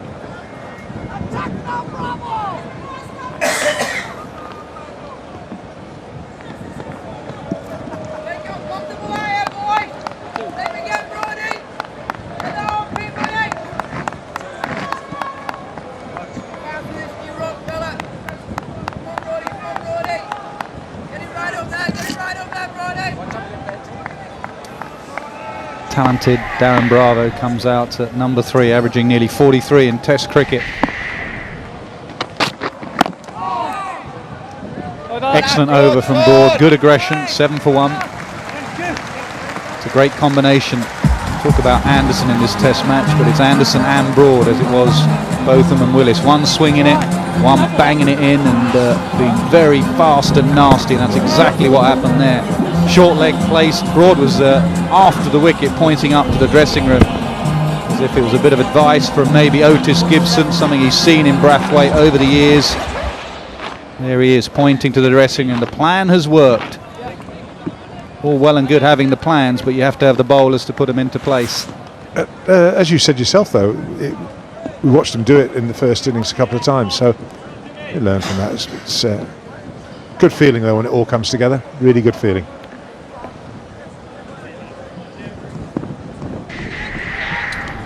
Excellent start from England.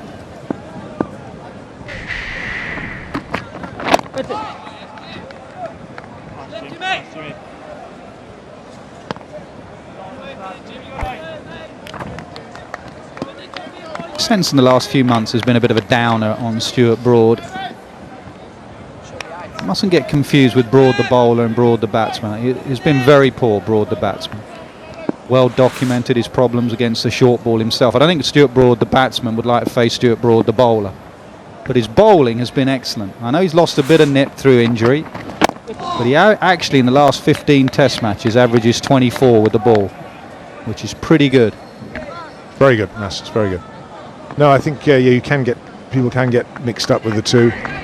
Forget the batting, that's gone. I don't think that's ever going to come back. I think that blow he took just shattered all his confidence. But as a bowler, he's good. You'd enjoy bowling with him as a partnership because he is full of aggression. And you need that balanced attack, Beef. I mean, we go on about Anderson, right, and Anderson when it's swinging is a brilliant bowler. And he's even very good when it's not swinging. You don't get 380 test wickets just being a one-dimensional bowler. But you need someone when it is a bit hard work, second innings, or there is no swing, you need someone to say, well, we've got a bit of pace and bounce as well. Short leg comes in for the left-hander as well. I'm wondering if Anderson's just going to bend his back a little bit. Another man goes across to the leg side.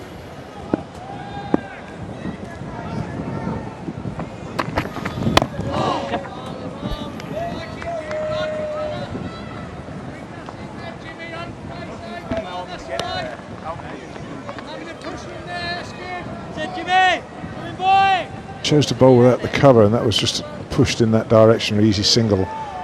Sure, I'd be overly happy with that as the bowler. I think I'd want.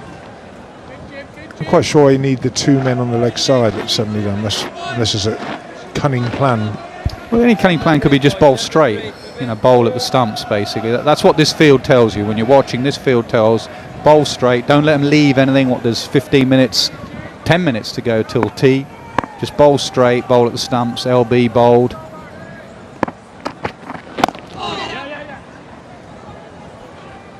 Anderson does get fidgety if they take singles, though. He's just getting a bit grumpy there now. 2 singles in 2. Well, the reason for that is why he gets grumpy is it's because you like to try and set batsmen up, especially if you're a swing bowler. So you're looking to get a position where you can push the other one in, set him up with 3 or 4 deliveries, maybe a short ball, sort of big high bouncer, and then up and full. There's all kinds of things that go through your head. But when you're rotating the strike, every ball drives you mad.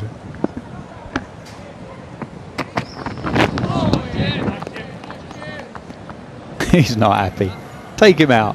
Cook's got to be brave here. Good on you, Cook. Anderson wanted a man out on the offside to stop the single.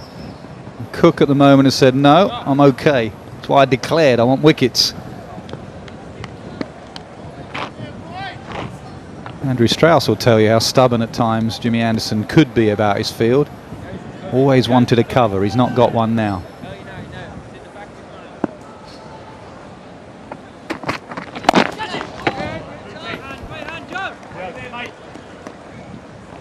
Nine for 1. I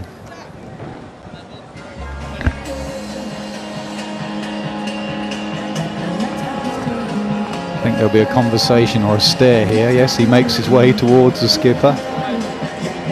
Any thoughts, Skip?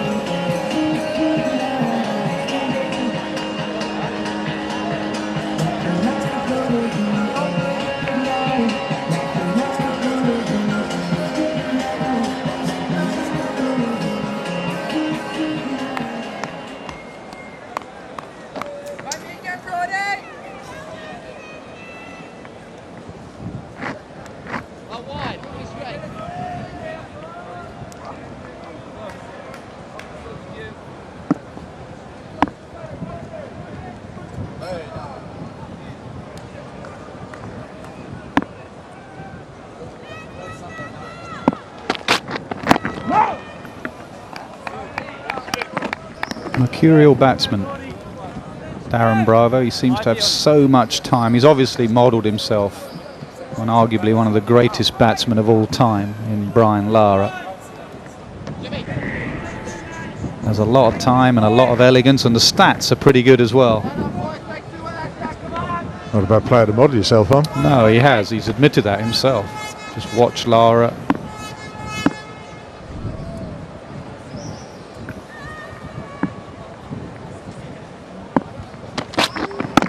Look how much time he has there.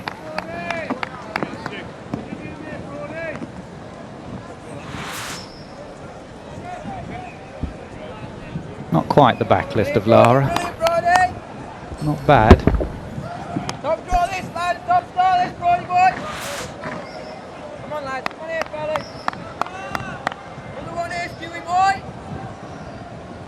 Come on, get me in the game again, Stu. Come on with it.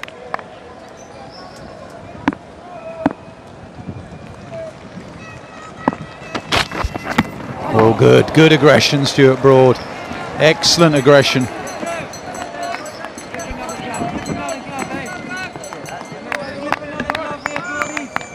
Though it's short, make sure it's straight. That's spot on.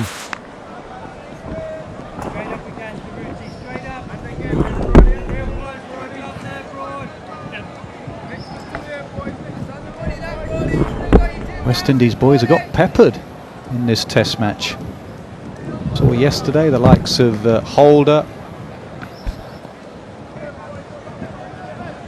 Blackwood, now Braithwaite, and now Bravo. They're all getting peppered.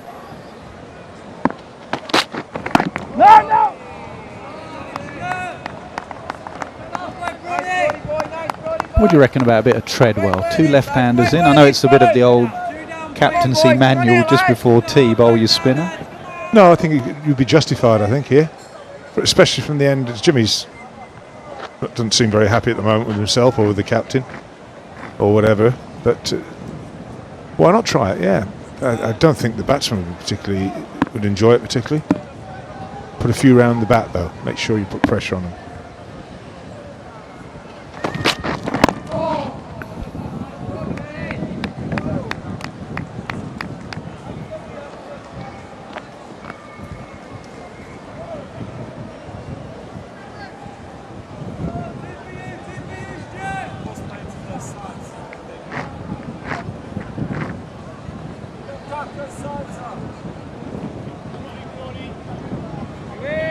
May well be thinking about Treadwell. He may just be thinking about Anderson as well. Do I really want to annoy Anderson, or just a little bit I want to annoy Anderson? We shall find out. 9 for 1.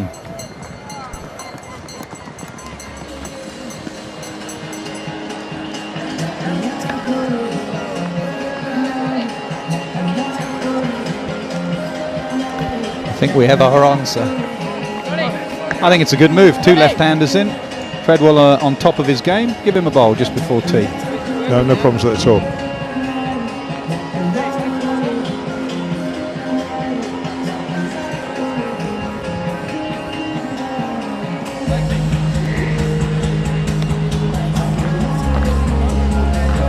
Good from Cook. His spinner on. There won't be a massive amount of spin there. There's a bit of rough, but it's wide to the left-hander. But there will be drift, and with the modern game of DRS, you can't just kick it away. And you can tell there's drift, the fact that Alistair Cook has gone into leg slip himself. Meaning that the inside edge and the outside edge are in play.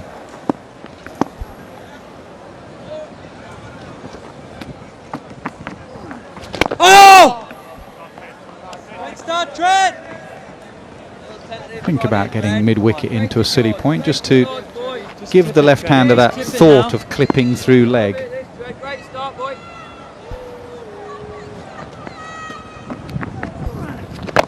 Just there somewhere. Definitely. That's the one, Treaders! Cover into that. Just there. Yeah. Cook's gone in there now, actually. Go down. Excellent, Jeb. Come on, why not, Treaders? Be the man for it, Treddy.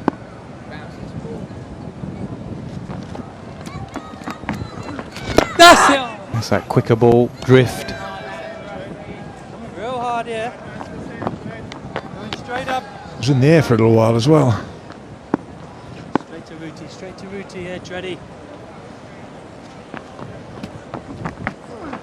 Oh, very good. Very good, James Treadwell. Missed it. Missed it. Turn and bounce. Just clip an edge. Just clip an edge, Treddy. Either side.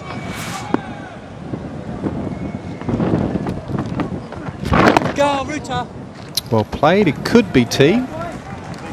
Umpires look at each other, and it is tee. An excellent little session that for England. Very good from the captain.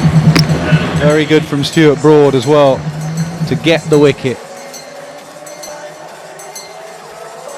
Not sure Jimmy Anderson sees it as the best 20 minutes of his career, but he'll be very happy. He's a team man and willing to do anything for the team, basically. 9 for 1, England on top in Antigua. Here is that wicket. Banged it in. Field was set. Plan was set. Worked perfectly. Great when it comes together like that. Yeah, everyone enjoying the moment. So 2 bites of this new cherry for England. A lot of work for the West Indies to do. 2 left-handers at the crease, so there'll be plenty of work for Treadwell this evening. Been England's day.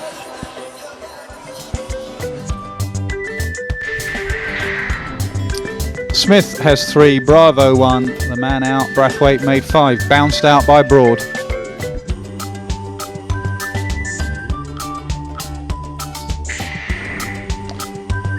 Two overs for Anderson, none for 5. Broad got the wicket. 2 overs, 1 for 4, and Treadwell beat the outside edge in his first over. Match summary with 4 sessions to go. England 399 and 333 for 7. West Indies 295 and 9 for 1. England need 9 wickets to win this first test.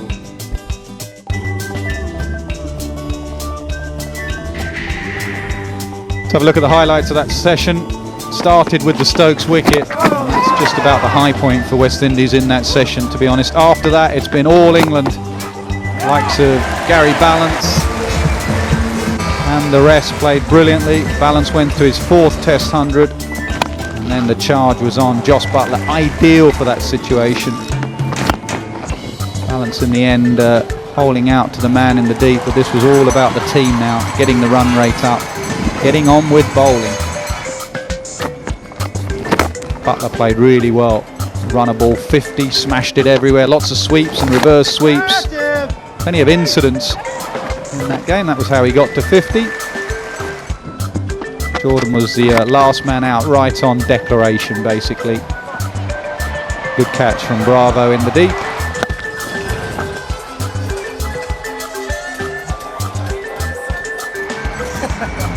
And the declaration came, and a good declaration, because it meant that they have a little 20 minutes against the openers, and one of them went Brathwaite, bounced out by Broad. And England are starting to win session after session. And today you can see that day 3, day 4, they've won 5 on the bounce. And if they win the 6th session, they'll be pretty close to winning this test match. Come and join us in a few minutes for that session.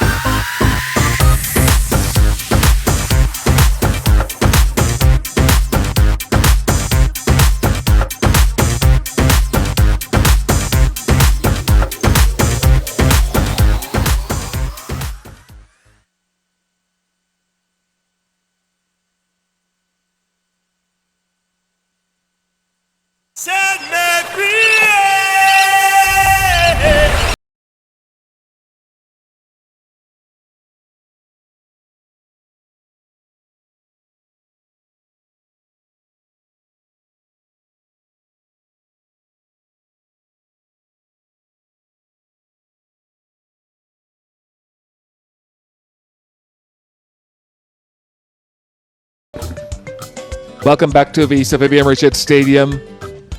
Darren Bravo and Devon Smith making their way out to the middle to resume the West Indies innings. 9 for 1 in that little period before tea after England declared on 333 for 7. Gary Balance bringing up his 4th Test match 122. West Indies need a further 429. Jimmy Anderson has switched ends. Stuart Broad started off from the Sir Curtly Ambrose end and bounced out Craig Brathwaite. And Jimmy started at the Sir Andy Roberts end with a little success. So that outswinger across the left-hander is something to look for. Michael Atherton, how do you break this down as a batting unit? 125 overs left in the game minimum. 35 of them today. Yeah, well, that's the initial target, isn't it? Those 35. You wouldn't want to lose more than, what, one more wicket tonight. And I think that is the key to trying to bat out a game. Just break it down into short periods of time. And what seems like a mountain becomes much more achievable if you can just tick off each little achievement. Man has just gone round the corner, Joe Root.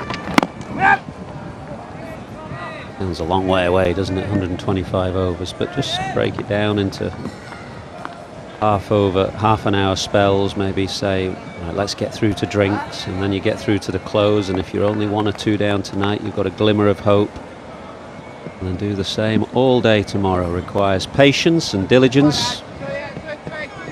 You've not got to stop playing shots, though. If the ball's there to be hit, you still got to hit it so that you retain a positive frame of mind. Now, I just mentioned that Root had been moved behind square. Bravo just knocked this down on square, and had Root been in that position where he was, he might have had a sniff of taking this. I was just saying off here as well, I like this from Jimmy Anderson. I think Jimmy Anderson needs to bowl a few short balls because it'll discomfort a player like Darren Bravo, but it will also set up the ball that he pitches up. So that's a nice little variation on this type of surface. Yeah, we were talking about this yesterday or the day before, actually, that on a slow surface, and obviously as we get through to day 4 and 5, any zing is going out of the pitch. Sometimes it can be more difficult to play the bouncer because you're not sure whether you should stand and play, whether you should duck. If you look to stand and play, sometimes the ball gets big on you.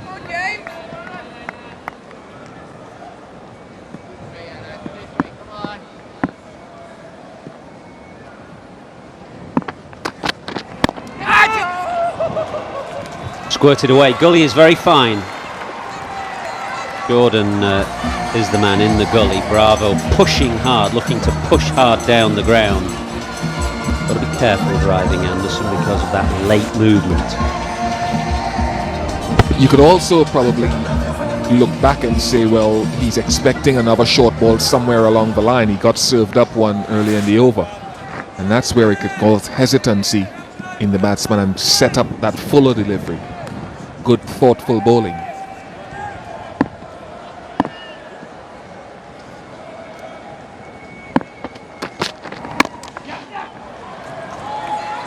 Struck on the up as well. Stokesy! 15 for 1. Great start, Jimmy. Creating chances, lads.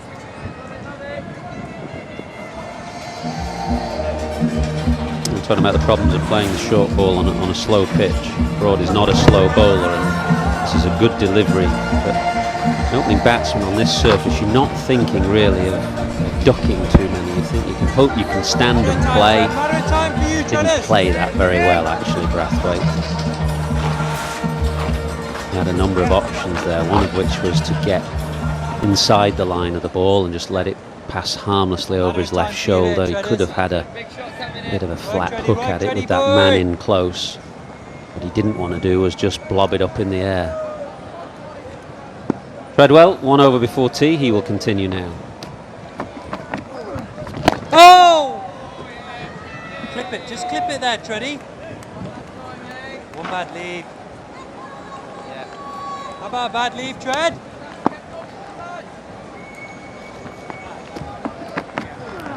Oh! Yeah, lovely hard hands here, Treaders. Come on, drag him out, Treddy. Drag him right out, Treaders!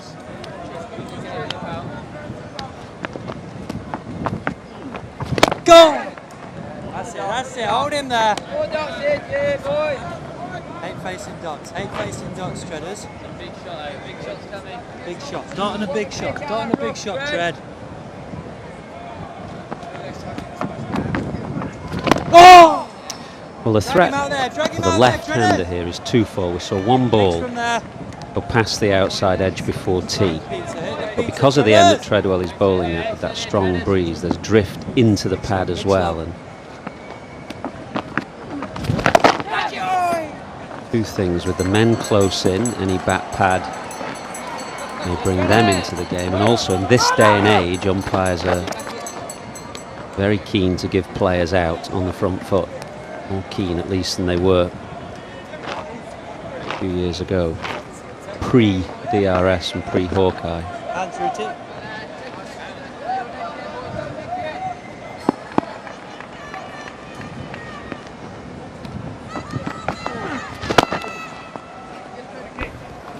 $17 for 1.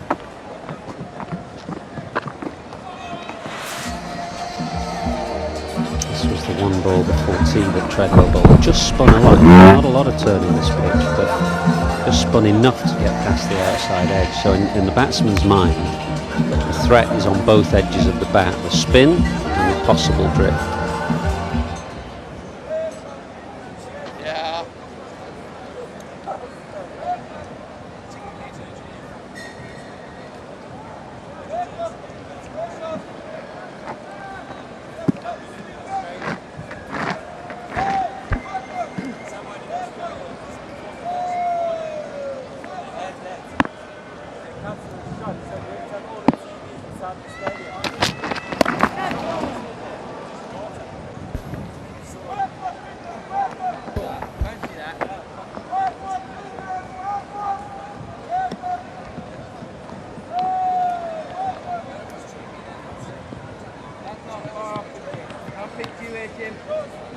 The threat was twofold, Bish. Threefold, actually, if there's any more of this.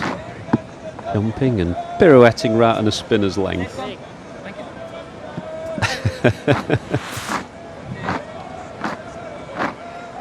The advantage of an errant throw.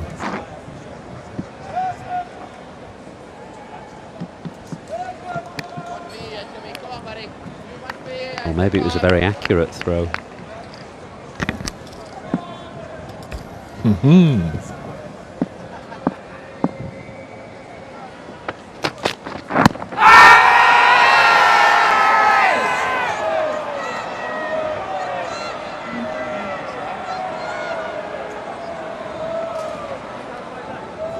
The wait goes on for Jimmy Anderson. One more wicket he needs to equal Suryan Botham's tally, 2 to break that long-standing record. Was there inside edge here? Oh, it was too high, was it?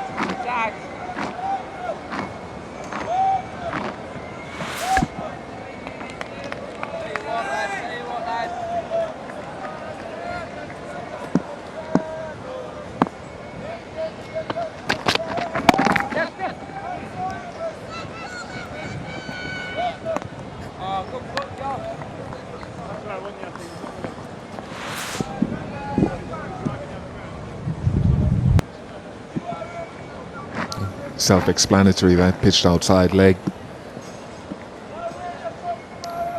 Devon Smith did get a beauty when the ball was swinging more from Anderson in the first innings. That pitched outside leg went across and took the outside edge. Special delivery.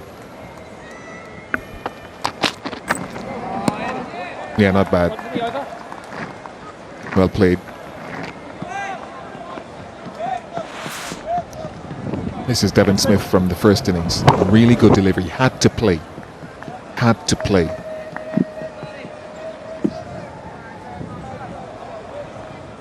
Ball isn't swinging that much now at this stage of the match for Anderson.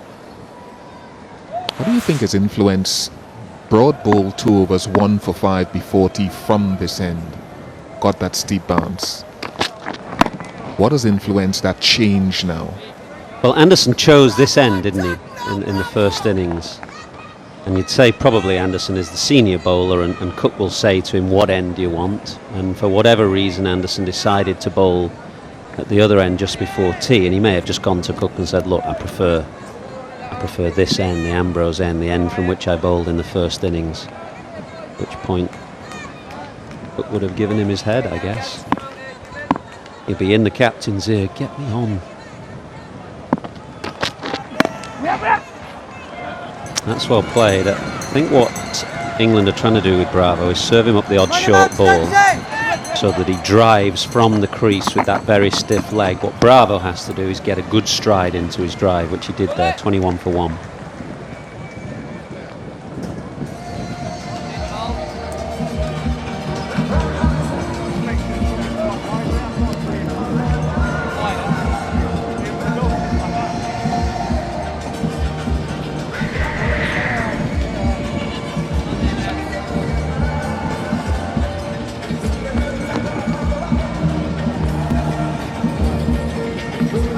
And it wouldn't have been in Stewart's remit to say, well, skipper,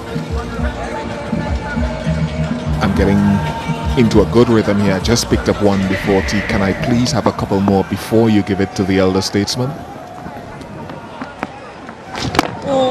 Yeah, I mean, perfectly within his rights to say that, isn't he? And therein lies one of the many challenges of captaincy. How do you go about making what you think is the right decision in the interests of the team, but not irritating one of your key bowlers, who would be Broad. Broad's 265 test wickets to his name. Don't forget about him when all the attention's on Anderson. Just keep it steady, clip it, boy. Thought just before tee about Cook keeping that short leg in when Anderson wanted him out, and that's another interesting dynamic. Captain, bowler. You want your bowlers on your side, running through a brick wall for you, but just occasionally you have to say, no, enough. I want wickets here. I want my man in, even when the bowler doesn't. Go! Yes, it becomes more difficult when you've got 2 very senior bowlers. I'm thinking back to the Great West Indies team that I played against, and the Walsh-Ambrose dynamic there with the new ball. Who would have been the senior man in that pairing?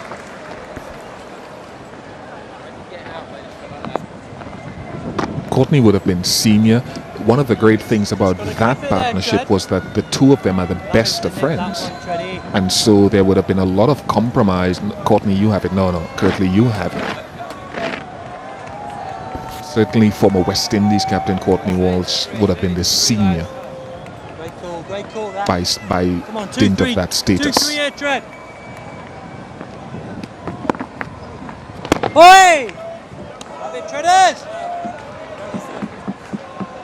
Drag him over, LB. Rooty, I reckon you got him one day of LB.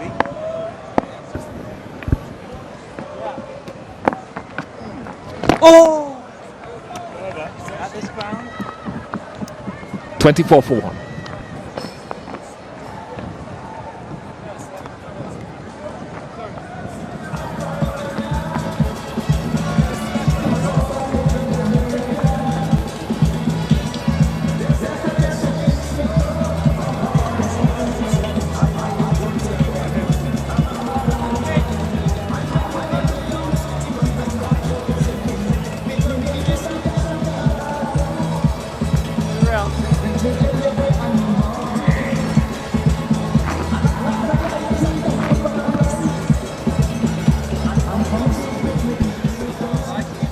Another 414 for the West Indies, or 9 more wickets for England. Anderson is going round the wicket.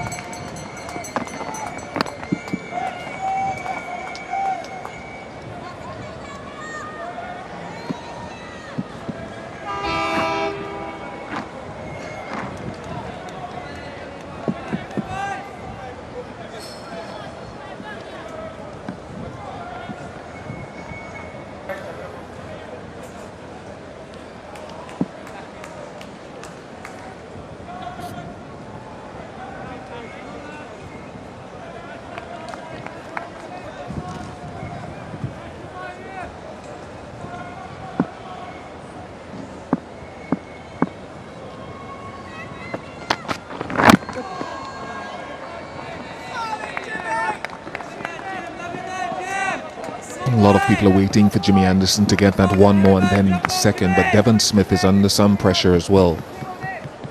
A myriad number of comebacks into the West Indies lineup and averaging just in the 20s on that comeback tour in South Africa last year.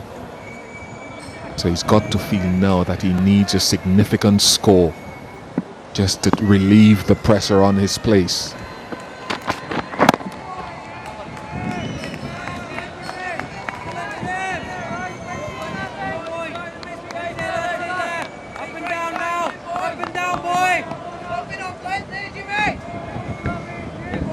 Much swing for Anderson. Odd, isn't it? He got it hooping. Jerome Taylor got it hooping as well, and suddenly it's not. The vagaries and mysteries of swing.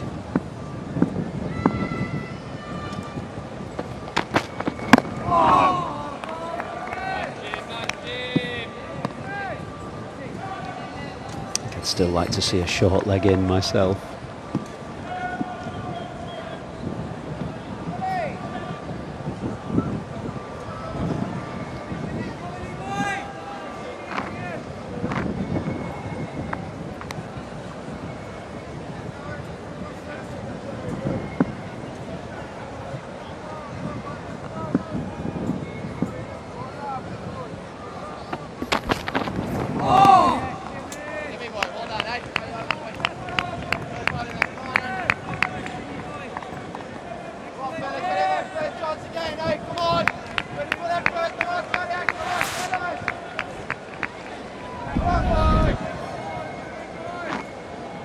Well, with the angle of the seam, you could see Anderson was trying to swing it towards the slips, but without that swing, the angle just coming into Smith. He was happy enough to leave on that occasion. If Anderson can slightly tighten his line, it will ask more of a question of him. Just there. 26 for 1.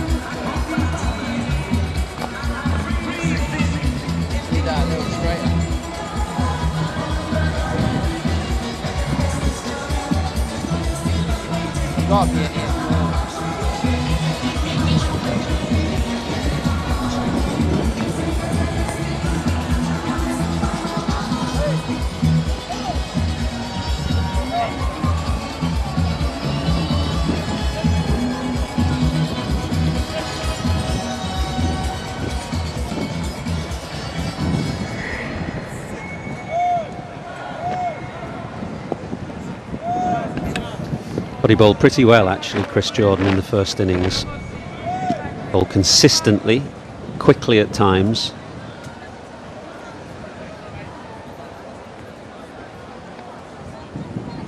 Get a sense with him that he's a bowler who will some days have that rhythm and some days he won't.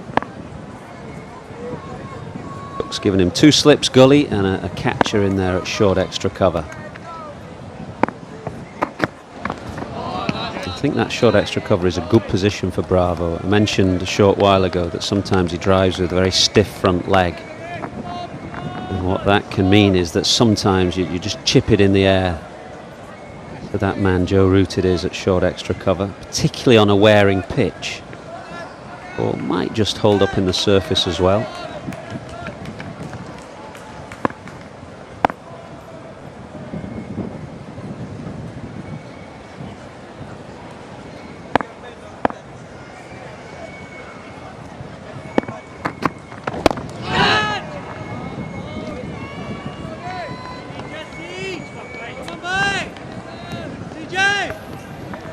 On that point, no pun intended, Ben Stokes at point. Since you want Bravo driving, would it be worth a punt just removing him from the picture encouraging the drive, because this is the way they set him up in the first innings. There wasn't a fielder, I don't think, at point. They left it open and asked Bravo, and he thought about playing, then pulled away. Got the edge.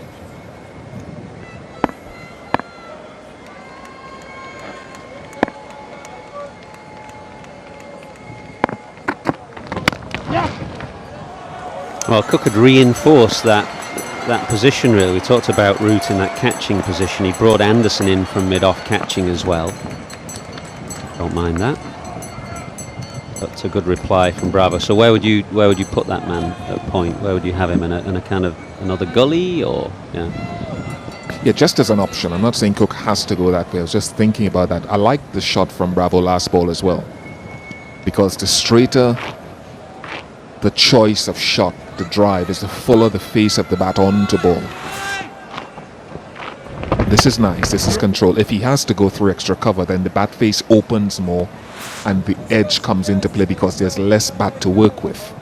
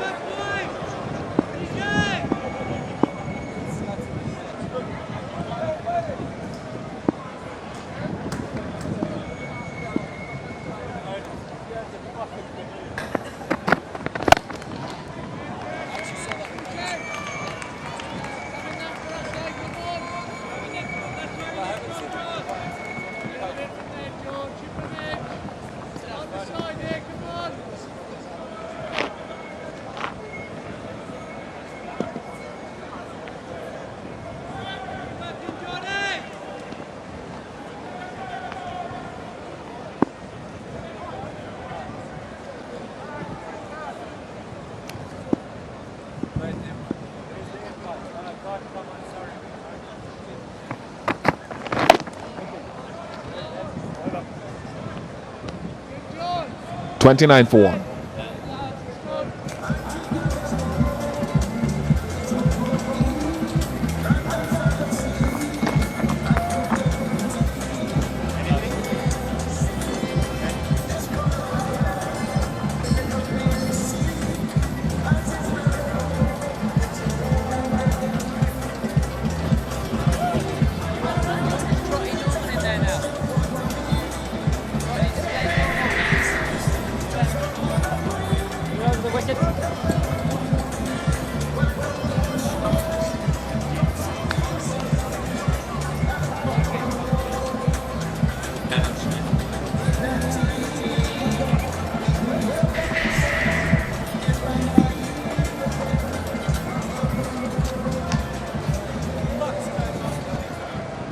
So as he did in the first innings, Anderson just fiddling with the angle, starting over, goes round, back over again now. No! Trying to create something really in the batsman's mind. There's not much there for him, not much swing as we've highlighted, and the pitch is playing pretty well, but he can create an angle by just altering his position on the crease, and just asks a slightly different question of the batsman. Really what you're doing as a bowler all the time is trying to confuse the batsman into whether he should play or leave around off stump. Most of Test cricket, new ball bowler against new ball batsman, is about that area, just on or outside off stump. The best batsmen have got great judgment. The best bowlers ask questions of that judgment more often than the rest.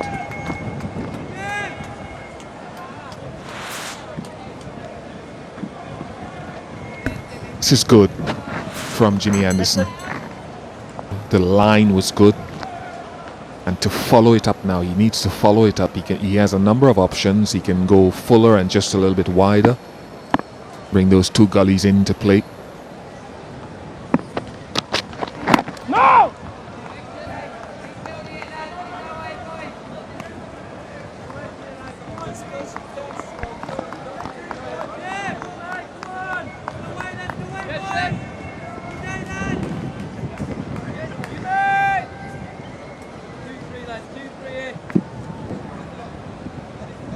Anderson clan continue to watch and wait.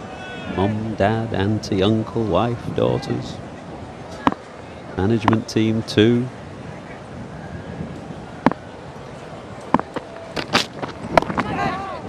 Well played, and just knocked it down with Root hovering round the corner.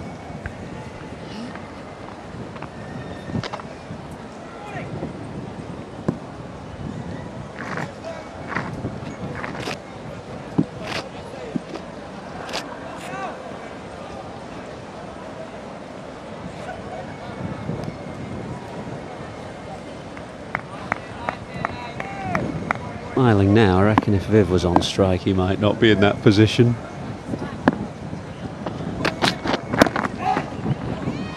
It's the chase now with shin guards on.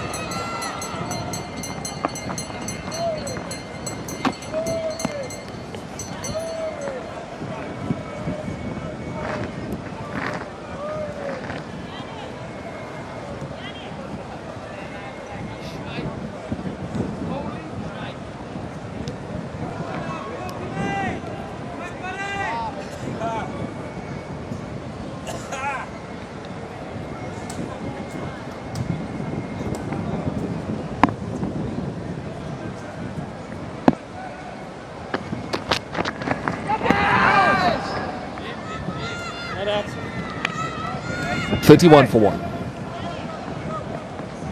going straight to that.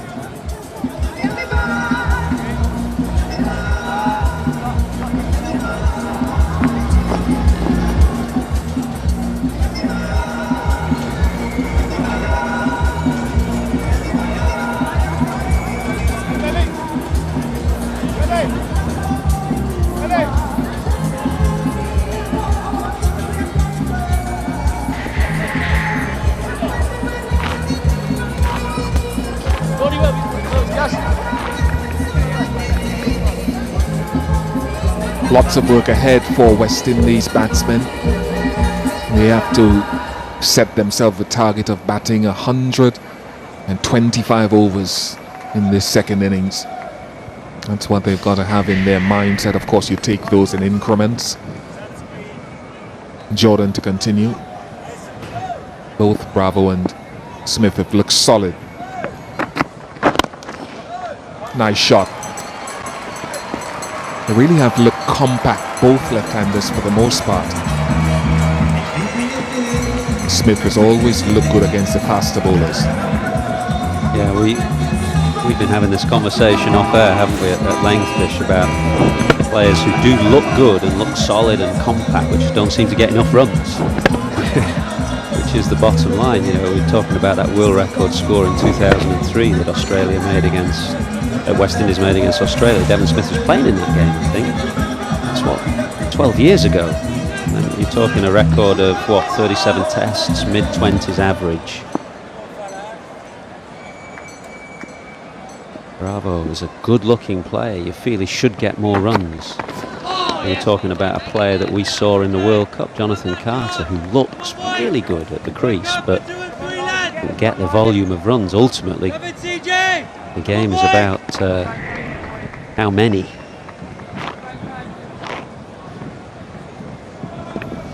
As Jermaine Blackwood may not please the purists in some of the things that he does, but he's a gutsy player. I still want to see Stuart Broad back in the attack sooner rather than later.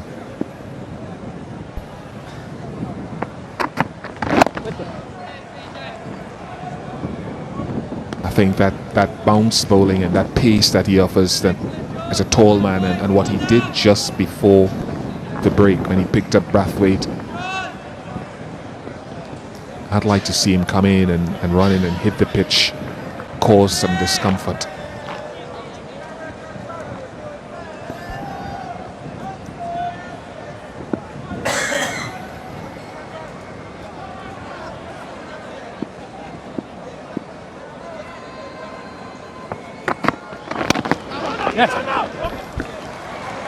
It's just another very competent stroke, allowing the ball to come to him. Just wonder how decisive Otis Gibson's knowledge will be in the outcome of this series. We saw Stuart Broad pointing to the pavilion before tea. He did, didn't he? As if to say, yeah, you know Brathwaite better than me. Thanks for the inside info. The West Indian fans might not be thanking him though, as Broad was.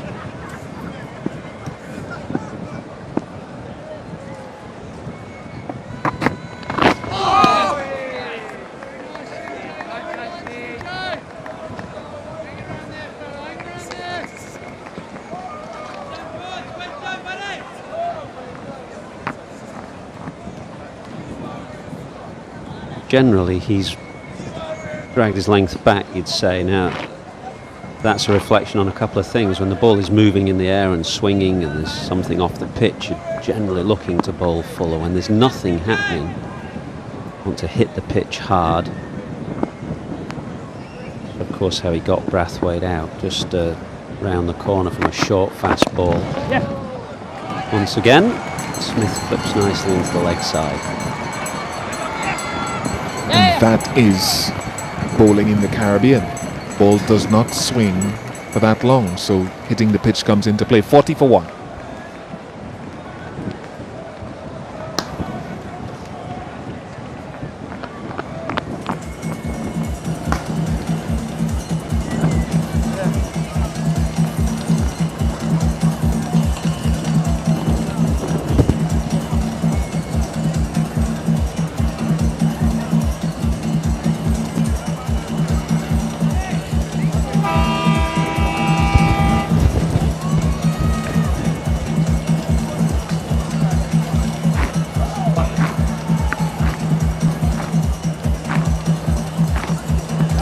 For 1, the West Indies in the commentary box now. Nazir Hussain and David Gow.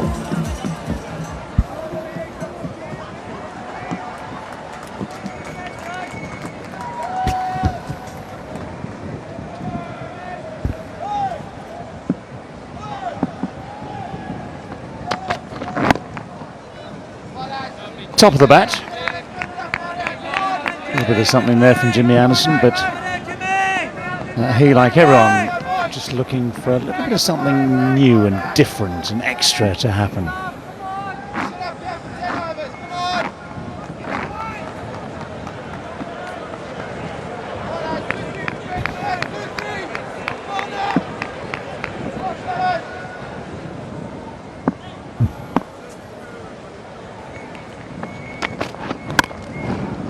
That'll do for 4.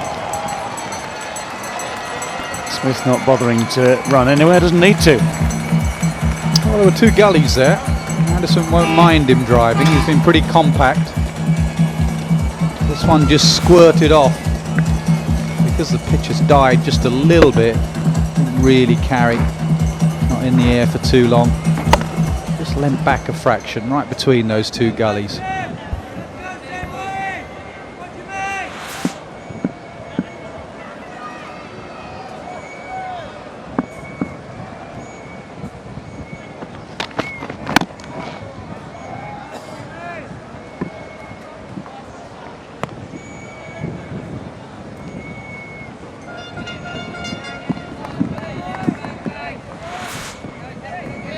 Yeah, you say leaning back a little bit, which is right, but at least you let the ball come to him. So he played it late enough, and that keeps it going down.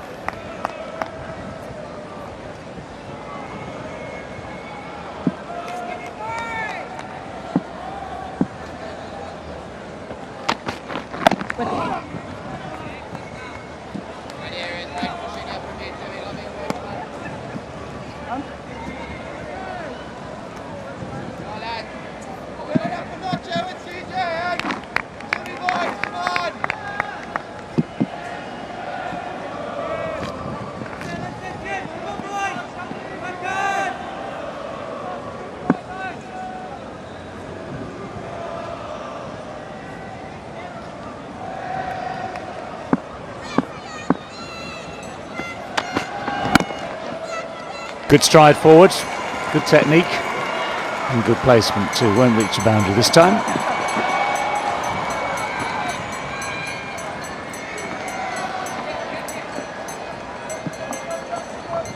And a good example of not over-hitting, really. It's a good pitch coming onto the bat. Just lean into it. Last two commentators described him as compact. This is a perfect example. Boom. Just a forward block for 3.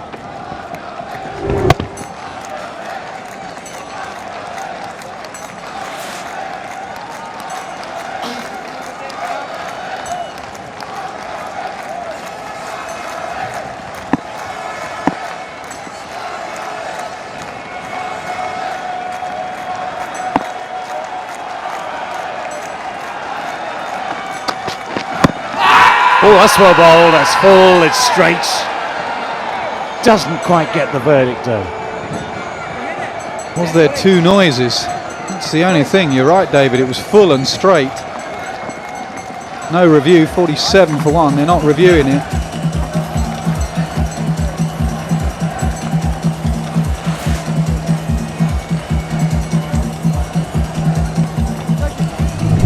Yeah, inside edge. What saved him?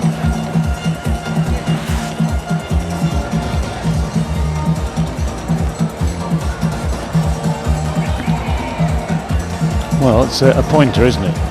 That sort of length, maybe even slightly fuller. And that sort of direction, and you're close. With a bluff involved as well. There's a couple of short legs put in. I think Bravo was expecting a short ball.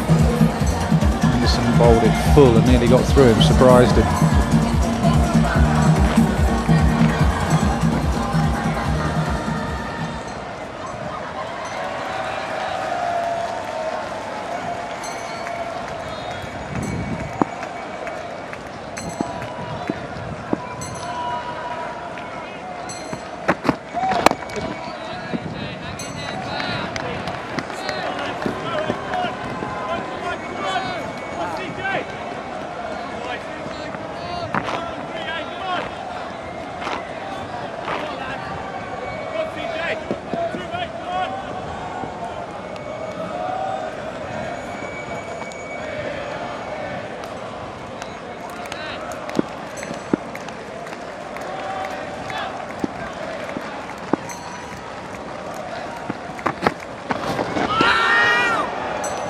Well, it's a play and a miss. A little bit of pantomime appealing going on.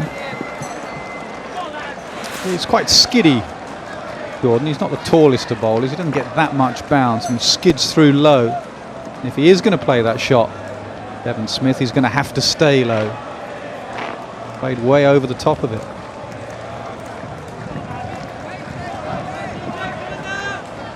He's not exactly starting from a great height.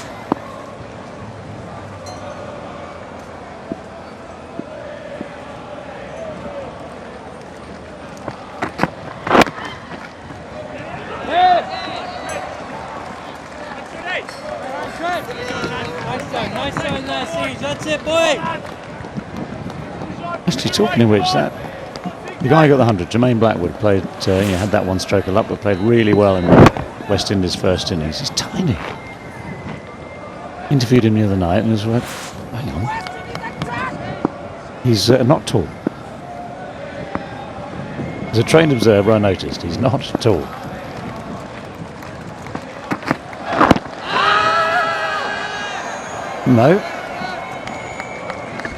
No, they're getting closer. A little crazy 5 minutes for these two left-handers, having looked very settled and calm.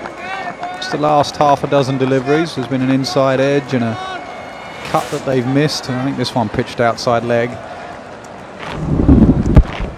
Pitched way outside leg.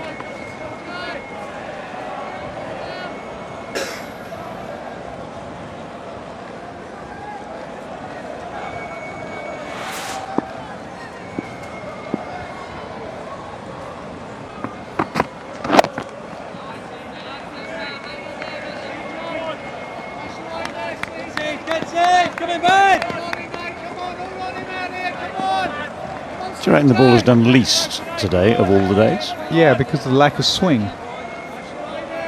Hasn't swung. From ball 1, Jerome Taylor, and we're talking about the Duke balls and how they've swung. All day it hasn't swung. That's why Anderson has been ineffective. That's why Broad has even though there's only bowled 2 overs, I'd go for Broad now, because he tends to make things happen, whether it be with cutters or bouncers. Go for someone different. Man just goes out on the hook now.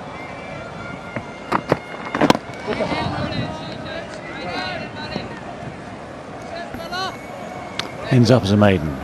Score stays at 47 for 1.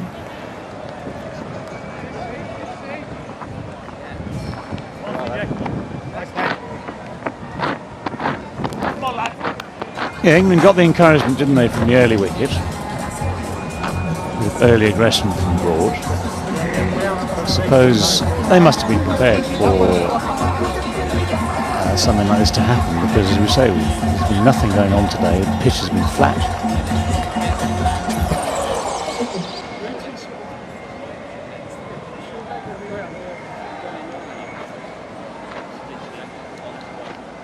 So since that early wicket, West Indies have been pretty steady between the 2 left-handers, Smith and Bravo. And Nasser's got what he wants. Yeah, I think this is a good move. I understand why he's only bowled 2. He went for Treadwell for a little bit before tea and after tea, give Jordan a burst. That's the problem with having 5 bowlers. But this is the lad when it's not moving. When it is moving, Anderson is your standout bowler. When it's not, finds a way of getting things done.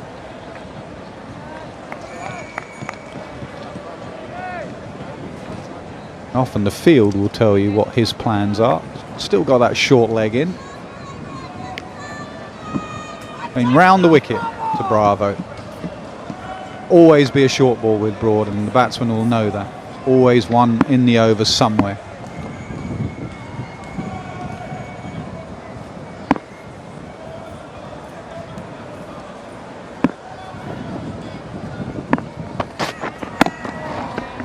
What England will do is that because it hasn't swung, they'll start working on this ball quite a bit and try and get it reverse swinging. There'll be a lot of deliveries that will be bowled cross seam, thrown in on the bounce as well. You can see Anderson already having a look at that, debating which side is getting scuffed up. Try and work on it reversing. It's not going orthodox. It won't suddenly start going orthodox.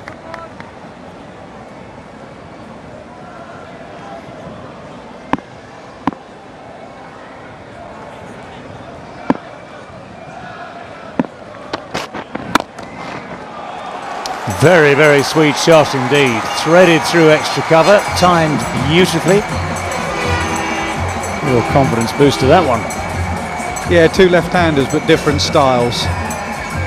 Orthodox, that is Devon Smith, and a bit more flair, a bit more Caribbean style from Bravo. Beautiful. England have Ian Bell to play the cover drive. West Indies have Darren Bravo, both just as good as each other.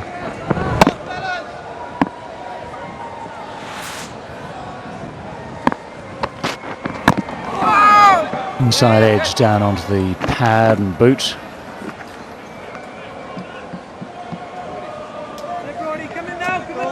Slight drop in pace from Broad for that one.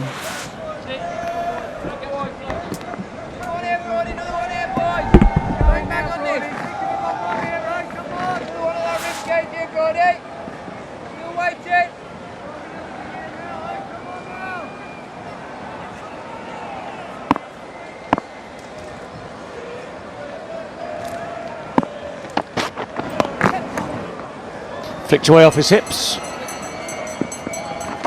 Past that man at very close leg gully.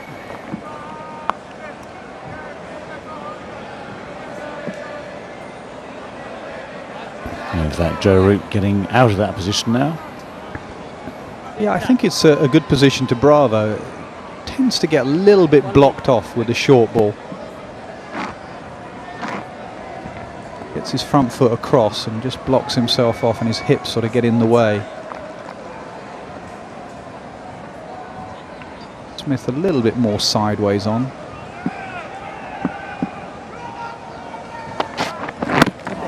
See there, Smith stays sideways on, orthodox position.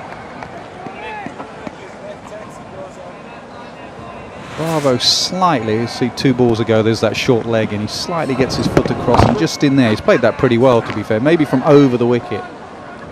Just tuck it into his hip.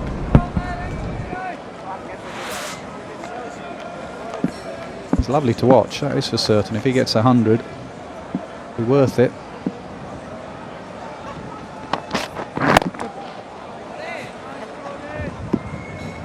$52 for 1. Well, if he gets 100, keeps things very interesting.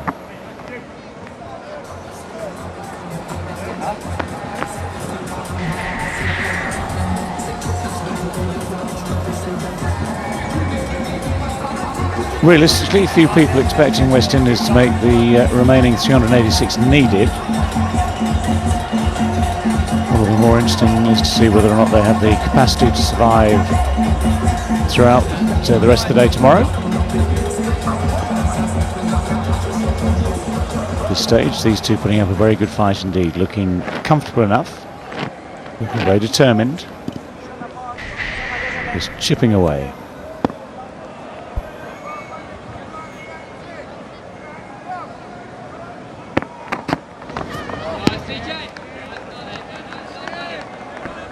We've not had that mandatory West Indies record run chases in the last innings graphic that we normally have, David. Gee, I was so enjoying this. Talk me through it, Nas. Lords, 344 for 1. 1984. Who was captain there, Dave lad? Pass me by.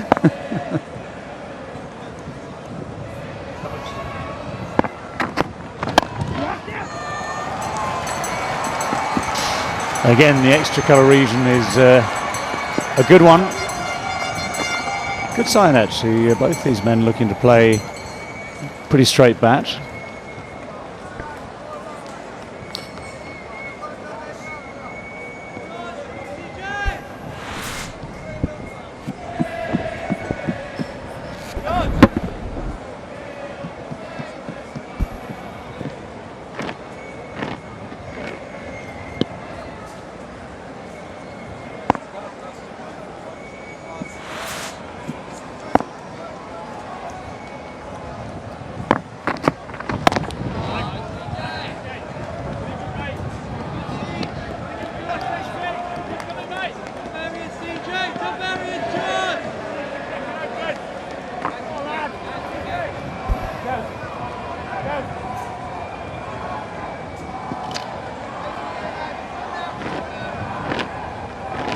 Man goes out again for Bravo. So England often feel that with Bravo, if they put a man back, it just gets his movement slightly different. Not always the short ball, it's just in the back of his mind that he might not come back into the shot. Well, it's an edge, perfectly safe, never going upwards, never in danger of carrying, but just a slight error. Trouble is, that's about as good as it gets for now.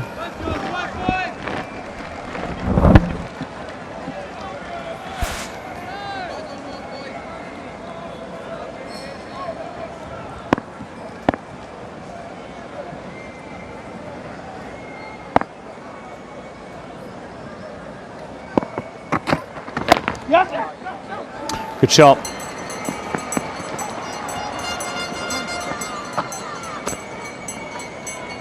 Has turned out to be a very flat pitch today, hasn't it? Really flat.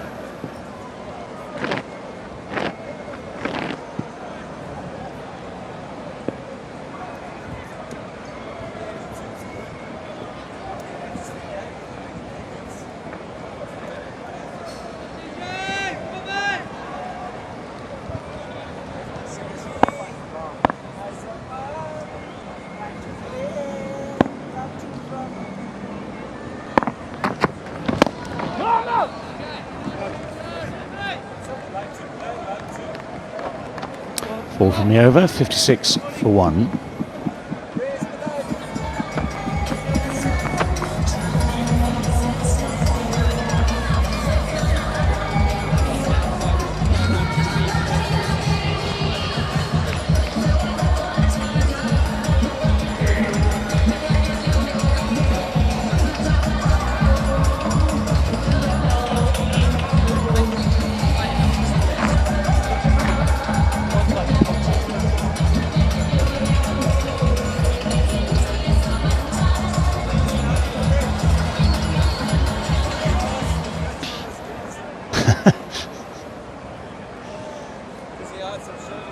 Still convinced it's a demon sheep.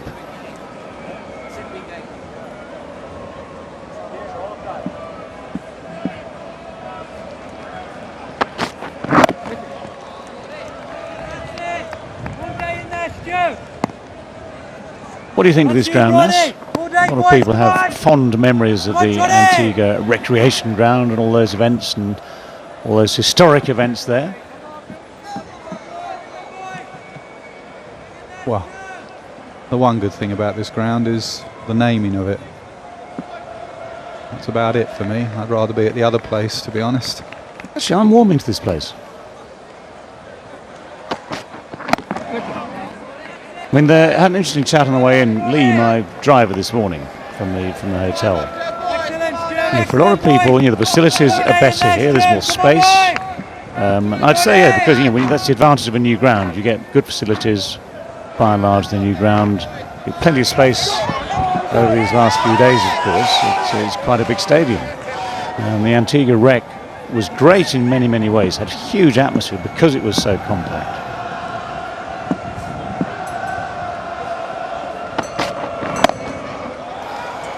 It's a good stop. I just love the other place, to be honest, and the history of the place. I was brought up watching Viv get that fastest 100 there, smashing John Embury and Beefy all over the place. I played in the game that Brian Lara got 400 there, 375. I fielded most of that game. There's some good and bad memories of that ground, but just the atmosphere and the crowd and gravy, etc., music. Just love that place. Yeah, I agree with all that. And there was a pretty much unique atmosphere to the place. So Gravy's disco was extraordinary. It's away, a long way in front to square. No chance of Joe Root catching that one or stopping that one. No pace in the pitch. Bounce seems to be dying. This one was never really a threat, but he's onto it very quickly. Yep. This is now like a more old-fashioned West Indian pitch that England would have found out on their last tour out here. It's hard to get 20 wickets. This is when the captain has to come into his own, try and work out a way of getting these wickets. Test wickets supposed to be hard. It's not supposed to be easy. And this is where the hard work begins. Short again. He goes in almost exactly the same direction, but without the same power. So Root is round and onto it this time.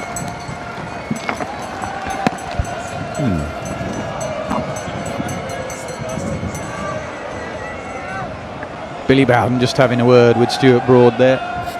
Broad threw the ball down the middle of the pitch, pretending it was in frustration, more likely just trying to scuff up one side. Billy Bowden is wise to that.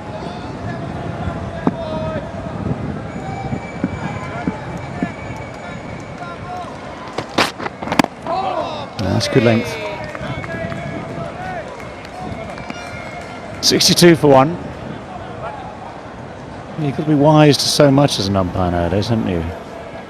It's the tricks of the trade. This is what you're talking about.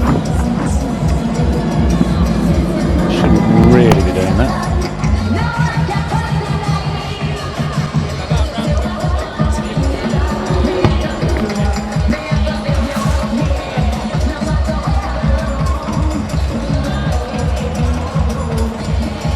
It's an interesting one, isn't it, to have to try and police, because, for instance, if you think about the throw-in from the deep, and there'll be times, as we all know, that fielders will try and land the ball on a dry piece of turf on the square, somewhere on the square itself, bounce it, one bounce into the keeper. But that was always also a perfectly acceptable way of getting the ball in quickly to the keeper. And if you haven't got a rocket arm, you can't throw it in flat from 80 yards. Well, the old one bounce ploy was your best way of getting it in reasonably quickly. So how do you decide whether it involves an element of gamesmanship? Treadwell now.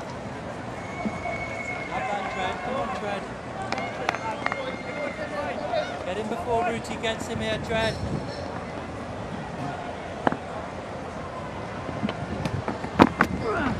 No!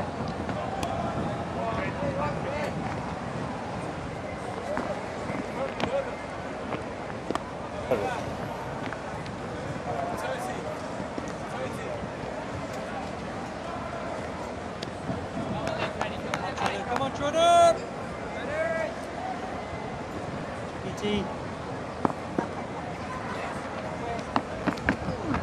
Oh! 4 for 47 in the first innings for Treadwell. Good reward for some good work. Loving it there, Treaders! Got to try and attack that front pad with DRS. Try and get the ball drifting onto that front pad. Oh! That's why Devon Smith is trying to play out in front of his pad, which will bring short leg into play. Right in the game here, Ruta. Has to straighten it and just clip the inside of that front pad to get an LBW decision. Oh, I think he might have got an edge, and I think he might have put that down. Yeah, playing out in front. Hook shakes his head. Difficult to save from that because he might have hit the ground with his bat as well. But there was encouragement in as much as there was turn and a bit of bounce as well, which is good news for Treadwell. 63 for 1 now.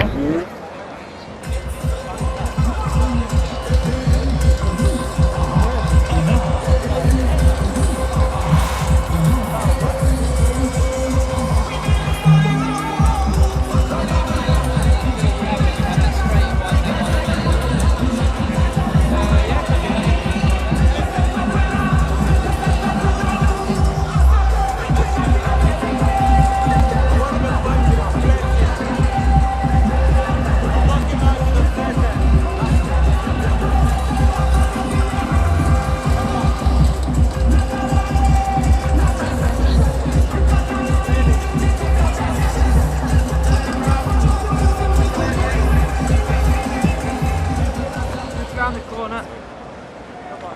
Wait patiently.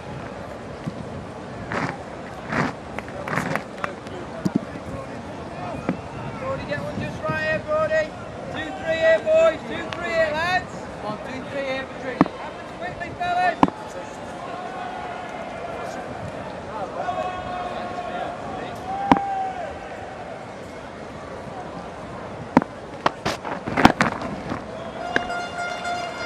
The other good thing about the old wreck was that it was Atherton's last game as captain, so some fond memories. Never let it go, do you? Never let it go. Kirtley, I think it was Kirtley who bowled us out actually in a session, as he used to. And Ather said enough's enough. Look at that, Barnett. I reckon that's a style you could adopt, Ness. Not convinced, Dave. I would pay a lot of money to see you adopt that style. It might take a while.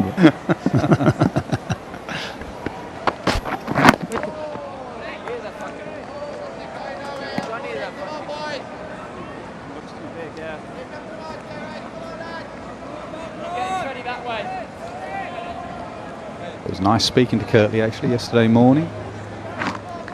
Man of few words when you played against him. But a man of many words now that he's a coach. Spoke very well and passionately about his side and his bowlers.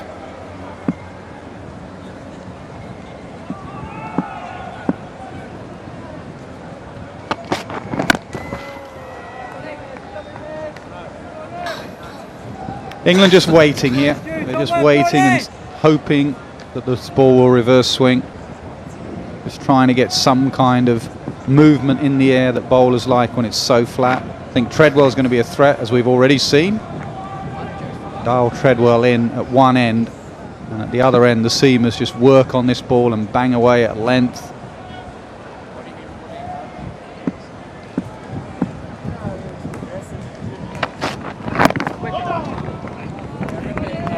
The other good thing about having 5 bowlers is you can just say to one of them, whether it be Broad or Stokes, just one of them, go. Give me half an hour of chin music. Got enough runs to play with. I don't want every single bowler to be line and length. You don't get much from line and length on flat pitches. So maybe Stokes, who's fiery, give him a ball and say, give me 5 overs, like Flintoff used to for England occasionally. Give me 5 overs. Doesn't matter if you rough up the ball. That's what we want. Go at him.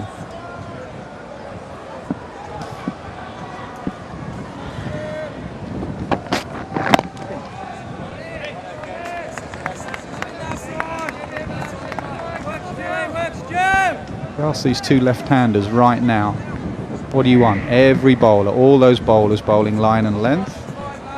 or one of them's going to come at you with a lot of chin music and bounces and aggression. They'd say, well, we'd like line and length on here. Maybe Stokes, quickest in the match. He could be your man.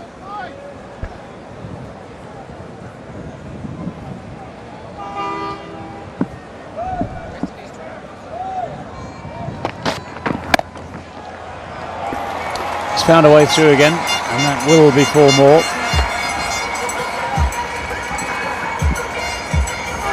What we didn't see there was a bit of a hack at the turf from Stuart Lord, who put everything in, put the effort in all right, just showing signs of disappointment. 68 for 1.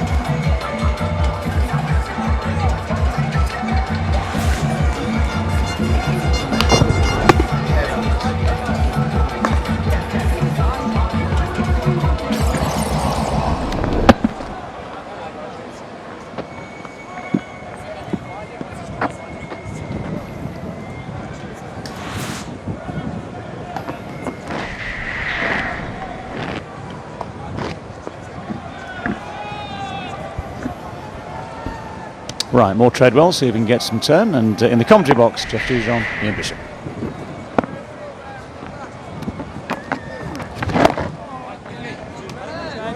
Yeah, thanks, David. This is a couple more phases of the game that could be telling. One is if the ball starts to reverse swing in another 5-10 overs, maybe a little bit more, and Jeffrey Dujon feels that Treadwell could be a factor in this innings. But these two batsmen have looked very, very much at home and comfortable. I don't think this pitch will deteriorate to any great extent. Well, there's another factor that I need to add to that, Bish. Treadwell, and there's going to be a second new ball. Oh, well ball, Treaders! And at that stage, it really depends on the state of the West Indian innings as to how effective it will be. But I fully agree with you that the pitch conditions are not going to change very much. And that my feeling is that leading to that second new ball, there needs to be some breakthroughs for England with this ball to set that up. If there aren't any enough breakthroughs, then that second new ball almost becomes, well, not as great effect. Oh, absolutely. It comes when 2 set men are in, life will be a lot different. 68 for 1.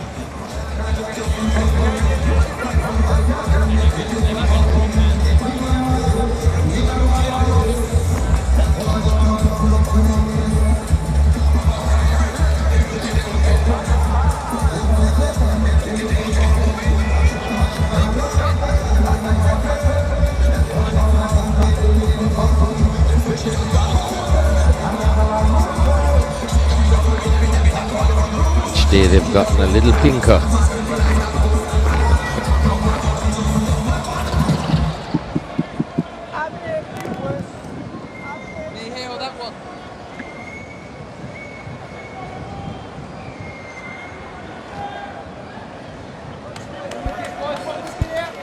He's got it across the seam, Stuart Broad.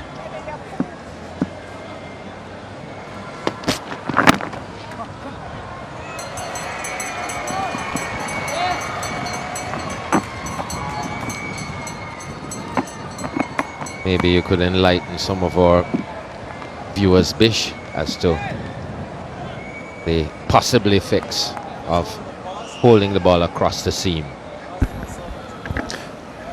There are a number of reasons why bowlers will do it in different circumstances. One, it could be to scuff up the ball so that it'll hasten reverse swing into the footmarks as well, helps. Sometimes you'll see guys do it so that it hits the shiny sides and it skids off, or it hits the seam and holds up.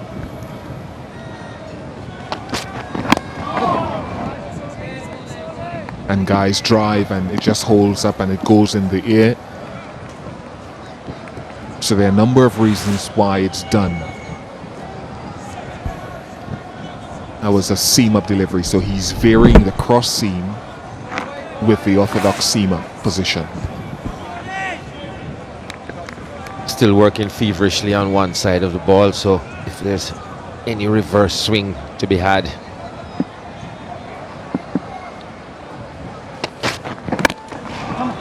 Nicely stroked away. This just a single. Or any conventional swing. It's only 21 overs old.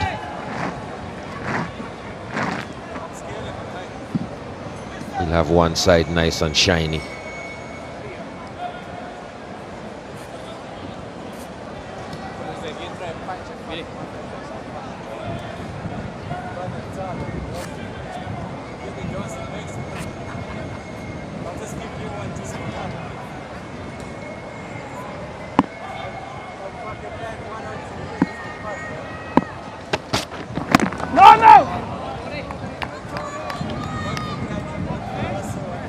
Nice, Stu, come on, boy.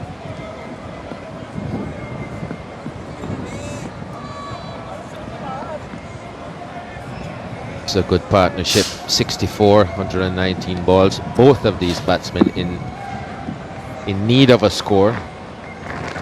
Devon Smith more so. Taking advantage of some passive conditions, as has Darren Bravo. They've looked solid.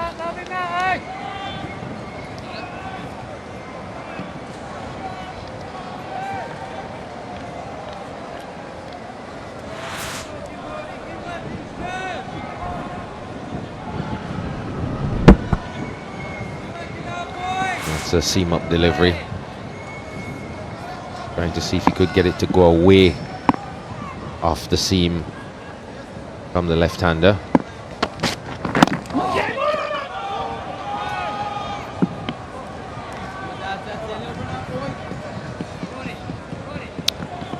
"22 overs have been bowled with this new ball. It's 71 for 1.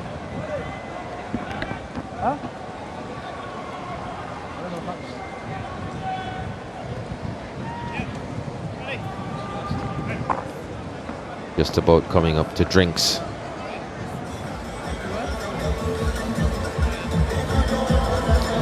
These two will be satisfied with the job that they've done so far. Lost Craig Brathwaite early. So a brute of a ball from Stuart Broad.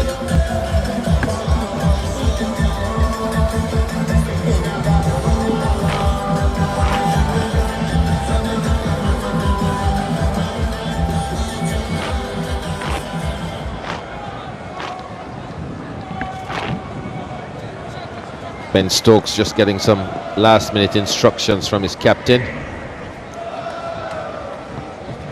Put in some very good work in this test match. He's bowled fast, he's been aggressive.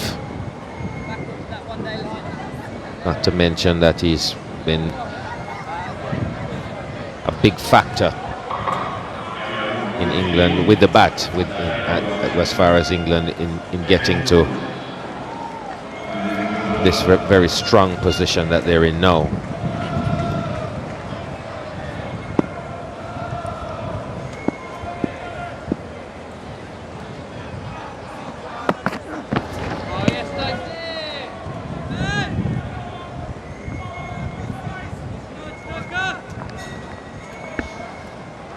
There's the other man, Joe Root. Had a good test match as well.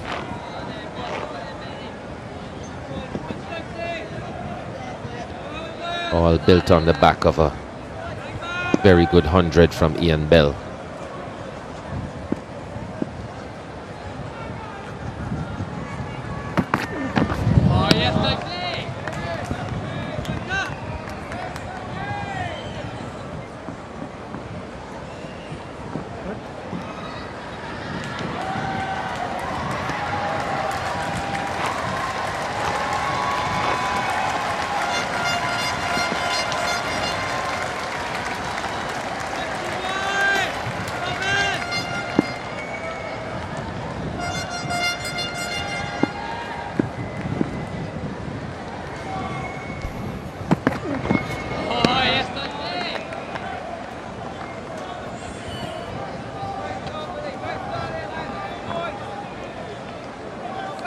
Devon Smith has one Test match 100. He got to 47 in Cape Town, I think, recently against South Africa. And one of the problems that he does have is he looks good, he gets to 20-30 and then finds a way to get himself out.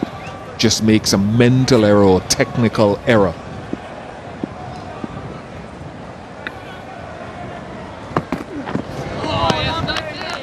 And right now in these conditions for batting, which are so very good, that's the one thing that Devon Smith does not want to commit now, a stupid mental error or silly technical error or misjudgment. If you get a good ball, fine. You tip your hat to whoever bowls it to you. But conditions are so good now, take advantage of them. And just try to silence the critics, of whom there are many, based on his very, very poor record. Nice. Bad balls will come, and you can trust the bounce and the pace of this surface. Curtly Ambrose often says, cash in. He's been playing a waiting game, Ben Stokes, just hanging it outside the off stump, and this one was too short. With lots of time, just cut it away.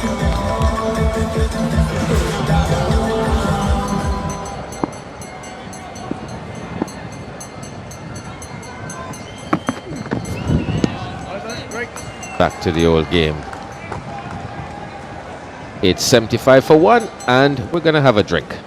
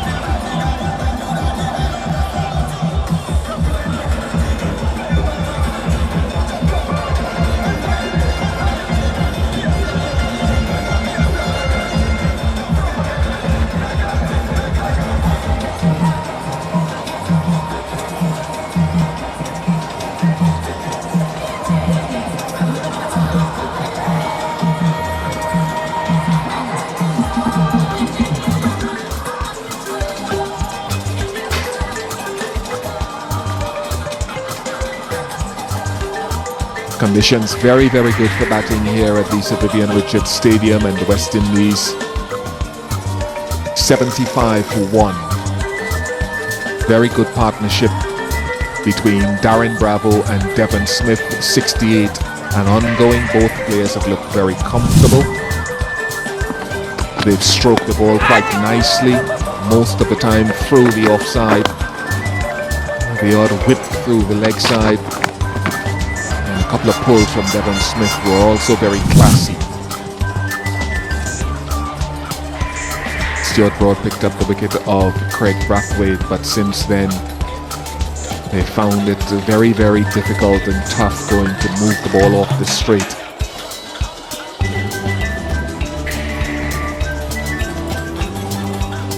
Still a long, long way to go for the West Indies. 17 overs left in the day's play, plus another 90 tomorrow.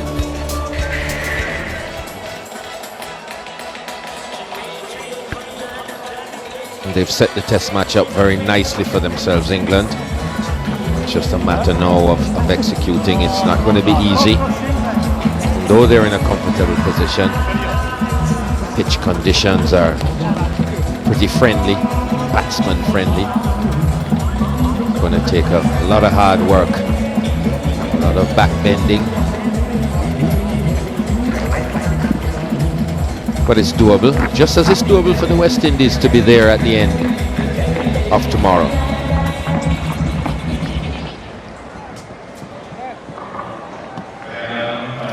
Yeah, Jeffrey, I said at the start of the innings that based on how well the pitch has been playing, there seems to be no significant deterioration causing variable bounce. You set yourself to bat 125 overs in the innings. Always difficult, particularly in the second innings.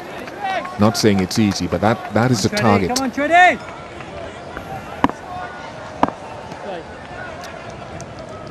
James Treadwell, who I think is going to have another say in the conversation in this test match. Love it, Tread, love it, Tread! Bowled excellently Hang in all day for a bang bang, boys. Come in on. the first innings. With good control, good variations.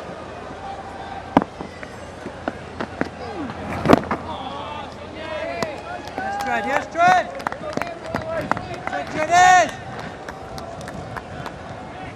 Hang in I all just day, think will you, that he Tready? could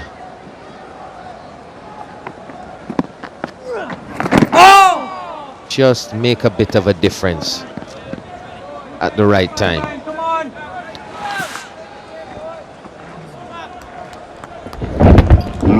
No great turn. He varies his trajectories. He subtle changes in line. Very steady. Tread, excellent, Tready B!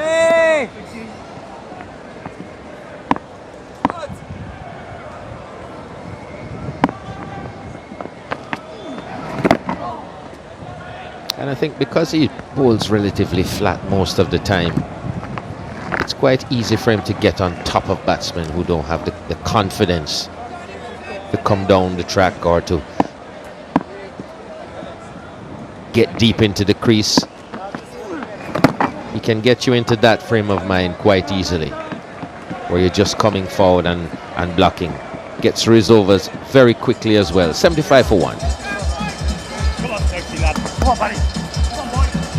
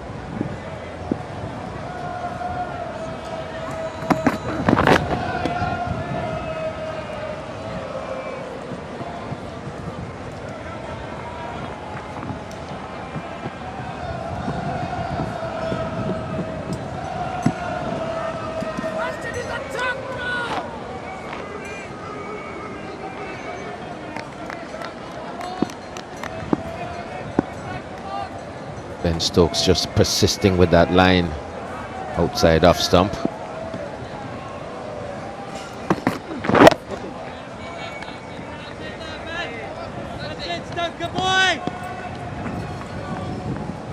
Yes, as time goes on, he'll get the batsman to play it a few more, but I'm looking for that one that's full and wide.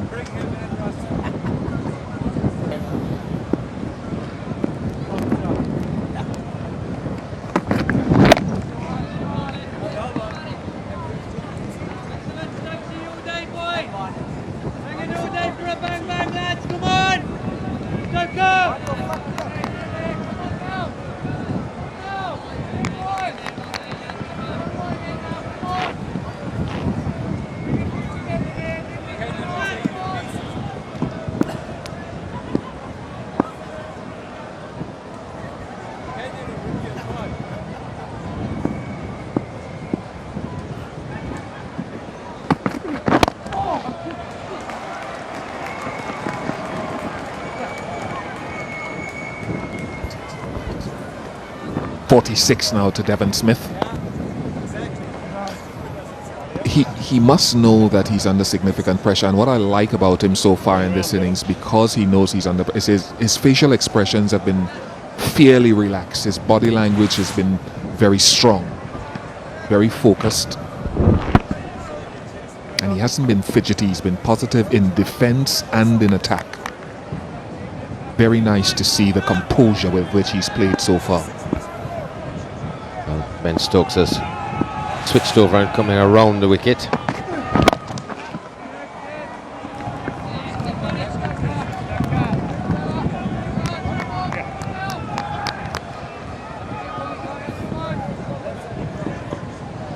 In situations when you're under pressure, you're not in form, maybe it's always good to try to have as much of a positive outlook as possible.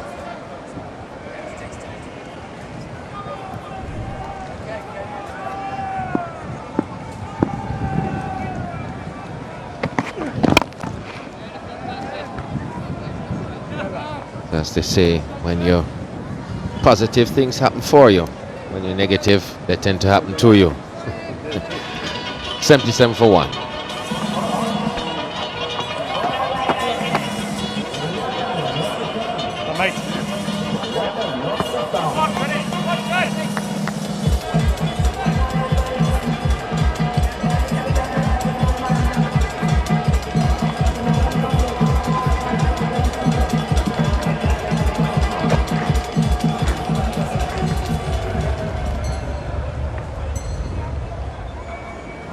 Come on, Treddy.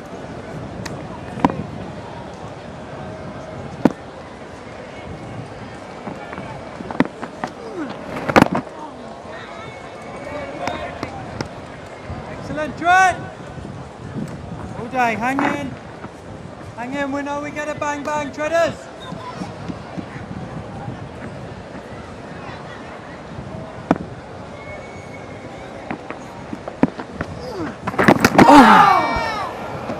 That was a risk and a half, and he must have gotten away, Darren Bravo, by a whisker. Well, he totally misjudged the length. Just outside off stump, but definitely not short enough to try to play that stroke. Great skill, great skill. How close we are. Always in there, boys.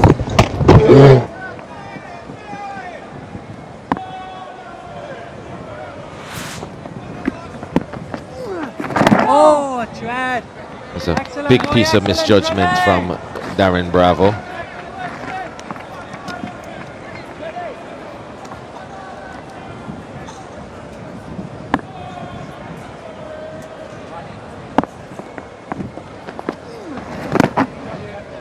Treddy, quality. He's in line, Tred.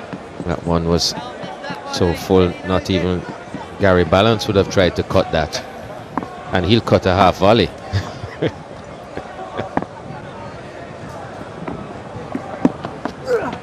Oh! You want to bet? 77 for 1.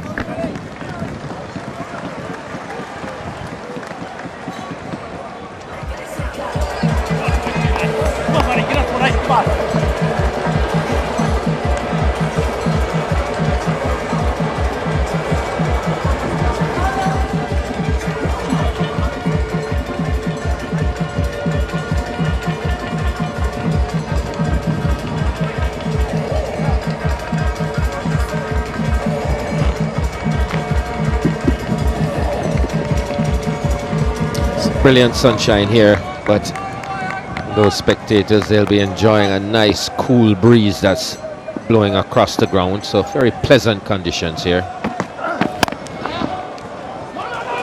And a nice piece of work there by Joe Root at point.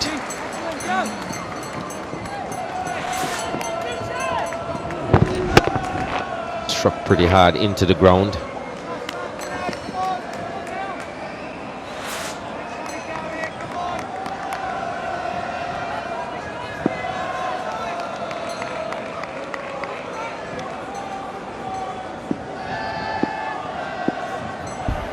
Adam Live is on for James Anderson.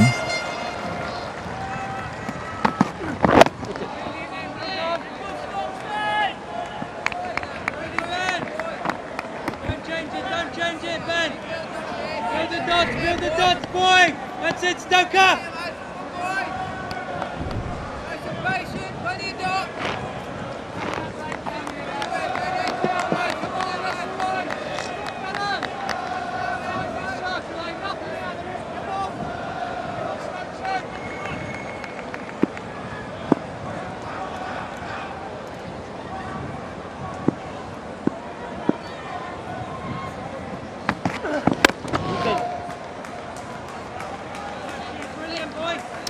He's getting a much better stride in now than he did in the first innings, Devon Smith. I guess as he's started to feel a bit more confident, he's a lot more positive. Wouldn't have seen that in the first innings. Pretty much playing from the crease. Very tentative.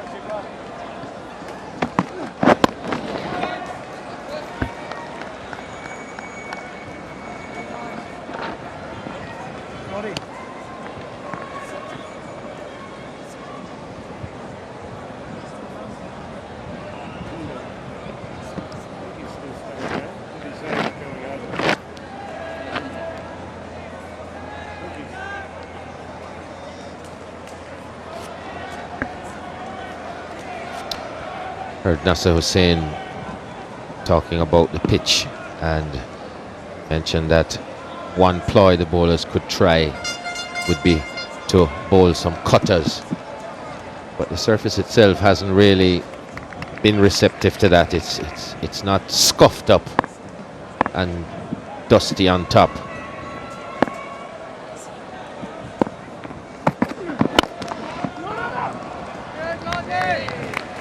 But we wouldn't expect Nasser to know a whole lot about bowling, so.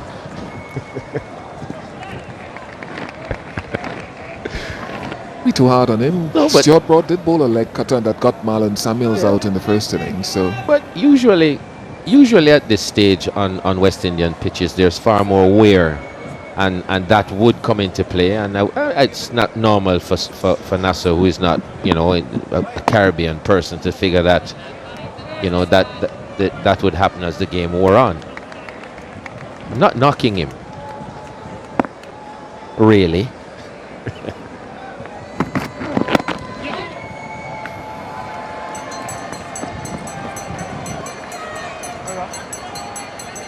good single, 79 for 1.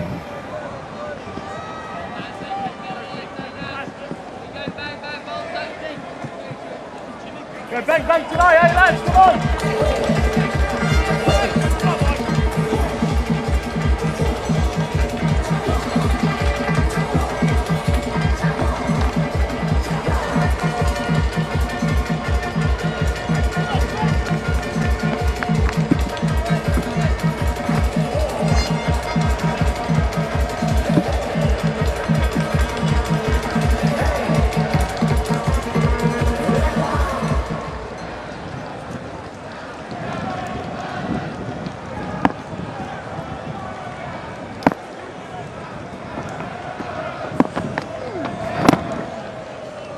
This offside field suggests once again that Alistair Cook, understandably, is looking for the drive into one of the hands of the men at short cover, as Chan Nepal did in the first innings. I wonder, since that Bravo is resisting that, if you at home would agree that a man at Silly Point, because he's just been able to come forward comfortably with no one in his eye line, can get a man at Silly Point that would create some hesitancy.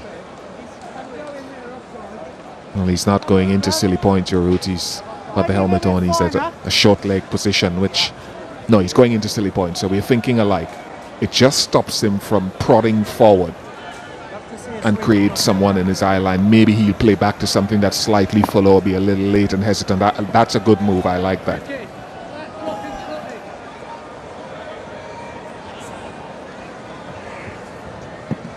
And of course, James Treadwell has the control to keep the batsman there on the front foot.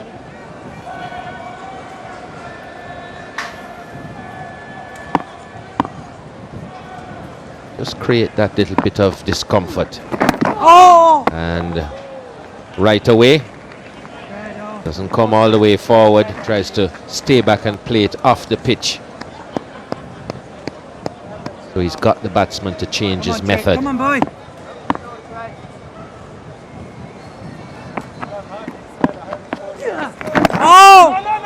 On the back foot again.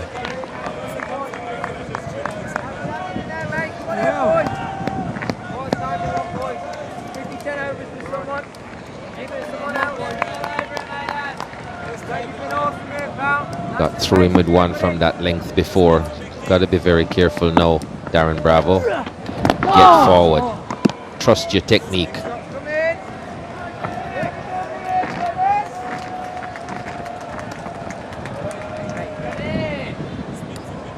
Great way to go. Come on.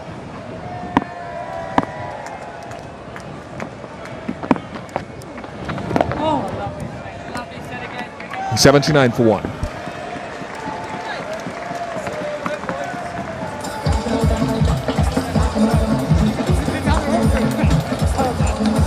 Nice, ready. Work your mate.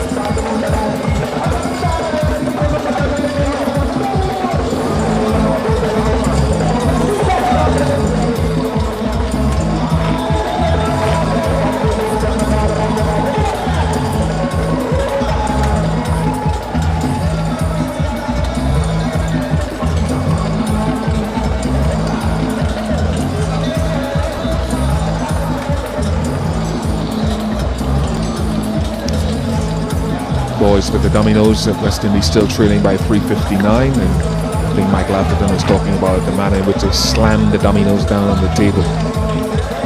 Nick Nasser is saying he's feeling a little bit cathartic, didn't join it and shelve his anger. He's alongside Ian Botham. What was that long word he used there, Ian Bishop?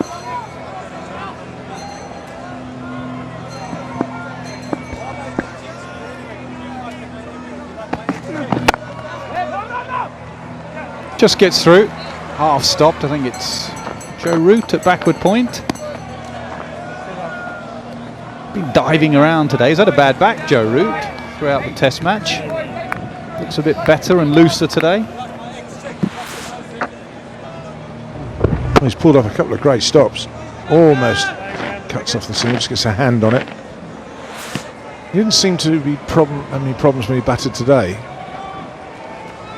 Fine, well, you wouldn't complain, would you, after what he had done to him on the pitch the other day? Hurt more than the injury.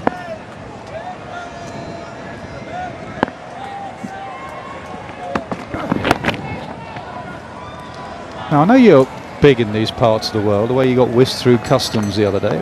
Why do they turn on the lights of this ground every day around about now in bright sunshine?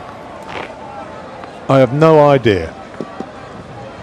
Comes on around tea time, just after. Doesn't look like it's going to rain or get too cloudy. But every day around about, what is it, local time, 4:30, they turn the lights on.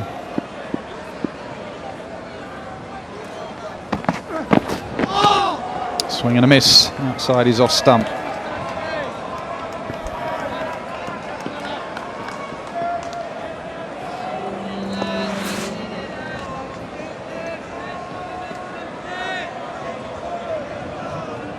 Very close.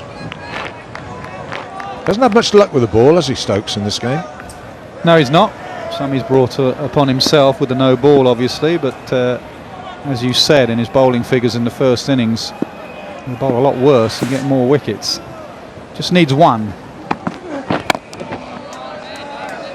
And I think if it does start reverse swinging, he will come to the fore a little bit more. I think there was a couple of games for Durham in the last couple of years, one at Scarborough where the ball reverse swung and he bowled really well. He's got that sort of action and speed.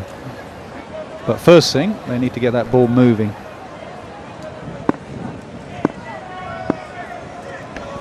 It was surprising it didn't swing orthodox, did it, with the new ball, which surprised me.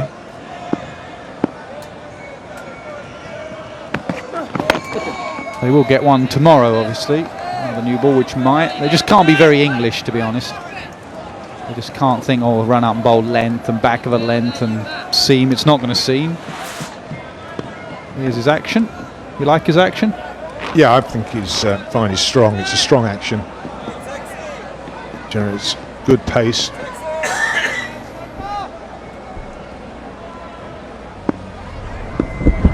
Body effort, isn't it? Upper body strength.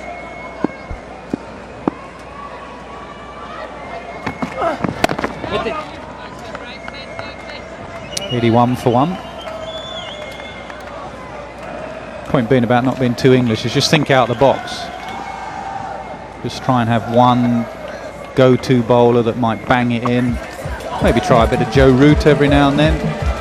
Try someone different.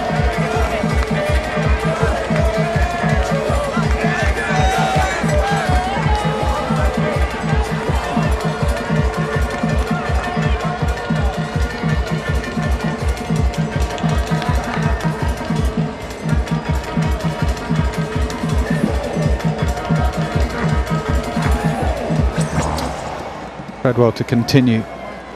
Slip, a silly point and a drive man. Giving him the leg side. If he just wants to clip one, the breeze is taking it the other way. It could be a leading edge.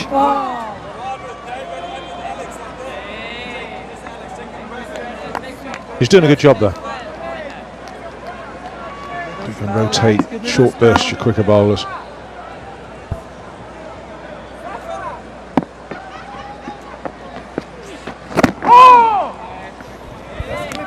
Again, that change of pace. First ball was really slow and loopy. Second one, he just tried to jam in there, get the pad first. Come on, bud.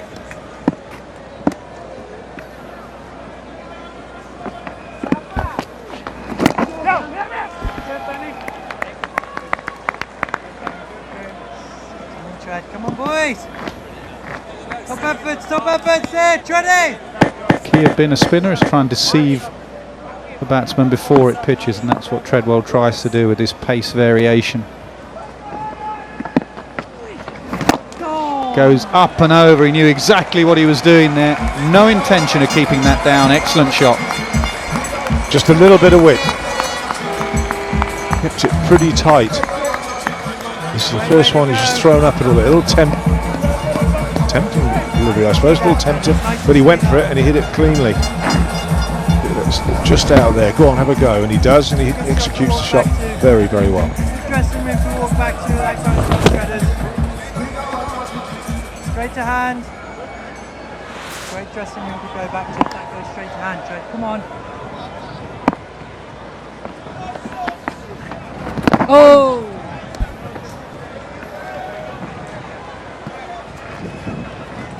Wait, get him in the dressing room playing a shot like that. Come on, Treaders.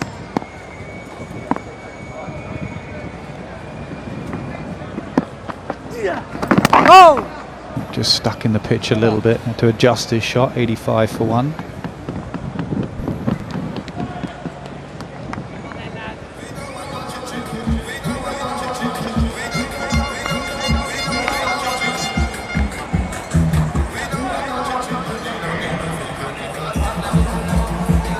.29 overs in the first session, just the 1 wicket, 8 runs.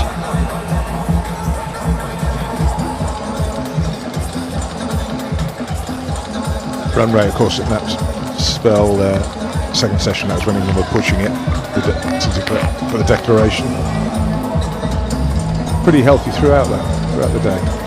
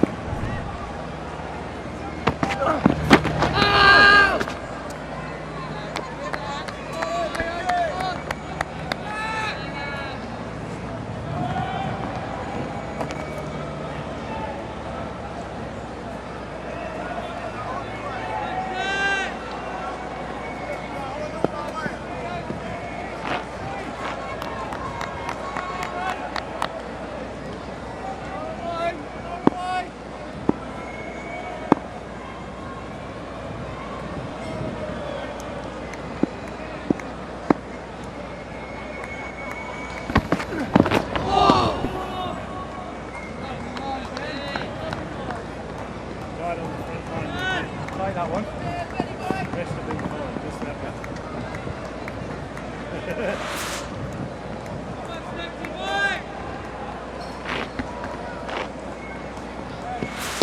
Well left.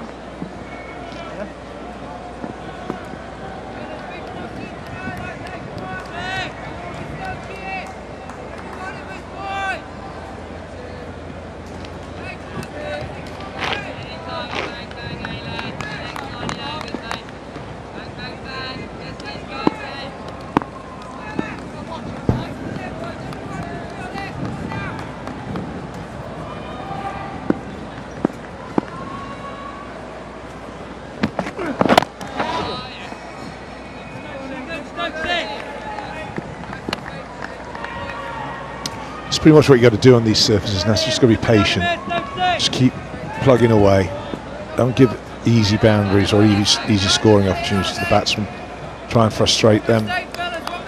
Got to concentrate. For a while, yeah, I'll give you that. But also, you know, you don't want everyone doing that, do you? You want someone to say, right, I'm going to work them over here. I'm going to go at them. I'm going to roll some chin music.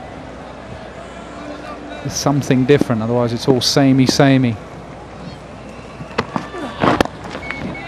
Well, you'd think it'd be Broad or the man bowling now, wouldn't you? For the two you go to, I think. Broad, because he's already got the height, so he'll get the bounce.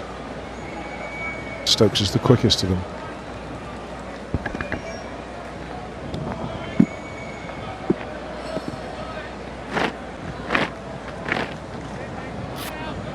But you're right regarding the patience. There's no need to get concerned at all, especially with the West Indies. They lose one, they could lose two or three. We saw their tail in the first innings. Roach, Taylor, Suleiman, Ben, the way he played. You only have to get them 6-7 down. They will show a bit more character when they've got a, you know, if they're batting in the last hour. We saw that in 2009. Who was it you mentioned? Fidel Edwards batted out for a while and then struggled to win that test match. No! First things first, you've got to get through the batsman. 86 for 1. Go in, yeah, lads. And go bang bang tonight, mate. Come on.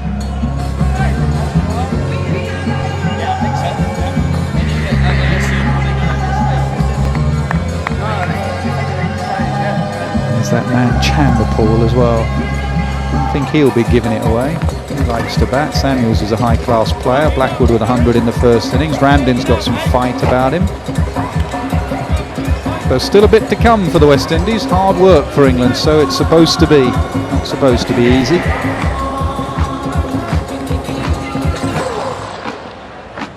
You've got to keep telling yourself as well, your one can bring two. You get a new man at the crease, anything can happen. And that's when you really got to concentrate and keep it tight, make them work.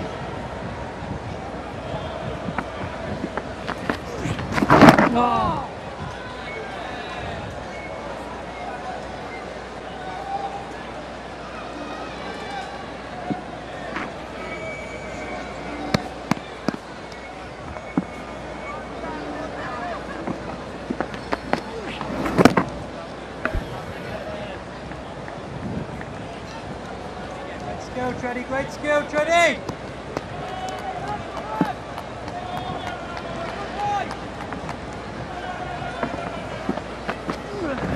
Oh! Go doggy!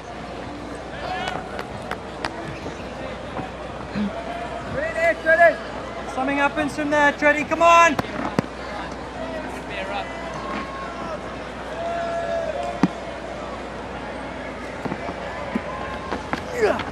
Oi! That's the line. Let's get him playing there, Treddy.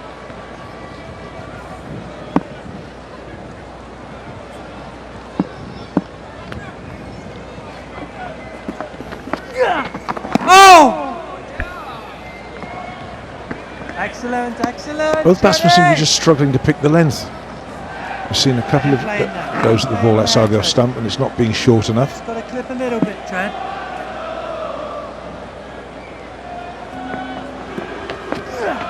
Oh! Another maiden for Treadwell, 86 for 1.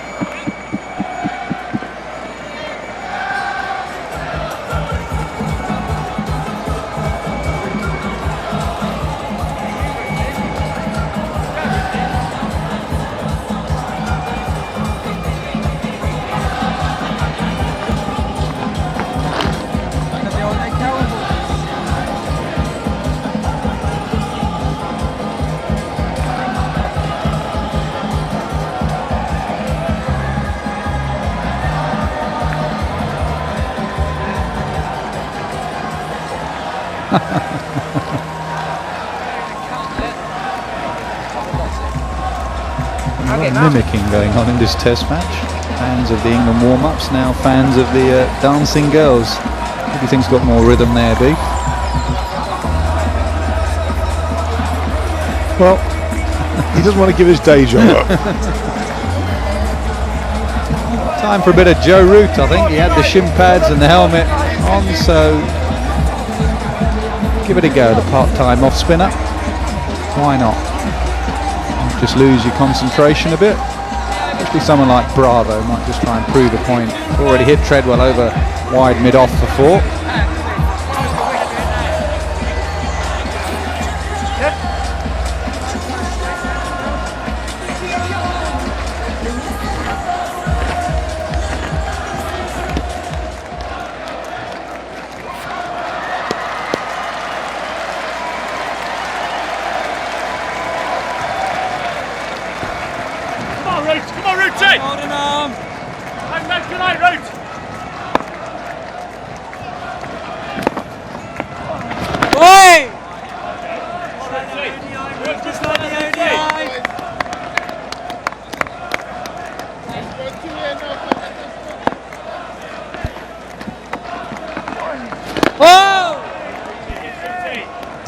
Concentrate hard there, Bravo. Sometimes with a part-time spinner you just relax and Root try and fire one in and just get the pad first.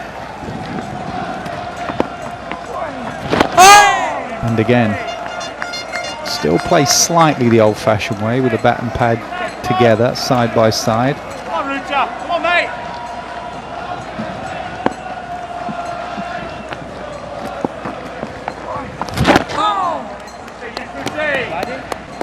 Come on, Ruti. Knock him over here, Ruta. Good Joe, good Joe.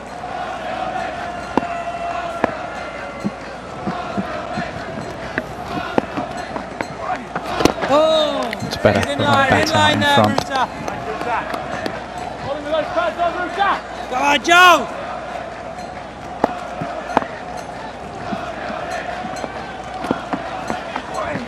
Oh! And again, another maiden.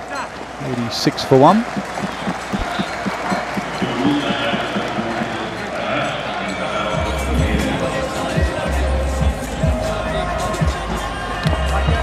Seven overs left in the day. I think the run punch is just starting to take effect in the crowd. Yep, definitely.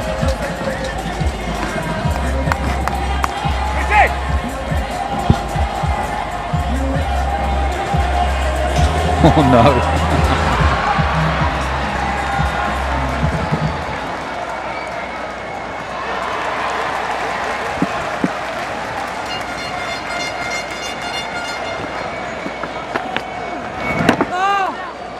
Big 6 and a bit overs here for these two left-handers.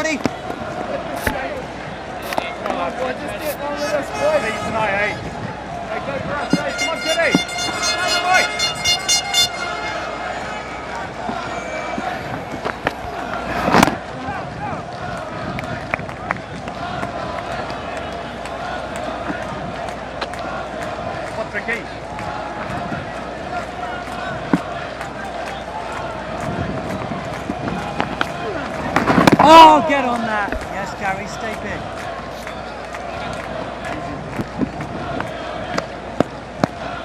Ready, come on, Ready. Keep talking him through it. Keep talking him through it.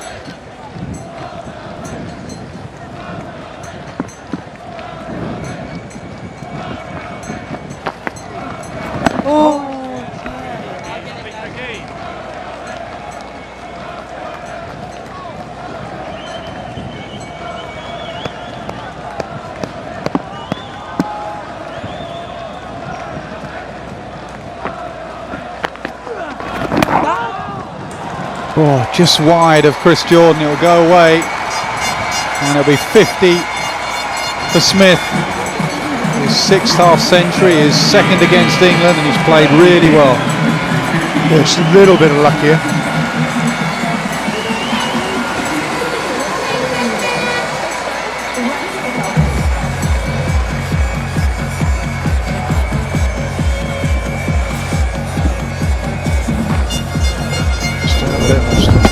Just goes for it.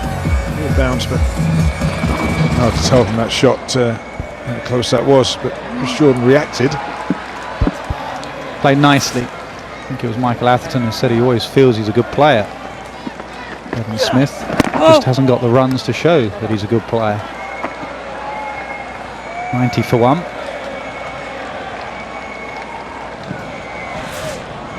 You're right though, he's deceived by length again. He thought he was a lot shorter than that. Be giving Chris Jordan too many chances.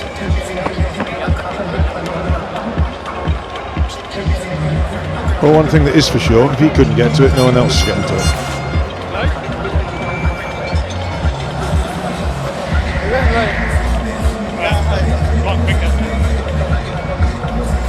You can tell it's been a good pitch just by the scores there. Not ridiculously high scores of 450, 500. It's too much batsman friendly. You can also tell that the pitch hasn't deteriorated actually. The scores haven't gone down too much. England in fact could have batted on, got a big score, but they chose to put their foot down. So they need time. Oh, has he taken that? Yes, he has. Brilliant. That is a fantastic catch. We both jumped out of our chairs there. And Joe Root. In a lap of honour.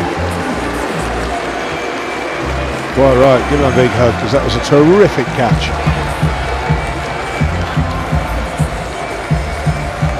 Yeah, a little tingling down the spine when you get one of those. When you see that, look at this, it's gone quickly. That is magnificent. That really is top draw. Usain Bolt.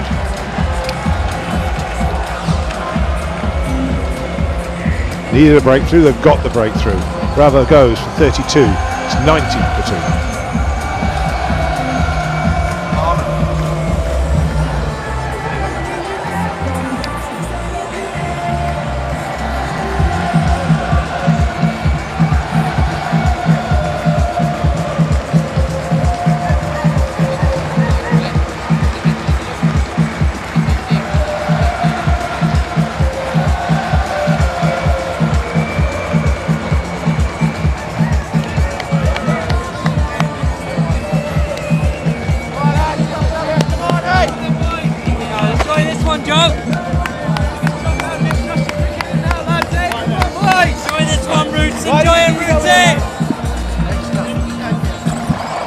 Marlon Samuels comes in at number 4. He has an excellent record against England, averages high 60s against England, 35.7 in his Test career. And we've been treated to another splendid catch from Chris Jordan.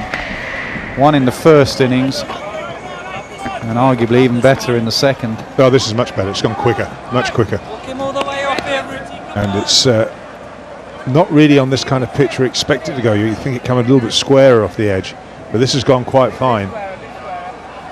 Terrific reactions. And the concentration as well. Late in the day, not a lot happening, not a lot of spin, part-time spinner. No, I don't think so. Here it is again. And both nearly jumped out of his chair when he saw this. Took you back to your youth. Wonderful. They stick. It's brilliant. And that is a magnificent catch. Well done, Chris Jordan.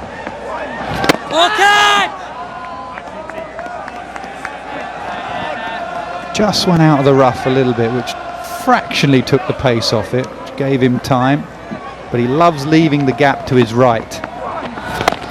Saw that in the first innings when he was very fine to the right-hander. He goes very wide to the left-hander, so that the edge goes to his right. And it's behind him. Brilliant.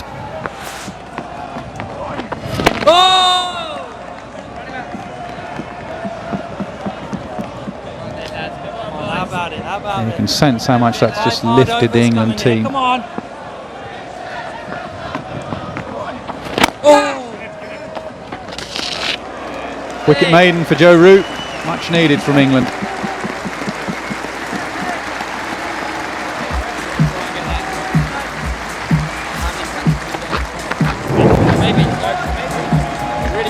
Keep looking at it. Only gets better. That was a terrific reaction. Hasn't been much. A very steady day, but that was exceptional. Moments like that can change games. They really can. It gives the whole team a lift. Suddenly, they'll bring a seamer in or a bowler in. They'll bowl. Aggression and pace. Stuart Broad's the man that's been thrown the water. You want to come in and just fire it up. He's got 3 overs.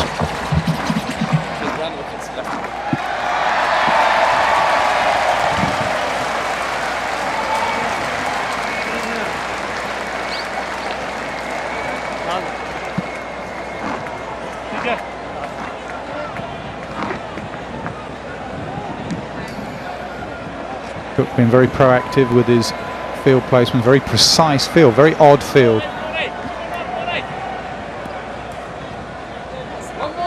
Three men on the drive, 4 men on the drive, 1 on the leg side as well.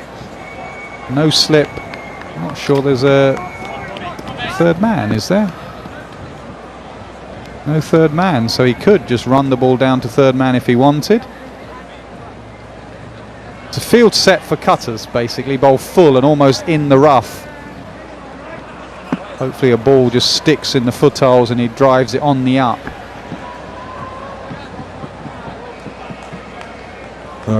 Just don't quite get the no slip, because if you're going to bowl that line, Nas, slip's got to be in play.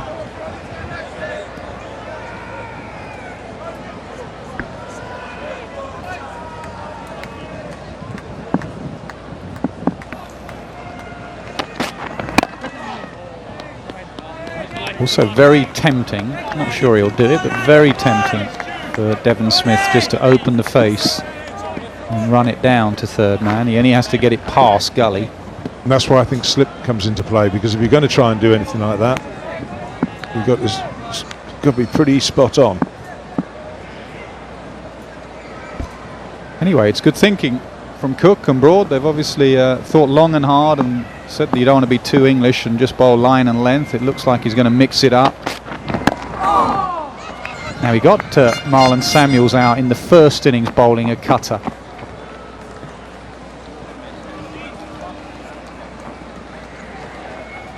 Samuels looked in good touch. Broad just rolled his fingers down the side of the ball and he nicked one. This was that first innings dismissal. Watch the way he just bowls a bit of a cutter. Faint nick.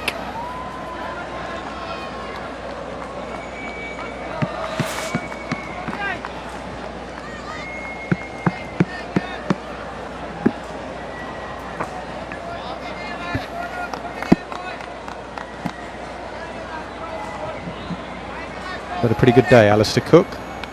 Field that he set in conjunction with Otis Gibson for the first wicket with a backward square leg catching. Bowling of Joe Root there, going to his part-time spinner. The rate at which England scored as well, and the declaration pretty much spot on.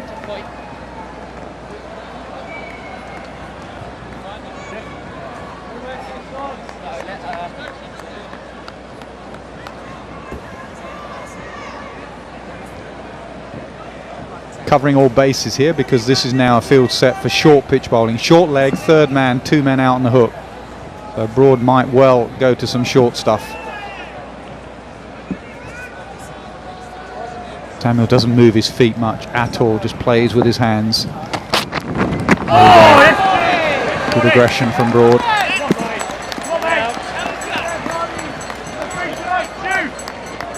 Plays this well.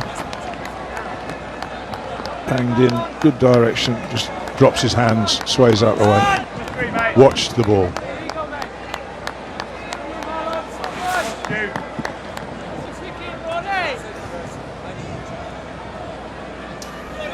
hope the third man doesn't go too deep, actually, because it's a bit of tennis ball bounce here. It's a catching position down at third man. Just come in 10 off the boundary there. If Samuels tries to uppercut, a better line. That's where Broad is. A clever cricketer, outside off stump. Samuels could just sway out the way. Next bouncer was right in at his body, his left ear.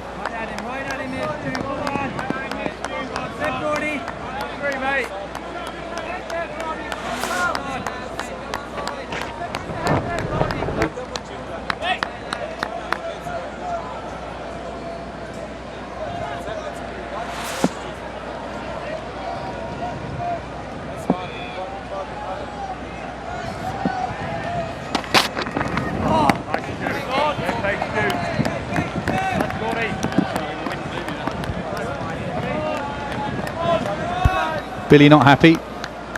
Is it an official warning or just a quiet word? Just a quiet word.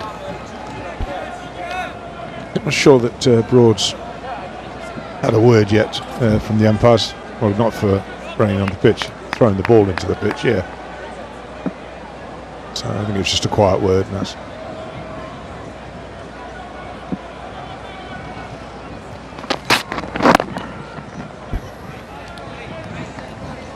over 91 for 2.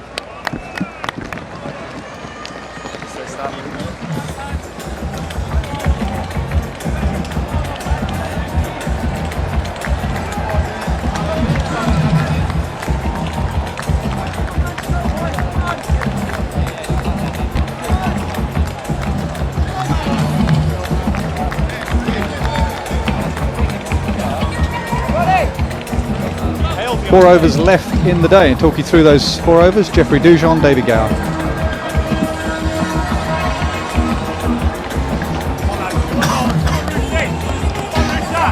Nice, Nas. Yeah, 4 overs, 91 for 2 the score. Oh my heavens.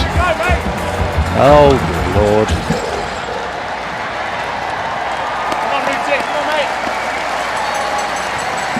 Not good. Things you were hoping never to see. It's not a good look. Dues, I'll have someone fired immediately. Who should we pick on?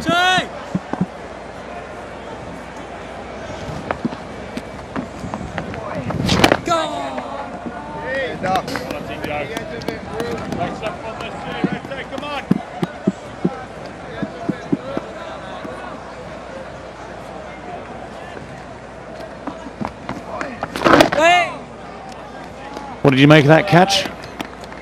Another one from the top draw. It's the second one he's taken that's been of an extremely high standard. Chris Jordan.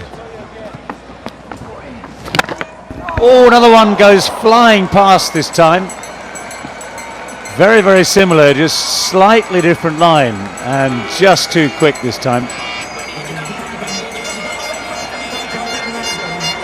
Well, there's clearly some action out of that rough area outside the left-hander's off stump. Devon Smith, can't say he approached that very well. It's quite a bit of turn. Difference this time is that Jordan started to move the other way. He sort of set himself to go in some sort of anticipation to his left, and once he'd done that, then he had no chance getting his right hand onto it. That's the difference between the two.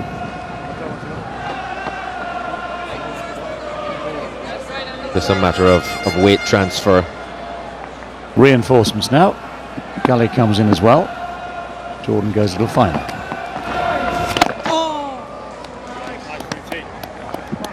No, he's in much better shape if he gets out there, Devon Smith. Didn't get much of a stride in at the first one. Didn't quite get to the pitch of it.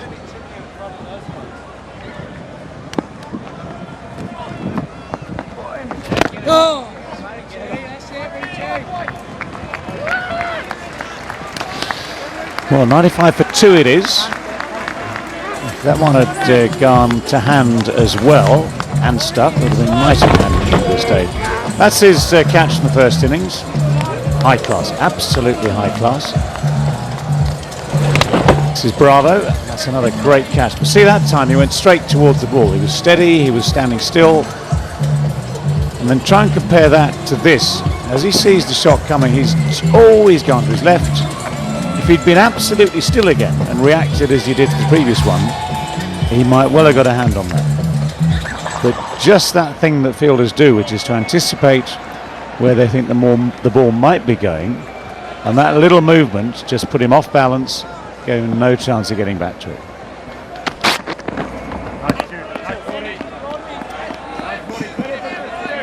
I dare say Sir Ian would have taken that last one because his bulk didn't really move that much.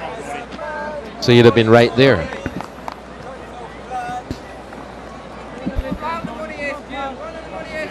Jeffrey Duzel, I couldn't possibly comment.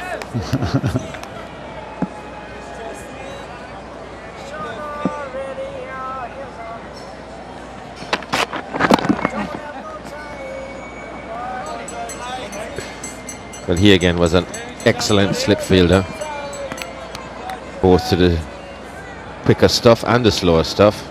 Great hands.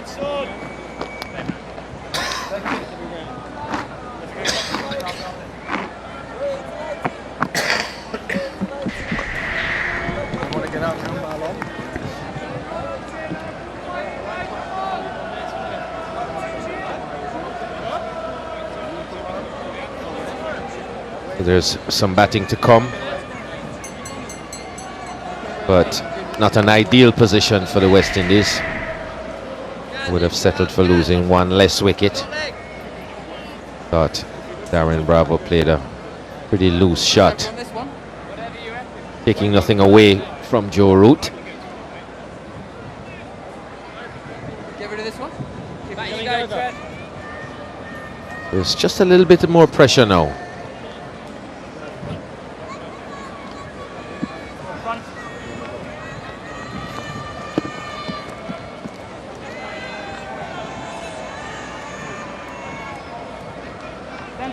Centre. One leg. Devon Smith in that good position where he's got a half century under his belt and the prospect of a whole day tomorrow to build on it. Marlon Samuels would probably be a little edgy, having to come in and just survive his last couple of overs.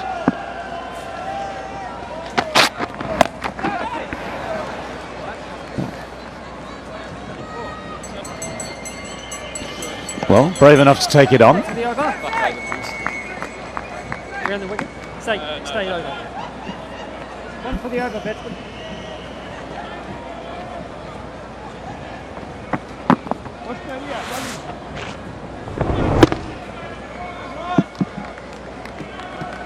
Look to get the wrist rolled over it and keep it down.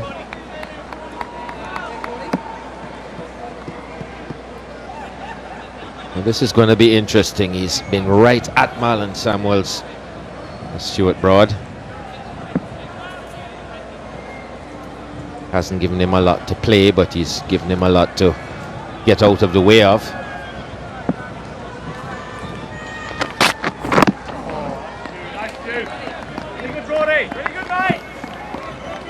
It's a pretty good position, good balance as well, though, for the one that is pitched up. It's just an awkward time to bat now, isn't it? As you say, if you're 50 odd not out, you're thinking, right, I'm set, I'm nice, I'm good. Make sure I'm still here tomorrow. If you are one not out, which is Marlon Samuels from 12, it's just an awkward time. You just somehow have to get through, and again, equally sure, make sure you're there tomorrow. Nice 12 left. Nice, but it's just a different psychology. And you know you're facing a bowler who's shortly going to be able to go inside and put his feet up. So he's putting everything into it at this point, coming as hard as he can.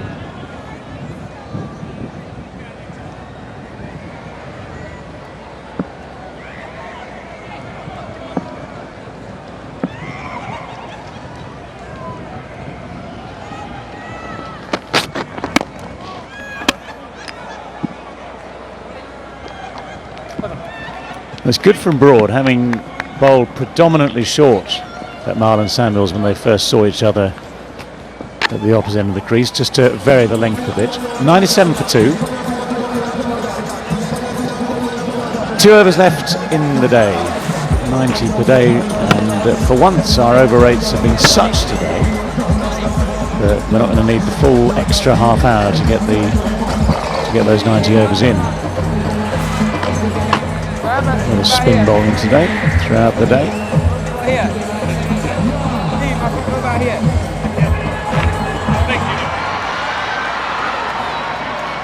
Joe Root 1 for 4.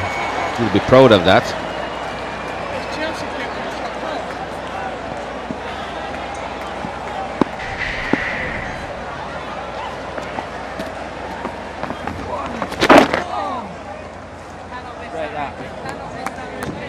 Ever since he's come on to bowl, things have been happening. There's been a wicket, there's been a missed chance.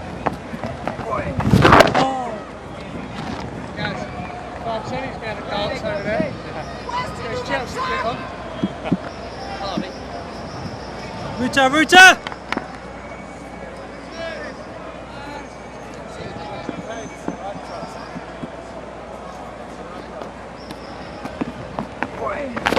Oh! Dragging on.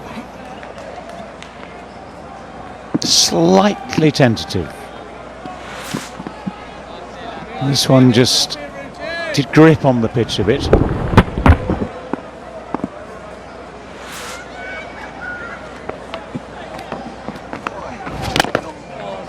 That's the one, nick that. There's definitely some roughness outside that off stump. Bowler's foot marks and possibly further up the pitch in his follow through.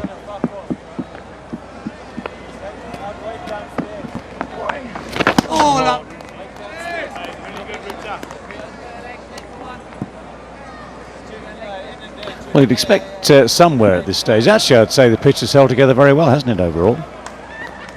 One day still to go, on full day tomorrow.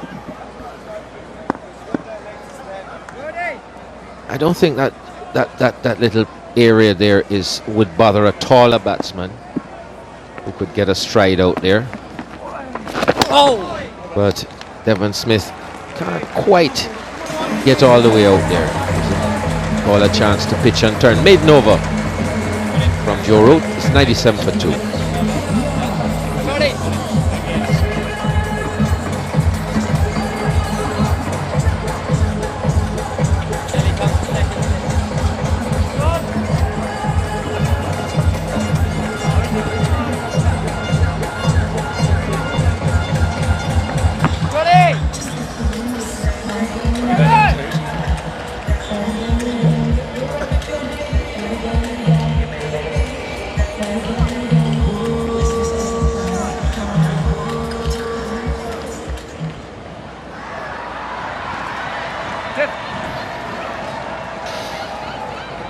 Okay, 1 over remaining in the day before we close down for day 4. Stuart Broad to bowl it. Any moment now, field will be set. Joe Root heading towards mid-on. Jonathan Trotter's come back into a position at leg gully. 2 slips in the gully, orthodox on the offside.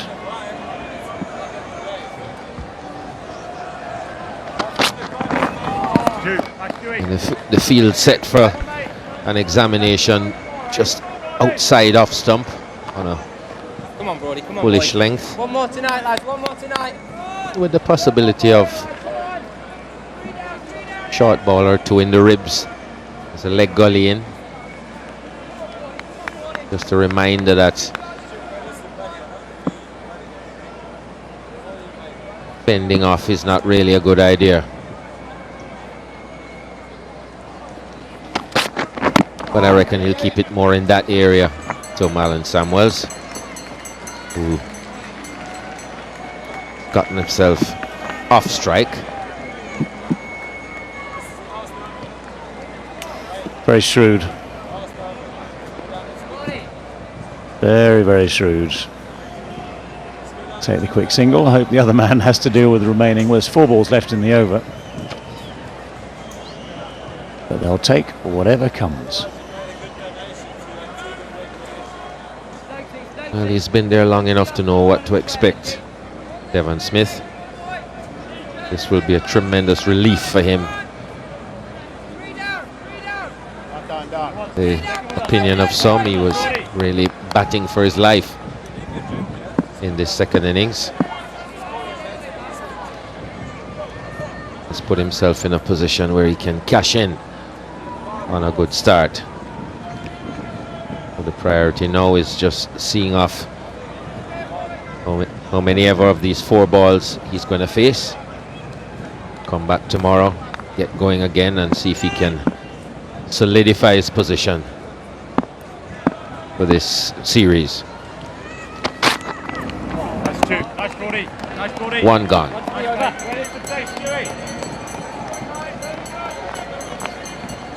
For the over batsman.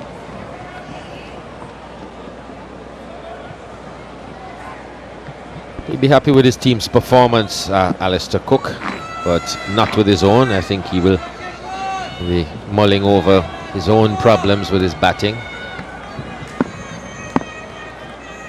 That'll be a worry.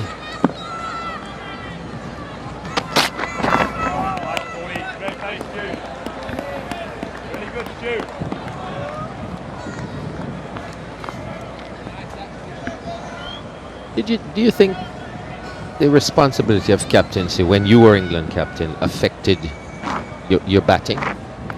Well, it did in several different ways. Sometimes the better, sometimes the worse. Sometimes didn't seem to matter at all.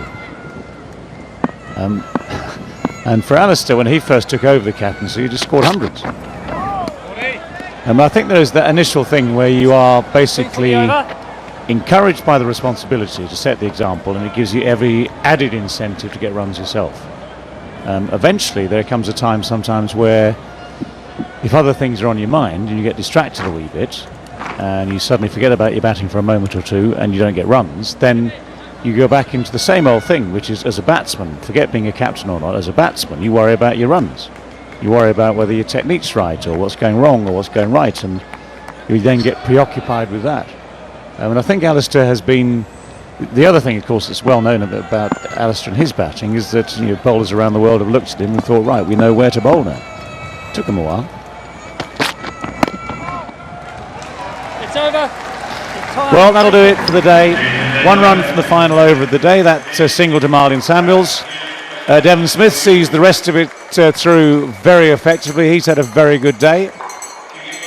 And Devon Smith will finish 59 not out. Samuels 2 not out. England have been made to work really hard in the field. They enjoyed their time with the bat today. They've set West Indies a 4th innings target, which is 438.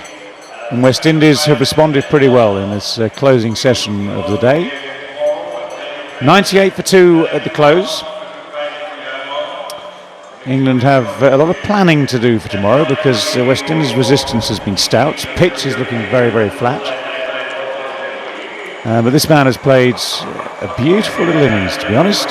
59 not out. Devon Smith, having faced 131 balls, having batted for 160 minutes.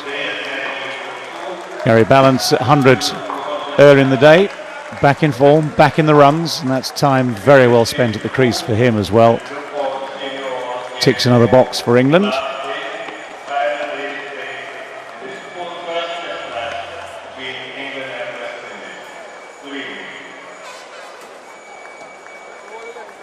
West Indies will be pleased enough that they've seen the day through just 2 down.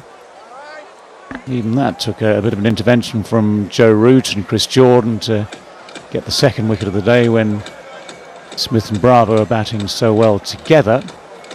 But it sets it up for an intriguing final day tomorrow. Right, let's go downstairs and join Nasser, who has with him Gary Ballance.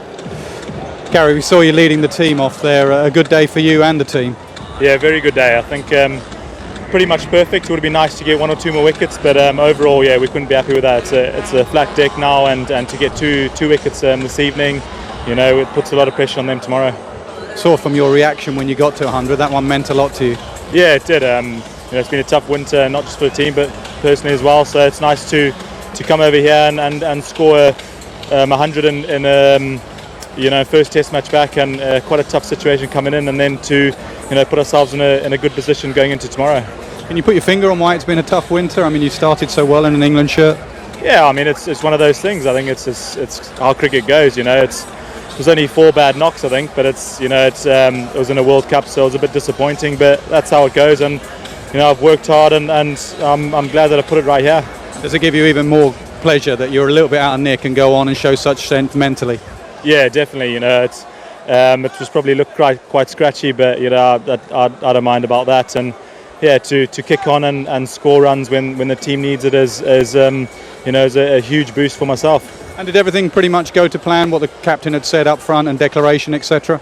Yeah, pretty much. I mean, we knew we had to get through the first hour this morning, and then to have 130 overs as them is what we wanted. We need that on this kind of wicket. So yeah, we scored quite quickly with Joss and Chris coming in, and yeah, we've got a lot of overs to bowl them out, and hopefully we can do that tomorrow.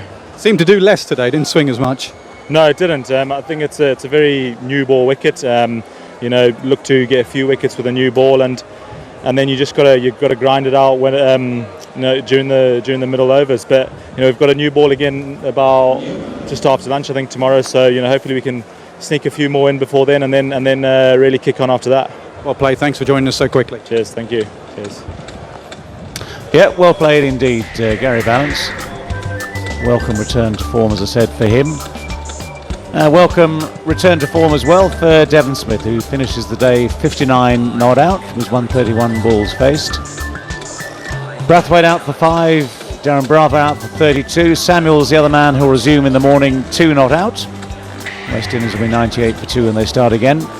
And for England, well, it's been a tough session there in the field. Broad and Root, the wicket takers. Anderson just 7 overs, still chasing that record, of course.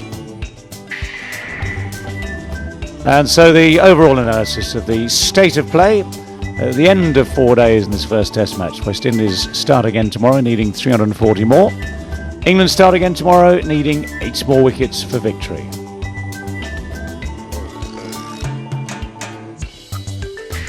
So that's it for now. We'll be back soon with the analysis of the day.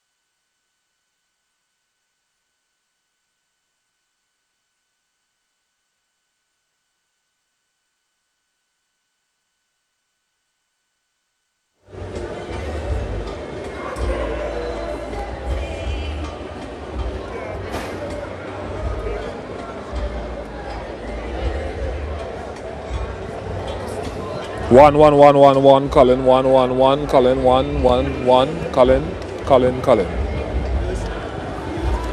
COCOJD 11111 FO.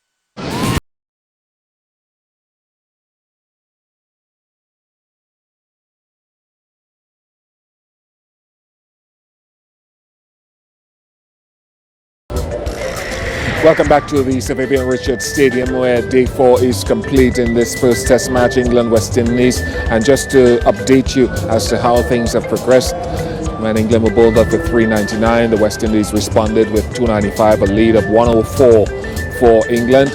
In their second innings, England were able to declare earlier today at 333 for 7, setting the West Indies 438 for victory. So far, the West Indies have been able to work their way to 98 for 2. Devon Smith not out on 59. Still another 340 to win though.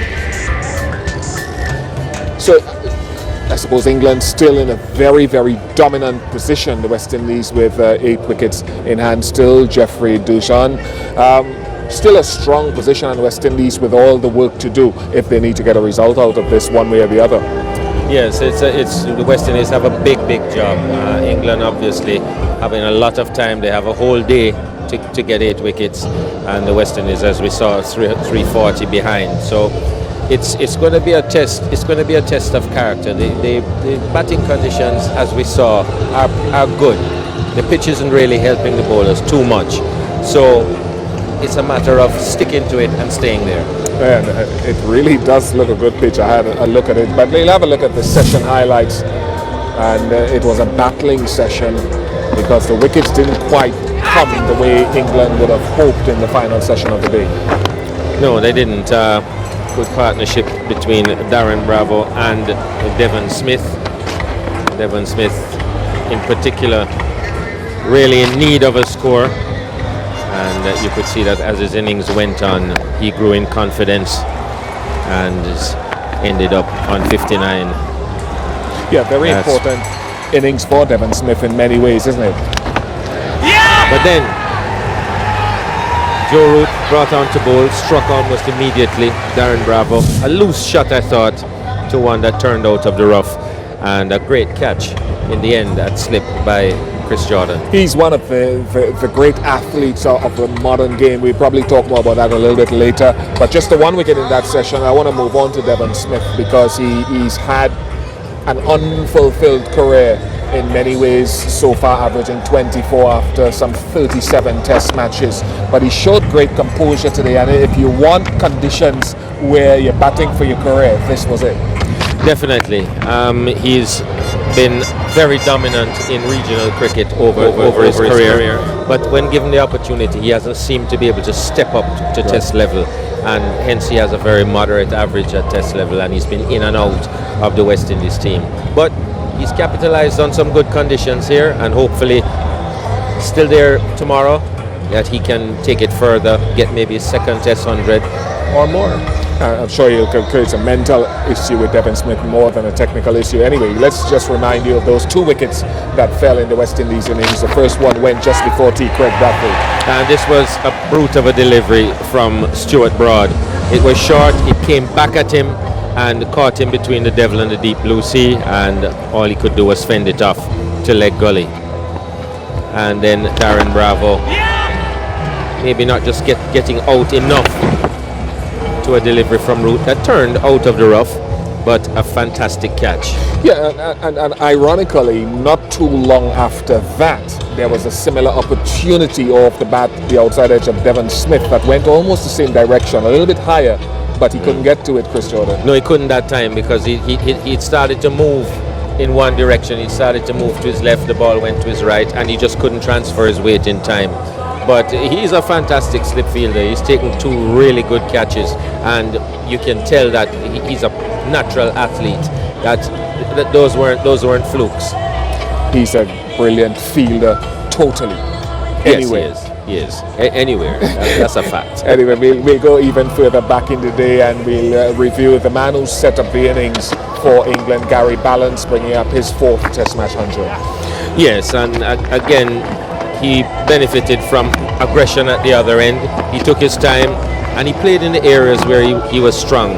Extremely strong square of the wicket, good cutter of the ball, and he took advantage of that and took the time it took to get his Test 100. Just about the declaration, just last 2 questions. The declaration from England, regardless of what happens tomorrow, the right time to do it when they did it just before tea? Yes, I thought so, because I think that they had assessed that there wasn't a lot of help in the pitch and that they'd need a little bit longer. I think they felt that they had enough runs on the board at that point, so it was a matter of giving themselves enough time to have a good bowl at the West Indies, maybe get 2 or 3 wickets. They ended up getting 2 today, which makes their job a bit easier tomorrow. 90 overs, a lot of overs, West Indies with 8 wickets in hand, but England will feel good that they've made inroads. A lot of West Indian fans then will be asking, okay, England need those 8 wickets, it's their game. Is there any light there for the West Indies to say, well, they could probably win this Test match 340? Is that too much to chase? Well, at the beginning of each day, Bish, we say it over and over, it depends on what happens in the first session or 2. Partnerships, we've seen what partnerships have done in terms of putting England in a good position. If we have partnerships, good batting conditions, quick scoring, the West Indies may find themselves, let's say, at tea time tomorrow with a definite chance of looking about and going after this score. But I think right now, their whole thing should be, with their 90 overs left in this game, we've got to be there at the end of that. Whether we win or not, but we don't want to be on the losing side. All right, I totally agree with that, Jeffrey. Thank you very much for your insightful thoughts once again. Okay, just looking ahead to tomorrow and the start time once again. It's 10 a.m. Eastern Caribbean time when the action starts, weather permitting, but we'll be on here to bring you all the build-up at 9:45 a.m. local time. We've had good weather once again here at the Sir Vivian Richards Stadium. One more day to go. I think that good weather will prevail. But see you tomorrow.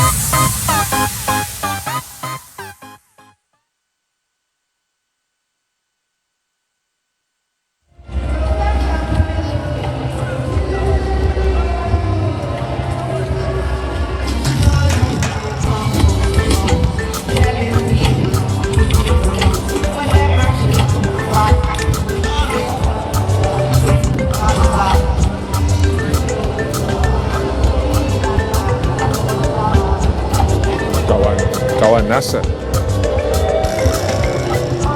Oh yeah, it was Kawan Nasser.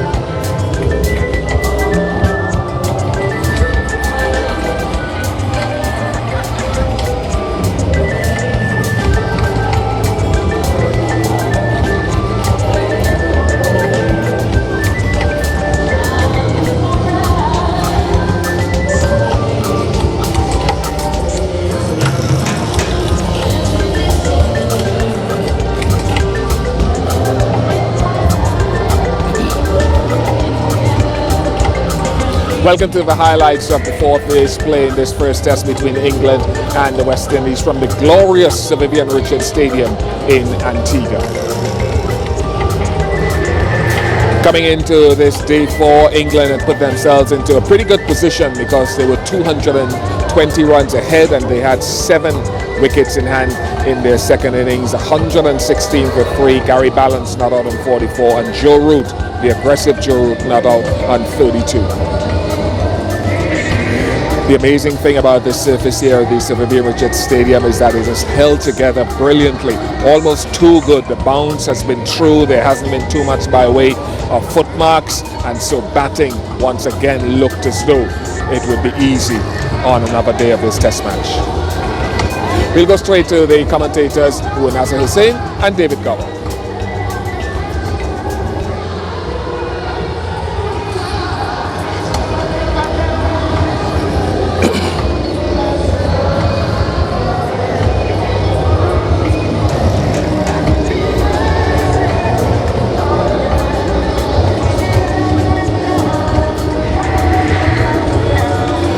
A good morning's work for England. They only lost just the 1 wicket in that session and progressed to 224 for 4. They started to show a little bit more aggression towards the back end after they solidified the first hour's play. Gary Balance not out on 92. He's playing very, very well. And Ben Stokes not out on 33.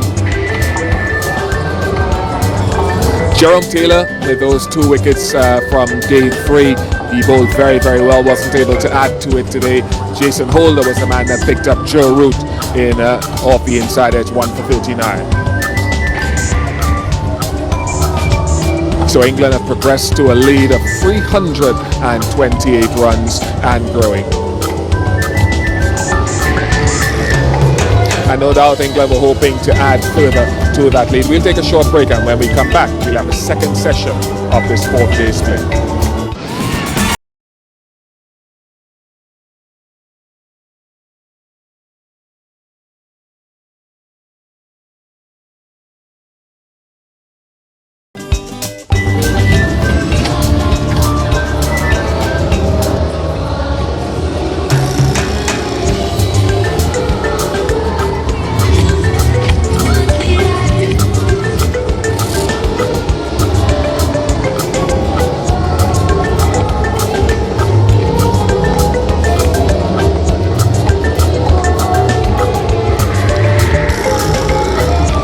Some good aggression from Jos Buttler and some good innovation meant that he got a half century of just 56 deliveries, and Gary Balance 122 before he was dismissed. Sorry, that's rubbish.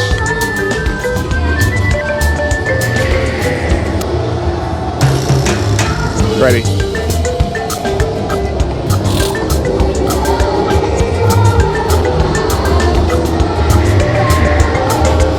Very good lead for England. They declared a 333 for 7, and Jos Buttler showed good aggression and ingenuity and enterprise in his half century of just 56 deliveries. He got 59, and Gary Balance, a young test match career, but 4 test match hundreds for him suggests a very bright future. Lots of tough work for the West Indies. They found themselves behind the 8 ball and having to defend much of that session. 2 for Taylor, 2 for Suleiman Ben as well, but that was when the batsmen were trying to go after him and get quick runs. A wicket apiece for Roach and Holder. What does it mean? Well, the West Indies will need to get 438 runs in order to win this test match. So it may be a case where they may have to bat overs and lots of time to save it. We'll take a short break, and when we come back, we'll see the beginning of the West Indies pursuit.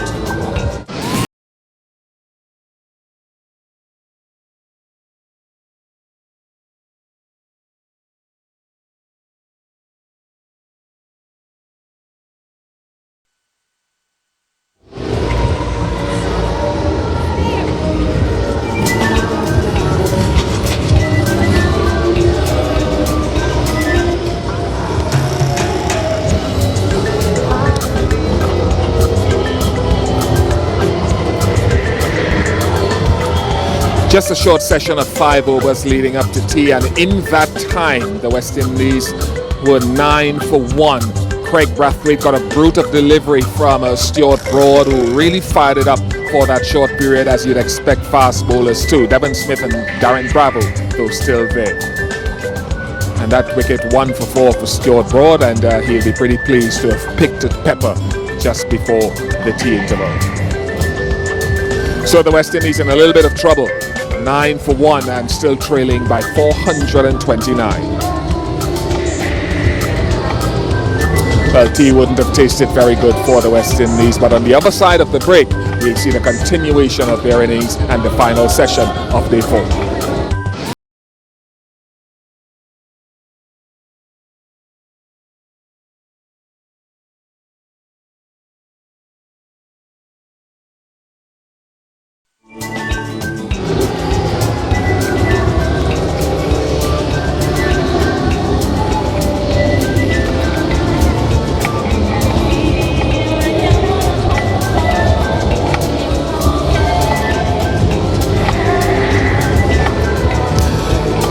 Even his harshest critic, Devon Smith, will... sorry.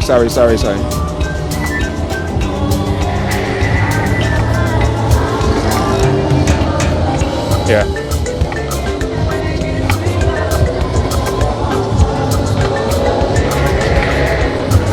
Even the harshest critics of Devon Smith will have to feel a little bit of warmth for him. Finally, he's gotten a score. He's 59 not out. 32 to Darren Bravo. He'll be kicking himself that he was dismissed for 32. Marlon Samuels not out on 2, and the West Indies 98 for 2. That session turned out to be harder work for England than they would have hoped. This pitch has held up brilliantly. They would have been hoping for more deterioration. Instead, just a 1 wicket in the session, and it went to Joe Root. 1 for 4, the wicket of Darren Bravo. But still, England are in the ascendancy in this test match at the end of day 4. The West Indies still need another 340 runs to win and 90 overs to bat out. So the English fans will be happy. I hope you've enjoyed the highlights of the 4th day's play of this test match from Mr. Vivian Richards Stadium. Bye for now.